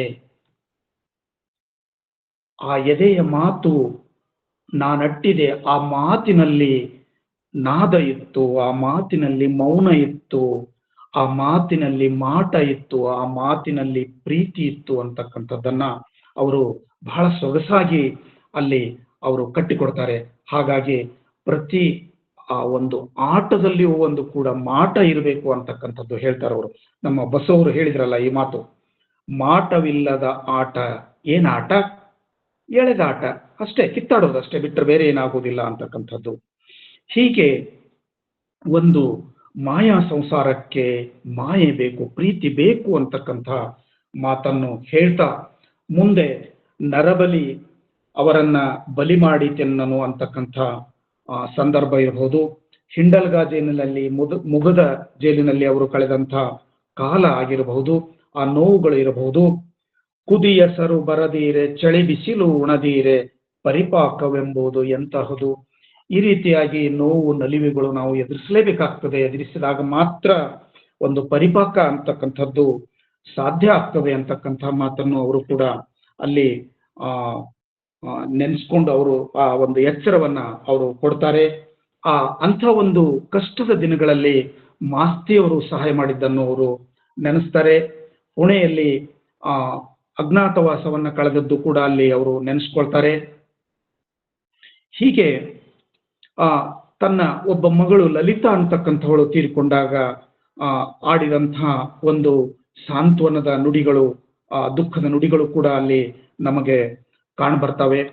ಒಟ್ಟಾಗಿ ಸಖಿಗೀತೆ ಪ್ರೇಮ ಪ್ರಸಾರದ ಸ್ನೇಹದ ಸಾರದ ಅಂಟನಂಟಿಸುವುದು ನುಡಿ ನೋಟವು ಅಂತಕ್ಕಂಥ ಮಾತು ಸಖಿಗೀತದ ಒಟ್ಟು ಕಾವ್ಯವಾಗಿ ಮೂಡಿ ಬರ್ತದೆ ಅಂತಕ್ಕಂಥದ್ದು. ಇಲ್ಲಿ ಸಖ ಯಾವತ್ತು ಮಾತಾಡ್ತಾರೆ, ಸಖಿಯ ಪರವಾಗಿ ಸಖನೇ ಸಿಂಗಲ್ ಇನ್ವರ್ಟೆಡ್ ಕಾಮ ಇಟ್ಕೊಂಡು ಅವರು ಸಖಿ ಮಾತುಗಳನ್ನ ಅವರು ಆಡಿಸಿದ್ದಾರೆ ಅಂತಕ್ಕಂಥದ್ದು ನಾನು ಗ್ರಹಿಸಿದ್ದೇನೆ. ಅದು ಆ ಸಖಿ ಆಡ್ತಕ್ಕಂಥ ಮಾತು ಕೂಡ ಇಲ್ಲಿ 34ನೇ ಒಂದು ಪದ್ಯದಲ್ಲಿ ಬರ್ತದೆ. ನಿಮ್ಮ ಜೀವನ ಧ್ಯೇಯ ಗೌರಿ ಶಂಕರದಂತೆ, ನಿಮ್ಮ ಜೀವನ ಧ್ಯೇಯ ಗೌರಿ ಶಂಕರದಂತೆ ಶಿಖರವೆತ್ತಿದೆ ಮುಗಿಲಿನೆಡೆ, ನನ್ನೆದೆ ತಿರುಗಿದೆ ಗಂಗೆಯು ಹರಿದಂತೆ ಜನರೀತಿಯಂತೆಯೇ ನೆಲದ ಕಡೆ. ನಿಮ್ಮ ಧ್ಯೇಯ ಗೌರಿ ಶಿಖರದಂತೆ ಮುಗಿಲಿನಡೆಗೆ ಇರಬಹುದು, ನನ್ನ ಎದೆ ಮಾತ್ರ ಗಂಗೆಯಂತೆ ಈ ನೆಲದ ಕಡೆಗೆ ಹರಿತಾ ಇದೆ ಅಂತಕ್ಕಂಥ ಮಾತು ಅಲ್ಲಿ ಬರ್ತದೆ. ಮತ್ತೆ ಅವರು ಇನ್ನೊಂದು ಮಾತು ಹೇಳ್ತಾರೆ, ನಿಮ್ಮೆದೆ ಕರಗಿದರೆ ನನಗೆ ನೀರೆರೆವುದು. ನಿಮ್ಮೆದೆ ಕರಗ್ತು ಅಂತ ಹೇಳಿದ್ರೆ ಅದರ ನೀರು, ಅದರ ತಂಪು, ಅದರ ಇಂಪು ನನ್ನ ಎದೆಗೆ ನನಗೆ ತಲುಪ್ತದೆ ಅಂತಕ್ಕಂಥ ಮಾತನ್ನು ಕೂಡ ಅವರು ಸಖಿ ಮೂಲಕ ಹೇಳಿಸ್ತಾರೆ ಅಂತಕ್ಕಂಥದ್ದು. ಹೀಗೆ ಒಟ್ಟಾಗಿ ಪಾಕ ಹೊಂದಿದ ಪ್ರಕೃತಿ ಪ್ರೇಮಾದಿ ಪರಿಣಮಿಸಿ ಜೀವನ ದೇವನ ಮಾಡುವುದು. ಹೀಗೆ ನೋವು ನಲಿವುಗಳನ್ನ ಎದುರಿಸಿ ಈ ಪಾಕ ಹೊಂದಿದ ಪ್ರಕೃತಿಯೊಂದಿಗೆ ಪ್ರೇಮದಿಂದ ಪರಿಣಮಿಸಿದಾಗ ಈ ಜೀವನ ದೇವನ ಆಗುವುದು. ಬಹುಶಃ ಜೀವನ ದೇವನ ಆಗುವುದು ಮಾಡುವುದು ಅಂತಕ್ಕಂಥದ್ದು ಒಂದು ಜೀವನದ ಇಡೀ ಆಶಯವನ್ನ ಇಷ್ಟು ಸರಳವಾಗಿ ಯಾವ ದಾರ್ಶನಿಕರು ಕಟ್ಟಿಕೊಟ್ಟಿಲ್ಲ ಏನು ಅಂತ ಹೇಳಿ ನನಗೆ ಅನ್ನಿಸ್ತದೆ. ಜೀವನದ ಒಟ್ಟು ಧ್ಯೇಯ ಏನು ಅಂತ ಹೇಳಿದರೆ ಜೀವನ ದೇವನ ಮಾಡುವುದು. ಅದಕ್ಕೇನೆ ಇಲ್ಲಿ 3 ಪದಗಳು ನನಗೆ ಬಹಳ ಮೆಚ್ಚುಗೆ ಆದವು. ಒಂದು ಕವನ, ಜೀವನ ದೇವನ ಮಾಡುವುದು. ಬೇಂದ್ರೆಯವರು ಬಹುಶಃ ಅದನ್ನೇ ನಂಬ್ಕೊಂಡಿದ್ರೇನೋ ಅಂತ ಹೇಳಿ ನನಗೆ ಅನ್ನಿಸ್ತದೆ. ಹಾಗಾಗಿ ಇಡಿಯಾಗಿ ಈ ರೀತಿಯಾಗಿ ಜೀವನದ ಅಂತಿಮ ಒಂದು ದರ್ಶನ ಏನು ಅಂತ ಹೇಳಿದರೆ ದೇವನ ಮಾಡುವುದು ಅನ್ನೋ ಒಂದು ಆಶಯವನ್ನ ಕಟ್ಟಿಕೊಡ್ತಾ ಆ ಕೊನೆ ಈ ರೀತಿ ಏನು ಸಖಿಗೀತ ಬೆಳೆದು ಬಂತು ಅಂತಕ್ಕಂಥದ್ದು ಕೊನೆ ಪದ್ಯದಲ್ಲಿ ಅವರು ಹೇಳ್ತಾರೆ. ಎಂದಿನಿಂದಲೂ ಏನೋ ಒಳಗೊಂದು ಸಖ ಜೀವ, ಎಂದಿನಿಂದಲೂ ಏನೋ ಒಳಗೊಂದು ಸಖ ಜೀವ, ಸಖಿ ಬಾರೆ ಬಾ ಎಂದು ಕೂಗುತ್ತಿದೆ, ನಾನು ನೀನು ಸಖಿ ಸಮ ಸುಖಿ ಎಂದೆನುತ್ತ ಮುಂದಕ್ಕೆ ಹೋಗುತ್ತಿದೆ ಅಂತಕ್ಕಂಥ ಮಾತನ್ನ ಈ ಇಡೀ ಪದ್ಯದಲ್ಲಿ ಬರ್ತಾ ಇದೆ ಅಂತಕ್ಕಂಥ ಮಾತನ್ನ ಕೊನೆಯ ಪದ್ಯದಲ್ಲಿ ಅವರು ಹೇಳ್ತಾರೆ. ಅದು ಇದೇ ಎದೆಯಲ್ಲಿ ಬೆಳಕಿನ ಬದಿಯಲ್ಲಿ ರಸಗಂಗಾ ನದಿಯಲ್ಲಿ ಅದರುಗಮ ಹೆಸರದಕ್ಕೆ ಪ್ರೀತಿಯು ಅಂತ ಹೇಳಿ ಹೇಳ್ತಾರೆ. ಇಲ್ಲಿ ಕೆ.ಎಸ್. ನರಸಿಂಹಸ್ವಾಮಿ ಅವರ ಒಂದು ಪದ್ಯನೂ ಕೂಡ ಅಲ್ಲಿ ನೆನಪಾಗ್ತದೆ. ರಸಸಾಗರದಲ್ಲಿ ತಾವರೆ ಅರಳಿದೆ ಪ್ರೀತಿ ಅದರ ಹೆಸರು ಅಂತಕ್ಕಂಥದ್ದು ಕೆ.ಎಸ್.ಎನ್. ಅವರ ಮಾತು ಕೂಡ ಈ ರಸಗಂಗಾ ನದಿಯಲ್ಲಿ ಅದರುಗಮ ಹೆಸರದಕ್ಕೆ ಪ್ರೀತಿ ಅಂತಕ್ಕಂಥದ್ದು ಬೇಂದ್ರೆಯವರು ಕೂಡ ಗುರುತಿಸಿದ್ದು ಇಲ್ಲಿ ನಾವು ಕಾಣಬಹುದು. ಈ ಇಡೀ ಸಖಿಗೀತ ಏನಾಯ್ತು ಅಂತ ಹೇಳಿದರೆ, ಕುಣಿತದ ಹಾಡಿದು ಕುಣಿಯ ಹಚ್ಚಿತು ಜನಕ್ಕೆ, ಕಲ್ಲಾದ ಮನಗಳ ಕರಗಿಸಿತು. ಬೇಂದ್ರೆಯವರೇನೆ ಹೇಳ್ತಾರೆ ಈ ಮಾತನ್ನ. ಇಡಿಯಾಗಿ ಇಷ್ಟು ಹೇಳ್ತಾ ಇಡೀ ಸಖಿಗೀತದ ಒಂದು ಕೊನೆಯ ಮಹತ್ವದ ಸಾಲನ್ನ ಅವರು ಅಲ್ಲಿ ಕಟ್ಟಿಕೊಡ್ತಾರೆ. ಅಂಬಿಕಾತನಯನ ಜಂಭದ ಪಾಡಳಿದು ನಂಬಿಕೆಯ ಹಾಡಾಗಿ ಬಂತಿಲ್ಲಿಗೆ. ಅಂಬಿಕಾತನಯನ ಜಂಭದ ಪಾಡಳಿದು ನಂಬಿಕೆಯ ಹಾಡಾಗಿ ಬಂತಿಲ್ಲಿಗೆ. ಇದು ಇಡೀ ಸಖಿಗೀತದ ಒಂದು ಭಾಷ್ಯ, ಒಂದು ಸ್ಥಾಯಿ ಭಾವ ಅನ್ನುವ ರೀತಿಯಲ್ಲಿ ಇದು ಕಾಣಿಸ್ತದೆ. ಜಂಭ ಅನ್ನುವುದು ಏನು ಇಲ್ಲಿ? ಆ ಜಂಭದ ಪಾಡಳಿದು, ಈ ಪುರುಷಂಕಾರ ಅಂತಕ್ಕಂಥದ್ದೇ ಜಂಬ ಅಂತ ಹೇಳಿ ನಾನು ಭಾವಿಸ್ತೇನೆ. ಇವತ್ತಿನ ನಮ್ಮೆಲ್ಲರ ಬದುಕಿನಲ್ಲಿ ಕಾಡ್ತಾ ಇರ್ತಕ್ಕಂಥದ್ದು, ನಮ್ಮ ಬದುಕಿನಲ್ಲಿ ಒಂದೇನಾದರೂ ಬಿರುಕು ಅಥವಾ ಮತ್ತೊಂದು ಅಸಮಾನತೆ ತರ್ತಾ ಇರ್ತಕ್ಕಂಥದ್ದು ಅದು ಏನಾದ್ರೂ ಇದ್ರೆ ಅದು ಪುರುಷ ಅಹಂಕಾರ ಅಂತಕ್ಕಂತಹ ಜಂಬ ಅನ್ನುವುದು ಬೇಂದ್ರೆಯವರು ಅದನ್ನ ಗುರುತಿಸಿದ್ರು. ಅದು ಇವತ್ತಿಗೂ ಆ ಪುರುಷ ಅಹಂಕಾರದಿಂದಲೇನೆ ಇವತ್ತಿನ ಬದುಕುಗಳು ಒಂದಿಷ್ಟು ಅಸ್ಥಿರತೆಯನ್ನ ಕಾಣ್ತಾ ಇವೆ ಅಂತಕ್ಕಂಥದ್ದು. ಆ ಜಂಬದ ಪಾಡಳಿದು ಆ ಜಂಬದ ಜಾಗದಲ್ಲಿಯೇ ನಂಬಿಕೆಯ ಹಾಡಾಗಿ ಬಂತಿಲ್ಲಿಗೆ. ಆ ಒಂದು ಸಂಗಾತಿಯ ಜೊತೆಗೆ, ಸಖಿಯ ಜೊತೆಗೆ ಒಂದು ನಂಬಿಕೆಯನ್ನ ಇಡತಕ್ಕಂಥ ಒಂದು ಹಾಡಾಗಿ ಇಲ್ಲಿ ಬಂತು. ಆ ಜಂಬವನ್ನ ತೆಗಿತಕ್ಕಂಥದ್ದು, ನಂಬಿಕೆಯನ್ನ ಮೂಡಿಸ್ತಕ್ಕಂಥದ್ದು ಇಡಿಯಾಗಿ ಸಖಿ ಗೀತದ ಮುಟ್ಟು ಆಶಯ ಆಗಿತ್ತು ಅಂತ ಹೇಳಿ ನಾನಾದ್ರೂ ಭಾವಿಸಿದ್ದೇನೆ.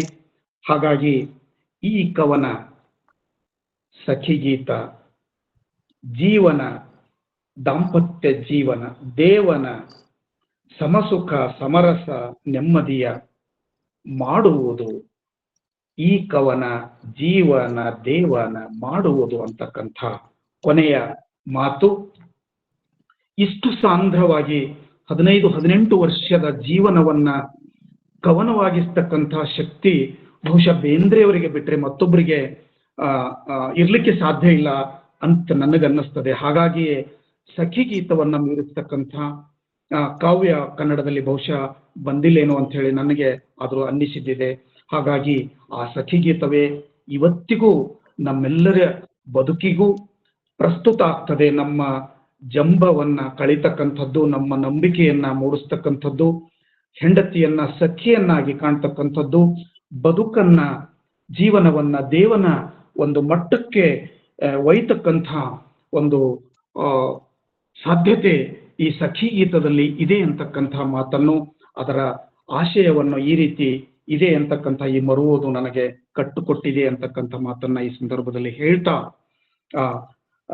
ನನಗೆ ಈ ಬೇಂದ್ರೆ ಸಖಿಗೀತದ ಕುರಿತು ಒಂದೆರಡು ಅನಿಸಿಕೆಗಳನ್ನ ಮರು ಓದಿನ ಚಿಂತನೆಯನ್ನ ತಮ್ಮೊಂದಿಗೆ ಹಂಚಿಕೊಳ್ಳಲಿಕ್ಕೆ ಅವಕಾಶ ಮಾಡಿಕೊಟ್ಟಂತಹ ಧಾರವಾಡ ಕಟ್ಟೆ ಎಲ್ಲ ಗೆಳೆಯರಿಗೆ ನಾನು ವಂದಿಸಿ, ಈ ಒಂದು ಉಪನ್ಯಾಸದಲ್ಲಿ ತಾದಾತ್ಮ್ಯದಿಂದ ತಾವೆಲ್ಲರೂ ಕೇಳಿದಿರಿ, ಸಾಹಿತ್ಯಾಸಕ್ತರು, ತಮಗೂ ವಂದಿಸುತ್ತಾ ಒಂದು ಮಾತು ನಾನು ಹೇಳುವುದೇನಂತ ಹೇಳಿದ್ರೆ, ಸಖಿ ಗೀತವನ್ನ ಉಪನ್ಯಾಸದ ಮೂಲಕ ಅಥವಾ ಯಾವುದೇ ಮಾಧ್ಯಮದ ಮೂಲಕ ಅದನ್ನ ನಾವು ಆಸ್ವಾದಿಸಲಿಕ್ಕೆ, ರಸಾನಂದವನ್ನ ಪಡಿಲಿಕ್ಕೆ ಸಾಧ್ಯವಿಲ್ಲ.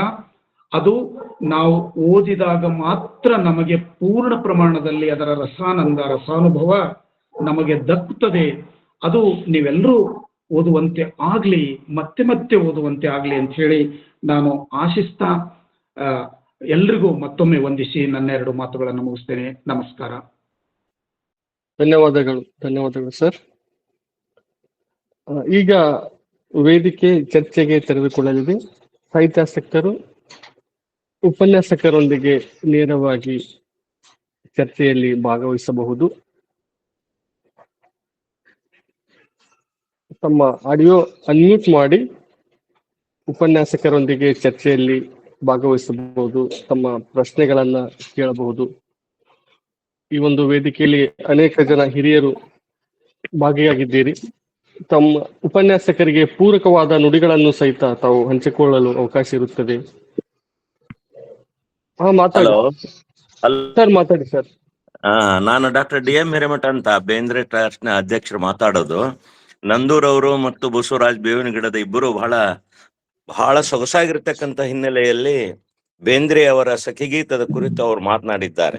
ಅಂದ್ರ ಬೇಂದ್ರೆ ಅವರ ಸಖಿಗೀತ ಅನ್ನೋದೇನಿದೆ ಅಂದ್ರೆ ಅವರ ಜೀವಂತ ಮಹಾಕಾವ್ಯ. ಬೇಂದ್ರೆ ಅವರು ಬೇರೆ ಯಾವ ಮಹಾಕಾವ್ಯ ಬರೆದಿಲ್ಲ, ಈ ಸಖಿಗೀತವೇ ಅವರದ ಮಹಾಕಾವ್ಯ ಅಂತ ಹೇಳಿ ತಿಳ್ಕೊಂಡು ಇಡೀ ಸಾಹಿತ್ಯ ಜನಗಳೆಲ್ಲ ಅದನ್ನ ಗುರುತಿಸ್ತಕ್ಕಂಥದ್ದನ್ನ ನಾವು ಕಾಣ್ತೀವಿ. ಅವರ ಬದುಕು ಹೇಗಿತ್ತು ಅನ್ನುವುದನ್ನ, ಜೀವನವನ್ನು ಹೇಗೆ ಕಳೆದ್ರು ಅನ್ನುವುದನ್ನ ಬಹಳ ಸೊಗಸಾಗಿ ನೋಡಿ. 16 ವರ್ಷಗಳ ಕಾಲ ಇಡೀ ತಮ್ಮ ಬದುಕನ್ನ ಇದ್ರೊಳಗೆ ಹೆಣೆದಿದಾರಲ್ಲ, ತೋರಿಸಿದಾರಲ್ಲ, ಅದು ಅದ್ಭುತವಾಗಿರ್ತಕ್ಕಂಥ ರೀತಿಯಲ್ಲಿ ಇಬ್ರು ಪ್ರತಿಯೊಂದು ಹೆಜ್ಜೆ ಹೆಜ್ಜೆಗೂ ಬೇಂದ್ರೆ ಅವರು ಧಾರವಾಡಕ್ಕೆ ಬಂದಿದ್ದು, ಅಲ್ಲಿ ತಾವು ಕಂಡಿರ್ತಕ್ಕಂಥದ್ದು ಎಲ್ಲವನ್ನು ಸೊಗಸಾಗಿ ಬಾರೋ ಸಾಧನ ಕೇರಿಗೆ ಮರಳಿ ನಿನ್ನಿ ಊರಿಗೆ ಅಂತ ಹೇಳಿ ತಿಳ್ಕೊಂಡು ಗದಗಿನಿಂದ ಧಾರವಾಡಕ್ಕೆ ಬಂದು ಬಹಳ ಸೊಗಸಾಗಿರ್ತಕ್ಕಂಥ ರೀತಿಯಲ್ಲಿ ಅವರಿಗೆ ಬಹಳ ಸಂತೋಷವನ್ನು ಕೊಟ್ಟಿರೋದೇ ಧಾರವಾಡ. ಅವರು ಸೊಲ್ಲಾಪುರದಲ್ಲಿ ಇದ್ರು, ಇಲ್ಲಿ ಧಾರವಾಡಕ್ಕೆ ಬಂದ್ಮೇಲೆ ಧಾರವಾಡವನ್ನ ಬಹಳ ಪ್ರೀತಿಸಿದವರು, ಧಾರವಾಡದನ್ನು ಬಹಳ ಪ್ರೀತಿಸಿದವರು ಅಂದ್ರೆ ಬೇಂದ್ರೆ ಅವರು. ಬಸವ ಮತ್ತು ಇಬ್ರು ನಂದೂರ್ ಅವರು ಬಹಳ ಚೆನ್ನಾಗಿ ಇಬ್ರು ನೀವೇನ್ ಮಾಡಿದ್ರಿ ಅಂತ ಹೇಳಿದ್ರೆ, ಈ ಸಖಿಗೀತದ ಬಗೆಗೆ ಒಂದು ಕಣ್ಣನ್ನ ತೆರೆಸುವಂತ ಮರು ಓದು ಅನ್ನೋದೇನಿದೆ ಅಲ್ಲ, ಪ್ರತಿಕ್ಷಣ ಯಾವಾಗ್ಲೂ ಅದು ಸೌಂದರ್ಯ ಎಂಬುದು ಕಣ್ಣು ತುತ್ತಲ್ಲ ಅನ್ನುವಂತ ರೀತಿಯಲ್ಲಿ ಅದು ಯಾವಾಗ್ಲೂ ಏನ್ ಮಾಡ್ತಾ ಇರ್ತದೆ ಅಂತ ಹೇಳಿದ್ರೆ ಬೇರೆ ಬೇರೆ ಹೊಸ ಅರ್ಥಗಳನ್ನ ಅದನ್ನ ನೀಡ್ತಾ ಹೋಗ್ತಾ ಇರ್ತದೆ. ಯಾಕಂದ್ರೆ ಇವತ್ತಿಗೂ ಕೂಡ ಆ ಸಖಿಗೀತ ಅನ್ನೋದೇನಿದೆ ಅಂದ್ರೆ ಎಲ್ಲರ ಬಾಳಿನ ಬದುಕಿನ ಒಂದು ಗೀತವೇ ಆಗಿದೆ ಅನ್ನೋದನ್ನ ನಾವು ಕಂಡುಕೊಳ್ಬೇಕು. ಇಷ್ಟು ಹೇಳೋದಕ್ಕೆ ನನಗೆ ಸಂತೋಷವೆನಿಸ್ತಾ ಇದೆ. ನೀವಿಬ್ರು ಬಹಳ ಚೆನ್ನಾಗಿ ಮಾತಾಡಿದ್ರಿ, ನಿಮ್ಮಿಬ್ಬರಿಗೂ ಅಭಿನಂದನೆಗಳು. ಧಾರವಾಡ ಕಟ್ಟೆಯನ್ನ ನಿರಂತರವಾಗಿ 4 ವರ್ಷಗಳ ಕಾಲ ನಡೆಸಿಕೊಂಡು ಬರ್ತಕ್ಕಂಥ ಬಸವರಾಜ್ ಡೋಣೂರ್ ಅವರಿಗೂ ಕೂಡ ಅಭಿನಂದನೆಗಳನ್ನ ಹೇಳಿ ನನ್ನ ಮಾತಿಗೆ ವಿರಾಮ ಕೊಡ್ತೀನಿ. ಎಲ್ರಿಗೂ ಶರಣಾರ್ಥಿಗಳು. ಧನ್ಯವಾದಗಳು ಸರ್. ನಮಸ್ಕಾರ ಸರ್. ಮಾತಾಡಿ ಸರ್. ಶಿವಪೂಜಿ ಕೋಟಿ ಸರ್, ತಮ್ಮ ಆಡಿಯೋನ ಅನ್ಮ್ಯೂಟ್ ಮಾಡಿದ್ದೀರಿ. ನಮಸ್ಕಾರ ಸರ್. ಧಾರವಾಡ ಕಟ್ಟೆ ಎಲ್ಲ ಬಳಗಕ್ಕೆ ನಮಸ್ಕಾರಗಳು. ಇಬ್ಬರು ಹಿರಿಯ ಚೇತನಗಳು ಸಾಯಂಕಾಲದ ಹೊತ್ತು ಈ ಸಾಹಿತ್ಯದ ರಸದೌತಣವನ್ನ ಬನಮುಟ್ಟುವಂತೆ ನಮಗೆಲ್ರಿಗೂ ತಿಳಿಸ್ಕೊಟ್ಟಿದ್ದಾರೆ. ಇದ್ರ ಜೊತೆಗೆ ಬೇಂದ್ರೆಯವರನ್ನ ಜೀವಂತವಾಗಿ ನಮ್ಮ ಮುಂದೆ ತಂದಿಡುವಂತ ಪ್ರಯತ್ನವನ್ನ ಮಾಡಿದ್ದಾರೆ. ಎಂದೇ ಕಷ್ಟ ಬಂದ್ರೂ ಕೂಡ ಸಾಹಿತ್ಯ ನಮ್ಮನ್ನ ಸಹೃದಯರನ್ನಾಗಿ, ಬಹಳ ಚಿಂತನಶೀಲರನ್ನಾಗಿ ಮತ್ತು ಕ್ರಿಯಾಶೀಲರನ್ನಾಗಿ ಸಂತೋಷದಿಂದ ಇಡುವಂಗೆ ಮಾಡುತ್ತೆ ಅನ್ನುವಂಥದನ್ನ ಬಹಳ ಮನಮುಟ್ಟುವಂತೆ ಇಬ್ರು ಮಹನೀಯರು ಮಾಡಿದ್ದಾರೆ. ಬಹುಶಃ ಒಂದು ಸಂದೇಶವನ್ನು ಕೂಡ ಕೊಟ್ರು ಕೊನೆಗೆ. ನನಗೆ ಅವಾಗ ಅವ್ರು ಹೇಳುವಾಗ ನೆನಪಾಯ್ತು, ವಿಲಿಯಂ ಹ್ಯಾಸ್ಲಿಟ್ ಹೇಳ್ತಾರೆ, ಮೈ ಅಕ್ವೆಂಟೆನ್ಸ್ ವಿತ್ ಓಲ್ಡ್ ಬುಕ್ಸ್ ಅಂತ, ಹಳೆಯ ಪುಸ್ತಕಗಳೊಂದಿಗೆ ನನ್ನ ಸಂಬಂಧ ಅಂತ. ಇಲ್ಲಿ ದರಾ ಬೇಂದ್ರೆ ಅವರನ್ನ ಮರು ಓದಿಗೆ ಹಚ್ಚುವ ಒಂದು ಪ್ರಯತ್ನವನ್ನ ಮತ್ತೆ ಈ ಕೇಳೋದು ಅಷ್ಟೇ ಅಲ್ಲ, ಅದನ್ನ ಓದಿದ್ರೆ ನೀವು ನಿಜವಾದ ಒಂದು ರಸದೌತಣವನ್ನ, ಸಾಹಿತ್ಯದ ರಸದೌತಣವನ್ನ ನೀವು ಪಡಿತೀರಾ ಅನ್ನುವಂತ ಮಾತುಗಳನ್ನ ಹೇಳಿದ್ದಾರೆ. ಇಬ್ಬರು ಮಹನೀಯರಿಗೆ ಏನ್ ಹೇಳ್ಬೇಕು ಅನ್ನೋದು ನನಗೆ, ಯಾಕಂದ್ರೆ ನಾನು ಬಹಳ ಸಣ್ಣವನು ಅವ್ರ ಇಬ್ಬರು ವಿಚಾರದಲ್ಲಿ. ಅವರಿಗೆ ಅನಂತ ಒಂದು ನಮಸ್ಕಾರನ, ಧನ್ಯವಾದಗಳನ್ನ ಹೇಳ್ತಾ ಇದ್ದೀನಿ. ಈ ಅವಕಾಶವನ್ನು ಒದಗಿಸಿಕೊಡ್ತಾ ಇರುವಂತ ಧಾರವಾಡ ಕಟ್ಟೆಯ ಬಸವರಾಜ್ ಡೋಣೂರ್ ಅವರ ದೊಡ್ಡ ಬಳಗ ಇದೆಯಲ್ಲ ನೀವೆಲ್ರು, ನಿಮಗೆ ತುಂಬ ಹೃದಯದ ಧನ್ಯವಾದಗಳನ್ನ ಅರ್ಪಿಸಿ ನನ್ನ ಮಾತಿಗೆ ವಿರಾಮ ಹೇಳ್ತೇನೆ ಸರ್. Thank you.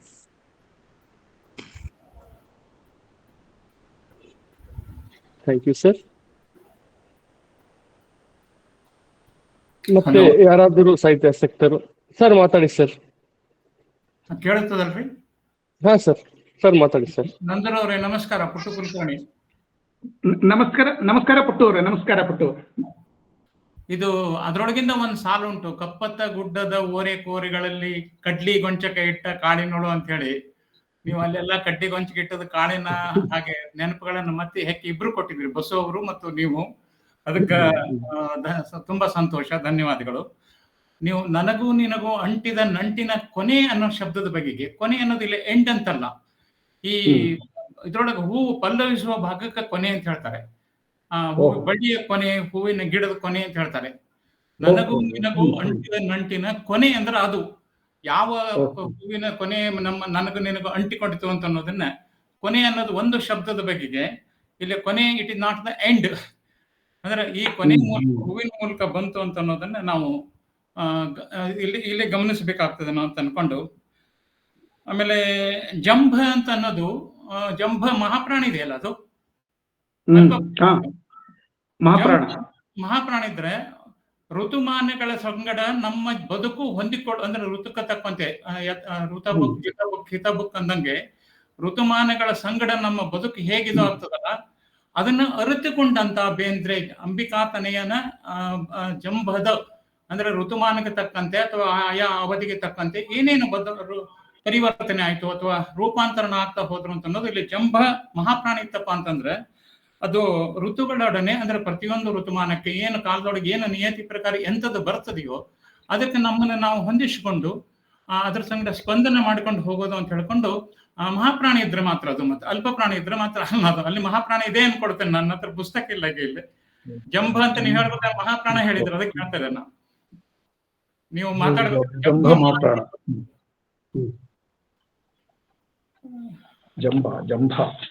ಜಂಭ ಮಹಾಪ್ರಾಣಿ ಇತ್ತಪ್ಪ ಅಂತಂದ್ರೆ, ಅದು ಋತುಗಳೊಡನೆ ಸಂಲಗ್ನವಾಗ್ತಕ್ಕಂಥ ನಮ್ಮ ಬದುಕು ದಿನನಿತ್ಯ ಏರಿಳಿತದೊಳಗೆ ಏನೇನು ನಿಯತಿಯ ಪ್ರಕಾರ ಏನ್ ಹೇಳ್ತಾರಲ್ಲ ಅದಕ್ಕೆ ಹೊಂದಿಕೊಂಡು ನಾವು ಅದನ್ನ ಅರ್ಥಕೊಂಡಂತ ಅಂಬಿಕಾತನೆಯದ ಬದುಕೇನಿದಲ್ಲ ಅದು ಇಲ್ಲಿ ಕಾವ್ಯ ಸ್ವರೂಪದೊಳಗೆ ಬಂದಿದೆ ಅಂತ ಅನ್ಕೊಂಡು ನನ್ನ ಅನಿಸಿಕೆ ಇದು.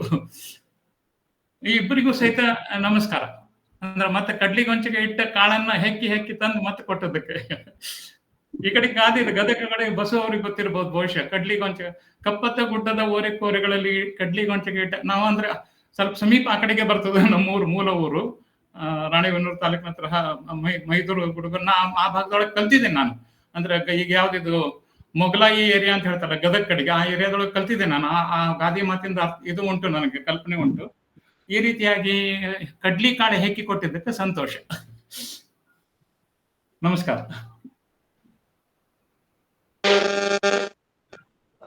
ಸರ್, ಮೈತ್ರಿಣಿ ಮೇಡಮ್ ಮಾತಾಡ್ತಾ ಇದ್ದೀನಿ.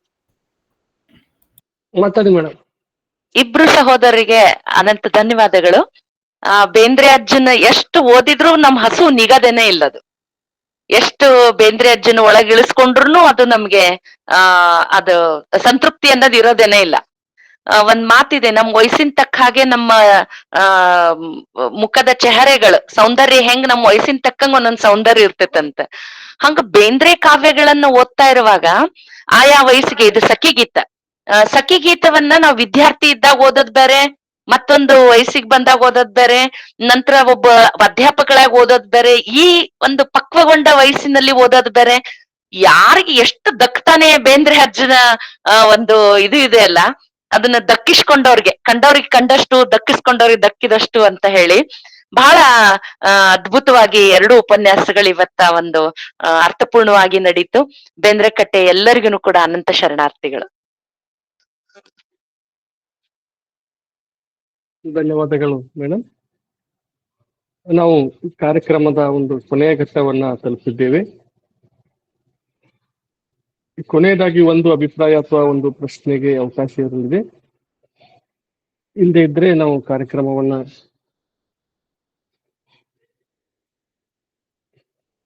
ಈ ಒಂದು ನಮ್ಮ ಕರೆಯನ್ನ ಮನ್ನಿಸಿ ಒಂದು ಅರ್ಥಪೂರ್ಣ ಉಪನ್ಯಾಸ ಕಾರ್ಯಕ್ರಮದಲ್ಲಿ ಭಾಗವಹಿಸಿ ತಮ್ಮ ಅತ್ಯಮೂಲ್ಯ ಒಳನೋಟಗಳನ್ನು ಹಂಚಿಕೊಂಡಿರುವ ಬಸು ಬೇವಿನ ಗಿಡದ್ ಲೇಖಕರು ಧಾರವಾಡ ಇವರಿಗೆ ಸಮಸ್ತ ಧಾರವಾಡ ಕಟ್ಟೆ ಬಳಗದ ಪರವಾಗಿ ತುಂಬು ಹೃದಯದ ವಂದನೆಗಳು.